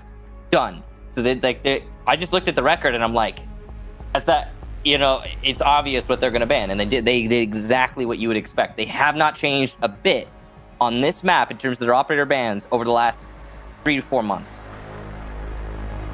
Maybe just 3, actually. Whatever. I mean, they're all really powerful operators for Clubhouse. With Thermite being banned, this is obviously taking away from what we're going to discuss in the actual game itself. But with Thermite being banned, gorgeous hair. Oh my god. Anyway, with Thermite being banned, it's going to be Maverick and Hibana brought every round. I don't think we're going to see a team just run a single hard breacher. You're going to see both of those get used quite effectively. And then alongside that, Buck is probably also going to be a staple operator. Expect to see a Zofia, and then you've got your flex fifth, which will probably be an Ash, an IQ, maybe even a Sledge, maybe Thatcher. Who knows? Because Thatcher is also unbanned, so... Yeah, Thatcher being unbanned is kind of interesting. You don't see that very often. Oh, and it's just another one of those days. At least we got it rehost in early. Yeah, I mean it was right off the bat. We didn't have to do any action and then like stop it in the middle. We've got everybody in the lobby and we're starting things up once again. So as long as we load in and everything's fine and dandy, we will get this action underway. Thank you so much for your patience. And you know what? If you've been here since the start and you've been marathoning since the very beginning, thank you. You know, that's first of all really impressive, and second of all, some serious dedication, so thank you for it. Greatly appreciated. We'll load into this matchup and get round number 1 underway. It's going to be CCTV and Cash. There is no dedicated primary bomb site on a map like Clubhouse. Church and Arsenal downstairs is a 1A to CCTV Cash's 1B. Some teams will even throw a wrench in the plan and start with Gym Master as well, so that's certainly an option too. Yeah, I think that when it comes to Clubhouse, the whole, like, Gym Master is considered, of course, to be the low-hanging fruit. But I think people have learned to just be comfortable with what they can get and what they think will get them to win as well. That's important to keep in know. Like, sometimes Gym is the best site because the enemy team doesn't know how to attack it. We've seen that before, where you can't defend Cash, you can't defend the bottom floor, and so you go to Gym as a Hail Mary, is like, oh, I may as well, because nothing else is working, and it's worked out great. We'll see what the site selection is for these players once the game decides to load. It's doing a... Oh, not this again. We're probably going to have to rehost again. I don't know. Does this load in, Parker? I've never had this. This is new to me. Usually, yes. This is server issues. This isn't player issues. So it will load in, maybe? There were a couple matches that we did yesterday. Yeah, it'll load in. There were a couple matches that we did yesterday in EU where it would take like 10, 15 seconds, 20 seconds to actually get in and get underway. Just because the servers hang a little bit, that's all. Does it happen just for the one round, or does it happen in every round? Out of curiosity. Who knows? Okay. Woo! All right, so anyway, we've got this roller coaster rolling, and we'll be going to Cash for the first bomb site. My BR going for their setup. Goyo and Wamai and Jaeger as the little pocket combo. We got to come up with a different name than the 20-second meta, because the 20-second meta is a symptom of the operator selection that is brought. What do you call it? What do you call the combo when you bring the ADSs and the Wamai to combo with like Castle Barricades, Maestro Evil Eyes, Goyo Shields, what have you? You know, like the destructible stuff, but protected by the stuff that catches the destruction. What do we call that combo? I mean, it is a wombo combo of sorts, I suppose. But what is it actually called, though? We need a name for that one. I don't know. This gets brought so frequently; it's got to have a name. We need to actually like dedicate proper names to it, but I mean, we need some form of shorthand. You know, the Mute Mozzie combo could very easily just be Musi, but we've already got a player named that. So no, I like it. We're calling it the Musi combo, and people can just be confused. No, because then no, it doesn't work that way. Anyway, as we expected. Okay, this game is already confusing for enough people all over the board with how it plays out in comparison to what they see in ranked and casual and all that jazz. So you can't confuse them more. Don't antagonize the good people who play this game. No, it's called gatekeeping, and we should not do it. But we should come up with a name for the combo, though. Well, we'll have to do some thinking on that one. Wall open, success for Liquid. That's going to give them a good platform to launch an attack into the site, but it looks like they want to go for a workshop take as well. So a little bit of the hammer and anvil strat. We see be so common on this site. Oh no, that's bad for MIBR. They didn't reinforce the workshop, which means a free open there. Which means Sexy Cake does not need to divert his blowtorch, nor did they reinforce the jacuzzi balcony wall, but that one is more understandable. You don't have to reinforce that, is just often reinforced by some teams, clearly not MIBR. Liquid getting ready to open up the workshop wall as well. They'll use the Maverick or the Habana to do that. You could use either or. Probably going to start with Habana, it'll be much quicker. And yeah, there it is. Habana begins opening the hole. Moringa trying to stop the bandit batteries with a nade. Look at everything just blowing up inside of Cache. Yeah, lots of chaos is a great way of putting it. Finally, construction has been opened. Palu on the window will start things off with Nesk joining in on the fun, and Liquid getting the 2 picks to just continue to gain an advantage, not just in terms of utility, but also in frags now. Cameraman deep inside of the site of B-Bomb. He's got Cyber. They'll stand shoulder to shoulder as Nesk will fall just outside of CCTV. Down goes Bullet as well. So the guns for Liquid are much better than MIBR's, but the time is very much working in the favor of the defenders. Cameraman taken out, Bullet is on the ground, and that'll be it as they put the suffering, or they put MIBR out of their suffering. Words are so damn hard. Liquid takes round number 1, and a successful attack on a Cache CCTV is theirs. I mean, how long has it been now, Parker? It's been a lot of words. Lots of words. It's forgivable. Perch, the next site for MIBR's Cache does not work out. That strategy, let's walk through it at a leisurely pace. Smell the roses, listen to the wildlife, and enjoy the sunlight. As we can't do that right now, so we may as well try to envision it as we go through that strategy. Anyway, so the way that was executed by Liquid was very simple, very thorough, and very precise. They decided to open up the server wall first.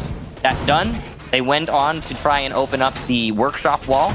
Now you have to put a little bit more work in for that, as you have to clear out a lot of roamers. Then you need to apply pressure on a workshop, which can be difficult. But because the wall and workshop was unreinforced, it was a lot easier for Liquid. It's on MIBR, by the way. They could have reinforced that wall. And once workshop control is established, you open up the workshop wall. Now it's just a shooting range for Liquid, effectively. And MIBR are the targets. They're moving around in sight, doing their best to avoid engagements. There's only so much they can do. There was one ray of sunlight for MIBR in that round, when they shut down the Zofia of Nesk on the balcony. Because that meant that there was no more hammer and anvil strategy, it was just a hammer, the anvil disappeared. So a light pressure from the balcony for Liquid, as it's just all on Nesk's shoulders, and when he gets shut down, suddenly there's nobody to hold on to that position. Liquid had to rotate one of their players over to take up that role, and I think it was Palu, not 100% sure. Didn't catch the silhouette properly as he rotated over. But they did rotate someone over. They had that pressure reapplied, and they sweeped up the round in what was the dying seconds. That's all thanks to them being able to get all those leadoff kills earlier in the round and establish such a man advantage that they could exert more pressure. Pressure, of course, being the name of the game when it comes to holding map control and then utilizing it to flush out the remaining defenders that are inside of construction or inside of Cache. And we're going to see something very similar now with a church take. Now, Moringa's all the way up on that top floor, and he'll open up a line of sight. I don't know if that's intended for where they're going to be getting the diffuser down or not, if that's the goal of Liquid here. But they've set about a minute off the clock, and they're getting the hatches. They're doing exactly what needs to be done on the second floor. The bigger story is that MIBR is running a very old composition, or at least based on a very old composition, of how they're going to get the actual site, or rather get the attackers off when they go to push into the site. You've got the Kaid in play. You've got the Legion. These are newer operators, but it's pretty standard stuff with the control that's going to be had with the pulse calling and what's likely going to be over towards pulse spot. One Electroclaw takes out the X-Kairos, but M-King falls. MIBR loses that opening pick yet again. That's now 2 rounds in a row where Liquid have been better on the entry and are now actually going for something a little bit different. They're going to head on over towards dirt. Teams do this regularly. That's usually where you'll see the Thermite play, but There's no thermite on the board. Instead, Sexy Cake will open up just a small angle so that everybody will be able to run through dirt. And you're going to put 2 separate lines of pressure now on the defense, not just from hatches and inside a kitchen, but additionally from dirt too. Not a lot of time, though, for Liquid. Their setup, once again, is pretty thorough. We've got a lot of bodies that are distant from the bomb site. Here comes that push into dirt. Gas canister to stop it. Nade doesn't do any damage. Very dangerous here. Cameraman is playing Smoke, and Smoke is an ideal operator to be holding on to the tunnel. Cyber will get Palu, and another onto Nesk. That's 2 big kills. Likely over by Blue. That's going to be the Blue push stop for Liquid, which puts more pressure on the rest of their attack. Shotgun out for Buck, but the SAS shotgun is better, and it's all on Sexy Cake. He's not going to be able to make it work. MIBR will take their first round as they defend the bottom floor. Solid defense there, especially by Blue. We didn't see the action, but we know it happened. Jaeger's your typical Blue holder, and, well, he did a great job.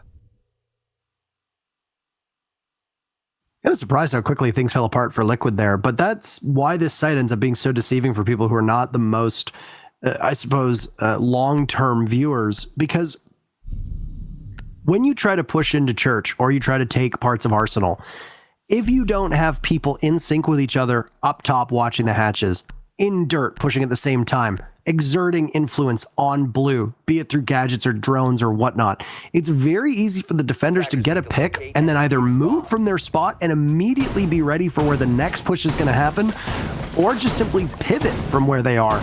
A good example of this is playing inside of Blue. If you've got to rotate in Blue, as most teams do, you will watch possibly the Blue stairs. You might get a pick there. You might look at Moto, kill somebody in Moto, immediately turn towards Blue and kill the person who's coming down either through oil pit or those Blue stairs, because you've got that giant generator in front of you, that piece of machinery that's going to block a line of sight and also block any bullets that might come in. That's usually why you see a Zofia head down Blue stairs, because her stuns are so critical to shake off whoever's playing behind that generator. Now, the problem is that it's usually a Jaeger, as you pointed out, and they're usually sitting on ADSs. We didn't get to see exactly what happened, but that's my speculation as to how it was played by MIBR. And if you don't have the right amount of utility, then you can't do a single thing to get rid of that Jaeger other than just going in by yourself and hopefully winning that 1v1 gunfight that will occur. Somebody like Nesk, he doesn't usually lose those, but it's just a hard spot to play as, and because it's a 50-50, there's no guarantee that you are going to be able to come out of it alive. I don't know where Bullet was, by the way, but Moringa just absolutely trounced him. That's the Buck getting the lead-off kill, and MIBR will find themselves down a man very early. Possibly in stock. Skeleton key from below, that's my best guess, but it looked like his opponent was playing on the top of cache stairs, so it's also possible he was just peeking in lounge. What we do know is that there's top of cache stairs control for the defenders once again, despite Bullet being picked off early. Now, server wall opened up. Navi's ate a little bit of damage as well. Oh, it was the drone hole. Buck shot him through the drone hole. You could see that's so unlucky. We've got right now. It's so unlucky. Yeah, incredibly unlucky. That's a really difficult angle to navigate for either the attackers or the defenders. But that makes sense. So Liquid, very lucky. MIBR, very unlucky. And half the round in, Liquid starts to try and position for workshop control. Once again, an unreinforced workshop wall makes for very easy opening. Or maybe it could have been Maverick tricked. I didn't actually see that, so whatever the case be, the wall is open. And we will see workshop be the focus here. No, it looks like it was just unreinforced. Yeah, unreinforced. Strange. Anyway, workshop wall, the next focus here. Impacts to try and stop the Habana Excaros. One set will get caught, but that's both the impacts, and, well, Goyo positioning himself in a really bad spot. I cannot believe Moringa has not killed this Goyo yet, but at least it's been called out. There it is. Moringa gets the down, and now it's a 3-on-4, but Cameraman is there to make it so. Good kill from Camera to at least even this out a little bit. Moringa could have gotten that kill earlier. I think the leg of Goyo was showing the entire time, but depending on what aspect ratio he's playing on, that might have just simply been out of sight, and players do tend to get a little tunnel visioned as they look in a certain way. It's a drop onto the smoke. Cameraman gets punished by Moringa as he'll now hold the cross that leads into garage. Jaeger of Cyber comes in to try and take the place of the Goyo, but now he's gone from action. M King will be left in a 1v4 as CCTV is just not the site for MIBR right now, and there's almost no way that M King is going to be able to get out of there, whether he drags somebody down or not. He doesn't get out alive, doesn't get a single kill. Poly rotates over, and Liquid will take their second time on CCTV cache. They've looked good through both of their attempts. So Liquid's attack there on cache is very thorough, very thought out, and it's something that MIBR are struggling to contend with. So they'll probably try and avoid it in the future, but it looks like they want to go back to cache for the third attempt. I don't know about that, MIBR. You might just be bleeding rounds at this point. We'll see what they can do. And it's their prerogative. Highly possible that this next attempt is going to be the one. But I don't know. It's definitely a big risk. I think that Jim at this point would be the right call. Jim until you can get back to the bottom floor.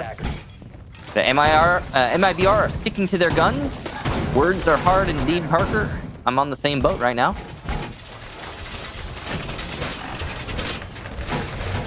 It happens. Also, you say boat. I'm so down for nautical puns. We just throw in like ship references and boat references and seas. Maybe we should do that. Plan like one day where every reference is like related to the ocean and seafaring. I don't know enough nautical references. 10 seconds to go. Really like lean into it, but I'll do my best. 5 seconds to go. I'm gonna try. Attackers are moving out to locate a bomb But- and defuse it. You know how I am with references. Now, What are you talking about? You get all my references. yeah, no, sorry, I forgot about that. Every single one of them. Look at that guy's name. Oh no. Well, we found out why. Somebody got, and it doesn't matter.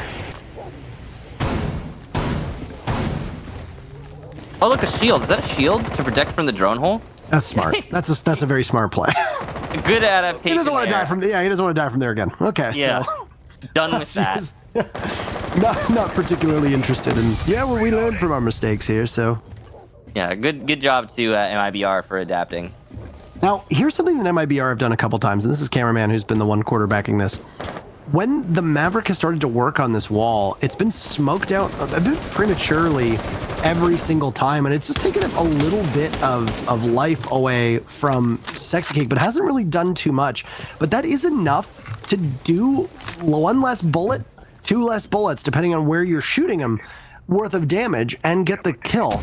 I don't know, though, if it's good utility trading from Cameraman, because you want to probably keep those smokes for later in the round. Might be a bit of a moot point, because Cameraman tends to die early on this bomb site, in which case your smoke is not as effective as you want him to be. I'm not sure I like the strategy from MIBR. Well, this has so far been a better round for MIBR than some of their past ones, to be fair. I mean, regardless of the strategy, and I'm in agreement on disliking a lot of things here from MIBR. The fact that they're even at cache once again, I think that's a big risk. I think they need some time to breathe. They're not giving themselves that time, and that's going to offer a very different result than I think MIBR is hoping for in this round. We'll see. Sexy Cake has eaten some damage here. Put down to about 75. Drops the diffuser in workshop, so we know where the take is going to be coming from. This is the same exact attack strategy that Liquid has used time and time again. It is tried and tested and true. Palu will get Cyber, so there's your entry frag that Liquid have been getting continuously on this bomb site. Need to find, obviously, a few more to get the control of cache that they need in order to go for a plant. Planting hasn't really been the focus for Liquid, as they've been cleaning up shop on the kills alone. Oof, that was a close call there for M King. Palu was about to get yet another kill. There goes the EMP to try and deal with the bandit tricking on the wall. Nade will follow up, I'm sure of it. Flashes to make sure there's no ADS, and there's the nade, and it gets two nades, actually, and they get a kill each. Sexy Cake will get Cameraman as well. It's just M King and Garage. This is a tall order, and he won't make it. Flawless round from Team Liquid, and cache has been proven to not be MIBR's site. Well, the good news is that because they've gone here twice, Church is open yet again, and if I'm MIBR, that's exactly where you're going. The attackers having such a leg up over the defenders on this map is surely a strange thing to see, and MIBR just do not look comfortable with how they're setting up their defenses. They're not particularly roaming. They're holding very similar sites. They're forfeiting construction way too early. There's nobody from MIBR who's doing any damage on red. And that's the other thing too.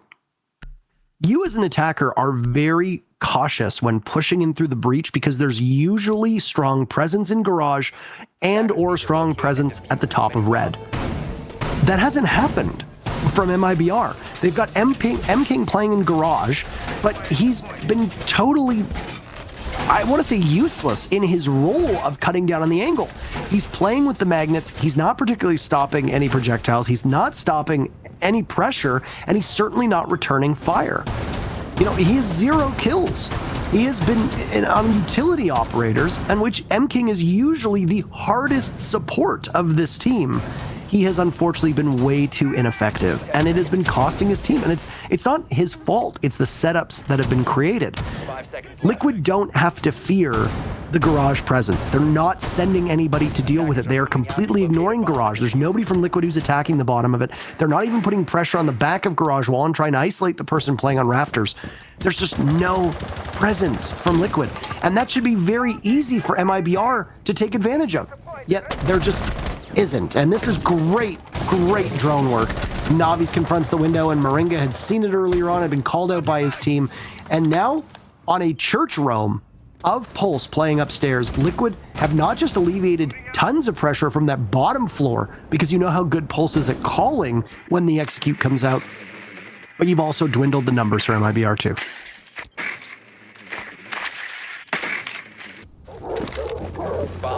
That information, I think, is really key.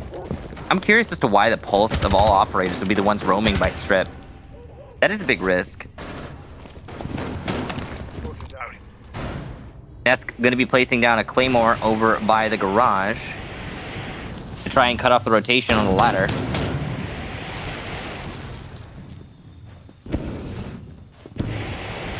Standard take so far from Liquid, nothing really surprising. The roam being seriously punished for MIBR is the main takeaway. I think that was a little bit of damage done to M King, possibly through a pre-fire there from Palu. Now, the last time that Liquid decided to attack Church, or the last time rather that MIBR defended it, Liquid really struggled after the mid-round towards the late round. That was their greatest issue. You had strong Electroclaw juggling, and you can see Bullet's got both of them right now in his pocket. There goes an impact. You have to open this up and hope that you get the EMP down timed well enough to stop those X-Kairos from working. There goes the Electroclaw, and Moringa manages to down M King. He won't be able to find a frag just yet. Might have to come on attack with the way that things are shaping up. But unfortunately for them, they are not quick enough to take out this kitchen hatch. There goes the Electroclaw, but the X-Kairos are gone. Bled dry as PSK. So you're going to just have to simply go in a bit of a less orthodox way. Likely pressure from Dirt, take control of Blue Stairs, and continue onward. Nesk is going to be doing that right now with the Thatcher not too far off, and that will prompt MIBR to push back into Arsenal over by Dirt, which is a perfect time for that smoke to come out from Cameraman. Now, despite the fact that you're going to have to take control of Moto and push in from there, Liquid does have such a strong advantage that they might be able to do some work right now against Bullet. And Bullet's actually missing most of his shots. I don't think he hit a single one. That's not ideal. Down he goes in a flawless round shaping up for Liquid. They'll go for the plant, and there it is. No objective play required, though it was in the process. It's a flawless round as Liquid corrects its errors from the last Church take and have very, very comfortably taken so far their attack. There's one round remaining, though, to see if they can continue to stretch this lead that they have. Looking a whole lot like it's going to be extended into a pretty decisive victory for Team Liquid, but that could all change at any moment. Keep in mind, this is attacks being won by Liquid on Clubhouse of all maps, a very defender-sided map overall.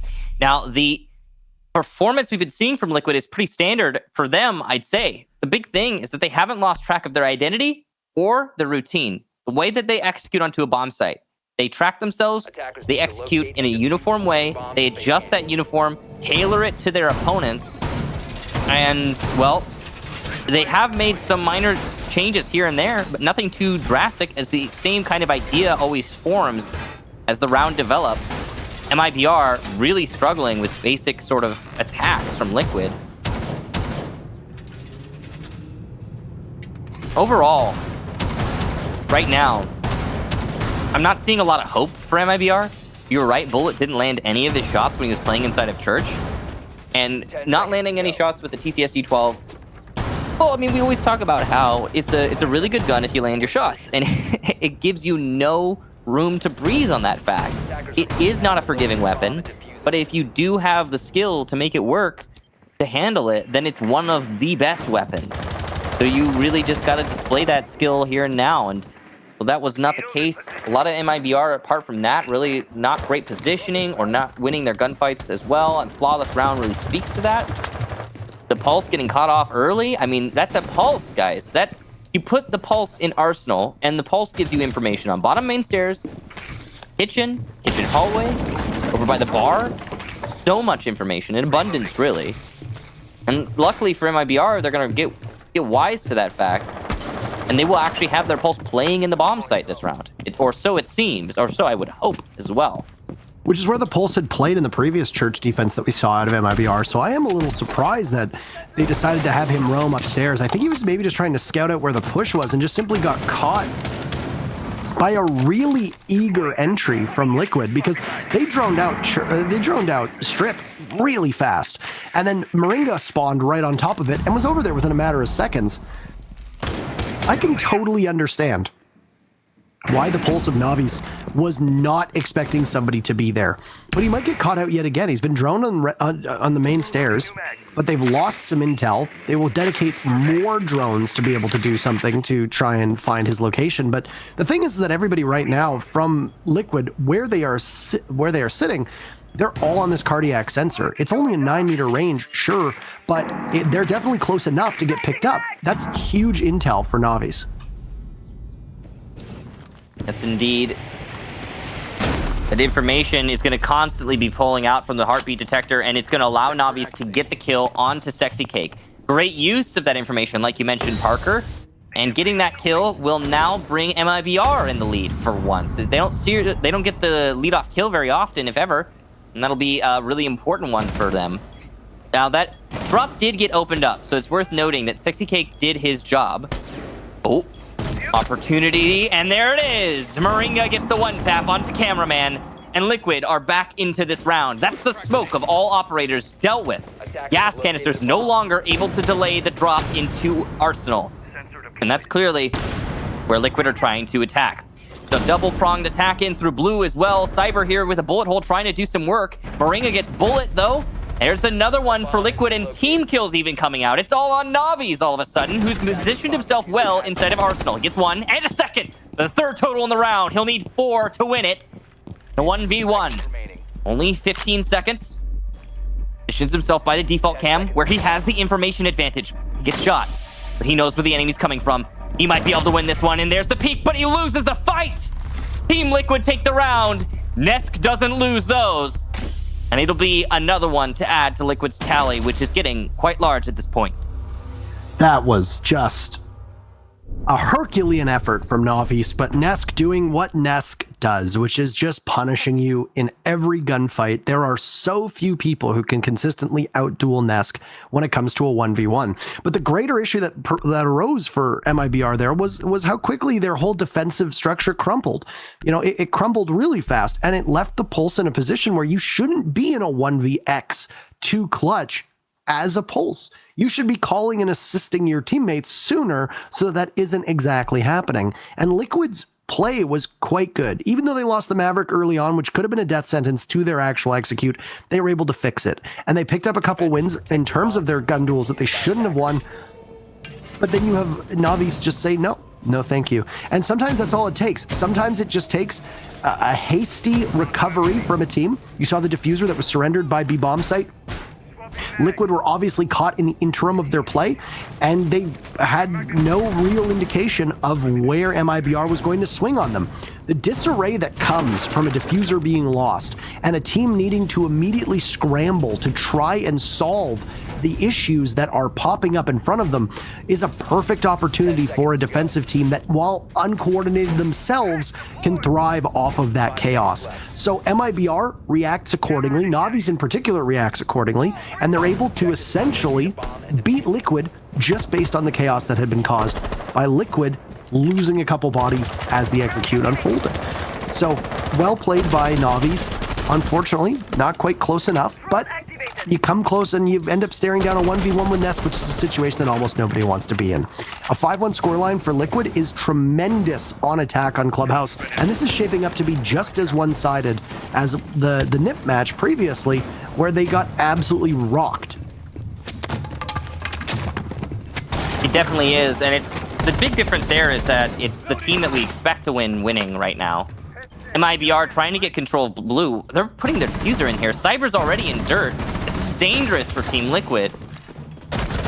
A nice flank from Cyber. Broken barricade works out great for MIBR. That's going to be called out, though. He only got one out of it. The collapse is in, though. Arsenal is the focus. The player inside of dirt is dead. The flank going down for MIBR by dummies, and he can't stop it. Oh, no! MIBR with the cleanup here, but it's Nest coming in big with the kills. He won't get a second, but it's still winnable for Palu thanks to the effort there his team put in. The post plant, he needs to find two. Expects one somewhere by blue. Knows there's one by the boxes. Finds the enemy by shelf. Needs to rotate, but it's not an easy rotate there. Reload is heard. Flash comes out. There's one down. Second needs to still be found. Not much time here. No primary ammunition. It's going to have to be the shotgun kill, but it's going to be close. And there it is! Palu with the triple. And off the secondary gets cameraman. Liquid will take the round on a successful disable. Savor that moment, Mozzie fans, because that super shorty, if the test server's any indication, is going to be gone. And just showing how well all of Mozzie's kit synergizes with itself and with others. Palu is an absolute monster. He's got the record for the most kills in a professional competitive match of Rainbow Six. He did so at OGA Pit. It was an astonishing feat, and he pulls off a clutch that he had no right winning. That should have been very easy for MIBR to keep him from getting into blue, to keep him from getting that diffuser. And with just a couple seconds left on the clock, he pulls it off and guarantees 1 point for Liquid as they try to hunt down Ninjas in Pajamas in that lead. That is a demoralizing and I would imagine disheartening loss for MIBR after they were so clean to breeze into the site and start planting by dummies. Used by attackers. So to cash we go for Liquid on their first defense. The question is, will it be their last defense? Based on the performance we've been seeing so far, and on Clubhouse's approximately 60, what was it, 65? Yeah, 64% defender-sided. So, yeah, based on that statistic, based on what we've been seeing from these rounds, you can expect Liquid to lock this out fairly quickly. I don't know if it's going to be this round or the next, but the expectation is that this should go fairly fast. Bottom floor worked well for Liquid, but I would say not as well as it could have. Of course, on that clutch. Forcing the clutch out, that's very dangerous. Must locate and defuse the bomb. Props to Liquid for managing that, but it can't be relied upon. Now, it's going to be server wall as the primary focus here for MIBR to start things off. They're going to Maverick trick open the wall. That's what you get when you have a thermite ban. Attackers have located a bomb. Nice and slow and steady wins the race here. They don't need to rush it. There's no one to support Cyber, which is dangerous. Nobody holding the angle as Cyber opens it up. He could have actually died there because there was not a single person holding it. Now, the reason I'm guessing that MIBR did not put a person holding that is because they can have that person do something else, and everyone expects that there will be somebody holding the hole you're opening as a Maverick. So it's unlikely that the defenders will challenge it because they know they'll lose that fight. That's exactly what happened. Now, with the wall open, it still needs to be soft-destructed by someone. Could be the Buck, could be the Zofia, but someone has to open it up. Once we get that done, MIBR can start working at some other place, maybe a workshop wall like we saw Liquid do. It's a decent pace to be able to get everything going, too. And I have to wonder immediately, is MIBR going to have to deal with the garage control that Liquid has? Liquid didn't. When MIBR was holding the way they were with M-King and the garage rafters, Liquid just simply bypassed it and didn't really worry too much about it. They flushed out the defender that was playing on red, and then they had the control that they needed while the rest of Liquid hit the back of the site towards construction. Is MIBR going to bother with Palu at all? First and foremost, Palu is an extraordinarily talented player and a great aimer who is playing on Doc, an operator that excels at being able to take those gunfights. And he's going to have sustain from those stim pistols too. That's going to be the question. Are they going to do anything about it? Most of the focus that's going to come out from MIBR here inside of construction is going to be done to a construction wall that is actually unreinforced. First pick is going to go on to Moringa as well, as MIBR open things up. They're going to need to continue to do things like that in order to punish Liquid. As Sexy Cake sees parts of his life tick away, 3 members out of the 4 that stand for Liquid are all corralled at the top of red stairs. That leaves Palu as the lone piece of the puzzle that is going to hold off this entry from the Hibana over on the breach hole. Down goes Sexy Cake to a frag grenade, 30 seconds left, and PSK is mincemeat as the push comes in from construction. There goes Palu, so now it's Nesk, but a flawless round from MIBR will be on the menu, as nobody from Liquid even sounded like they were able to fire their gun. And MIBR will just crush Liquid on site and take a round that they so desperately need, knowing that there's no room for error here to stop Liquid from getting a victory. Solid attack there from MIBR. The setup that Liquid pulled out actually worked to the advantage of MIBR. The open angle was punished severely after the shield was destroyed. Not only that, but the shield was a Goyo shield, which meant it did damage to the player who was trying to play behind it.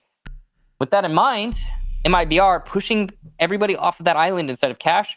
Like you said, Parker, corralling them at the top of the staircase, forcing a really uncomfortable engagement for Liquid. Then the collapse from the balcony. I mean, it was pretty much standard. The only real outlier there in the execution was the way that Palu actually died in Garage.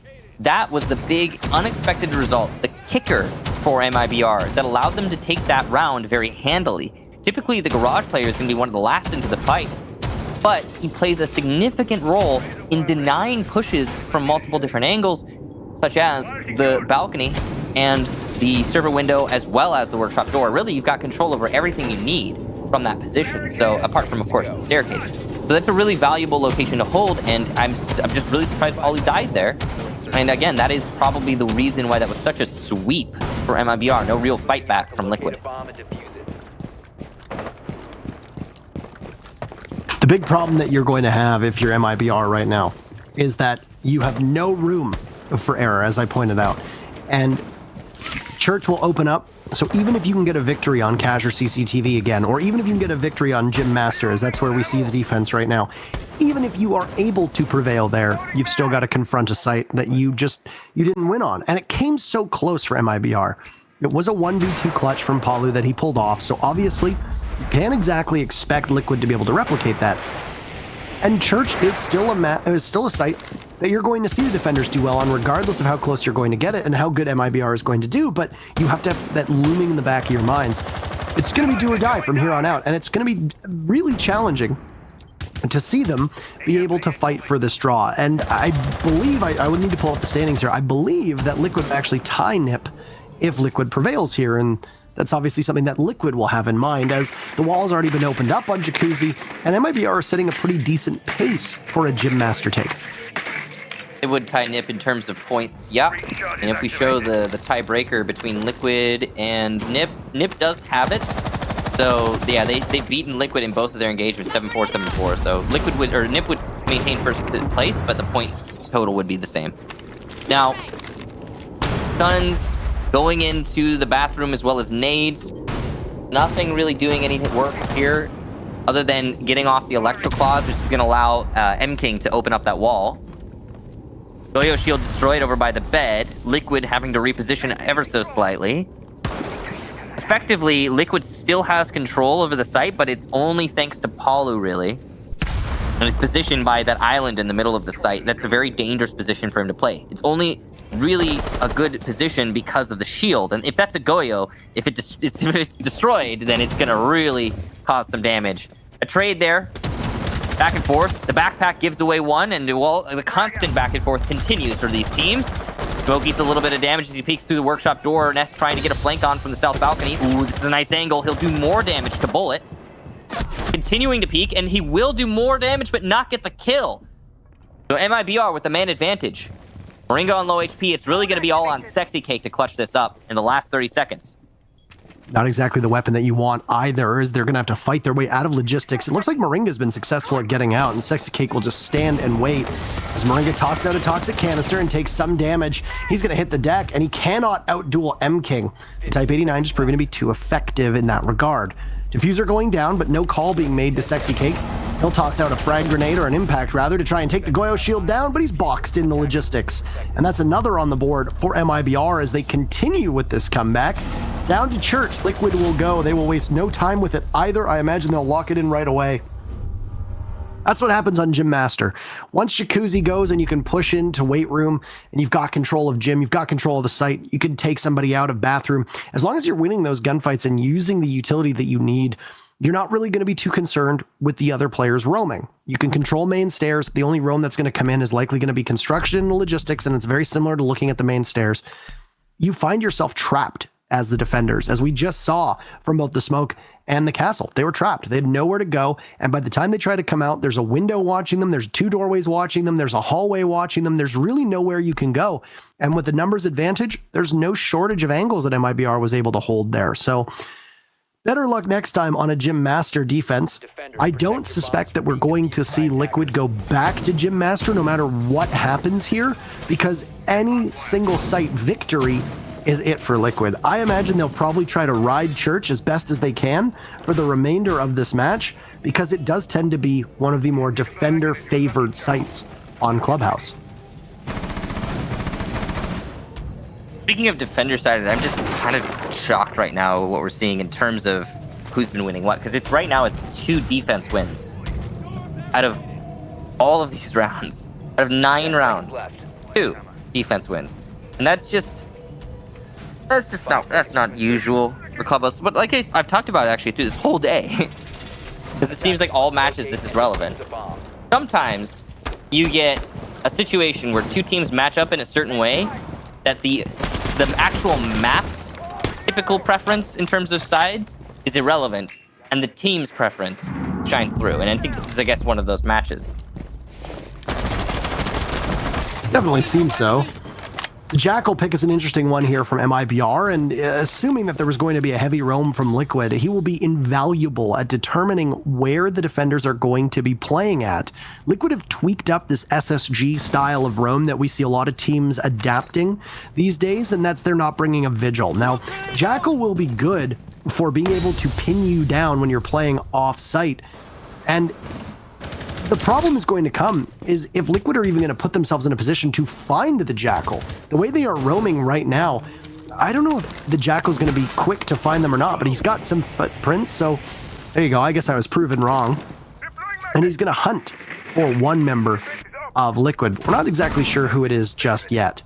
Meanwhile, there's a split push from MIBR. They've managed to open up dirt and can begin to pressure, but Sexy Cake is there. A frag grenade gets tossed out by the Maverick. You can see from Liquid's composition, there's no Jaeger on the board and no Magnet had been put down either, so those frag grenades are just going to go right in. Cyber and Sexy Cake doing tons of damage, but Sexy Cake is just better. And now there's nobody from MIBR to pressure dirt, so Sexy Cake can play in there with relative impunity and not have to worry about losing any more life.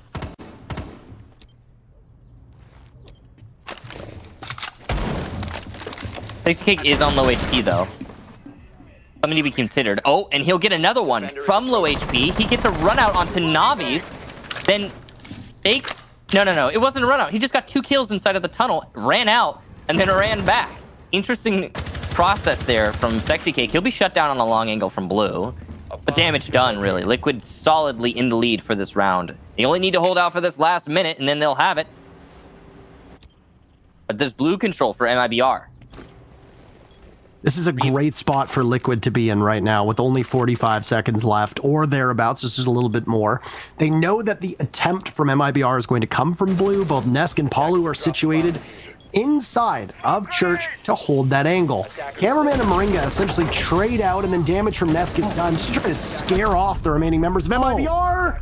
But there you go. It's all done. And written in the books is Liquid will get 3 very big points. Church proving to be just as defender-sided and just as favorable to the defense as you'd imagine.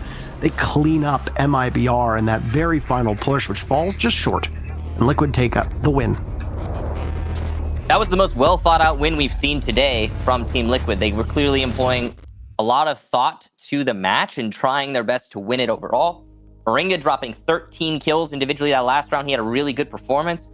In that last round especially, he was using an angle that was coming from all the way up on the top floor through the drop down. So he's in cash shooting people in blue.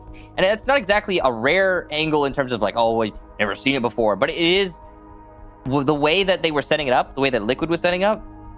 It does show us awareness of the angles themselves. They were thinking about who was holding what, and they were thinking about it on another level than MIBR. The way that worked out, they were trying to pincer the two different possible pushes in through blue, while simultaneously holding the arsenal lightly from a distance. And that whole setup was just beautiful, magnifique.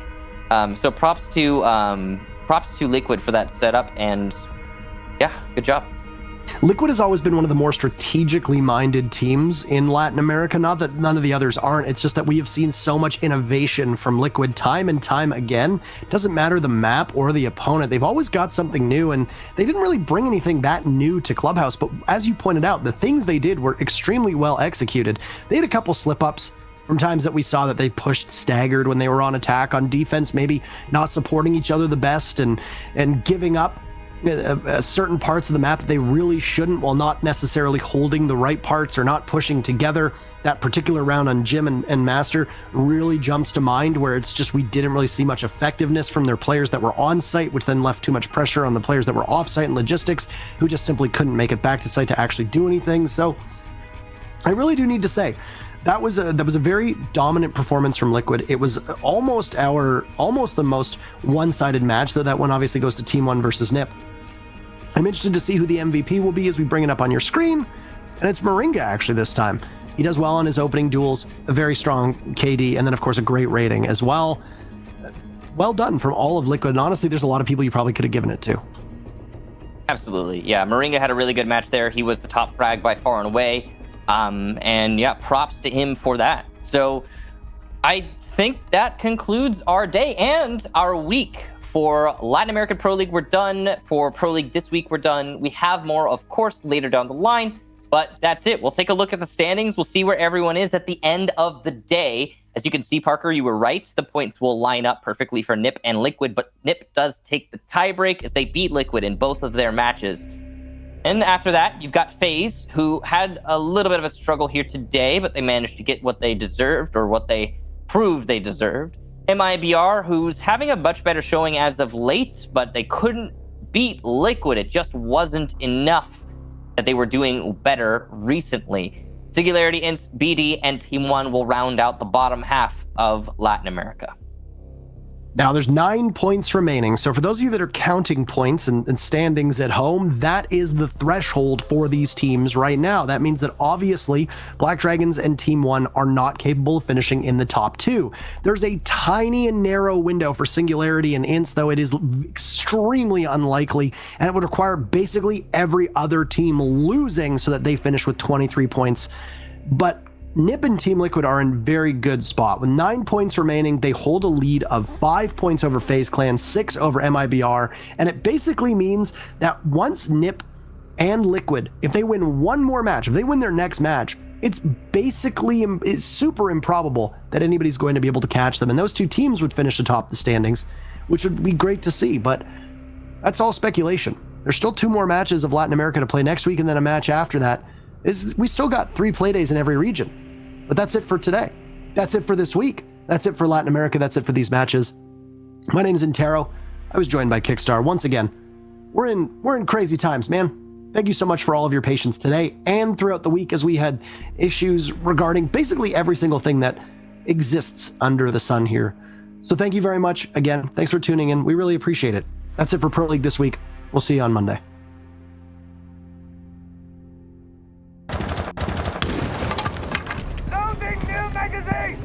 ATS deployed.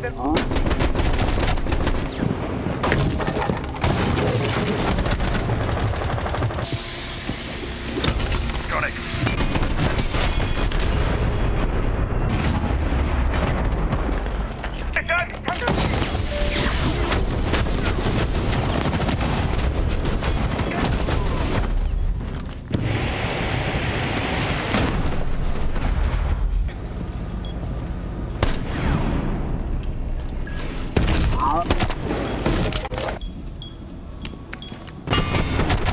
Bomb diffuser has been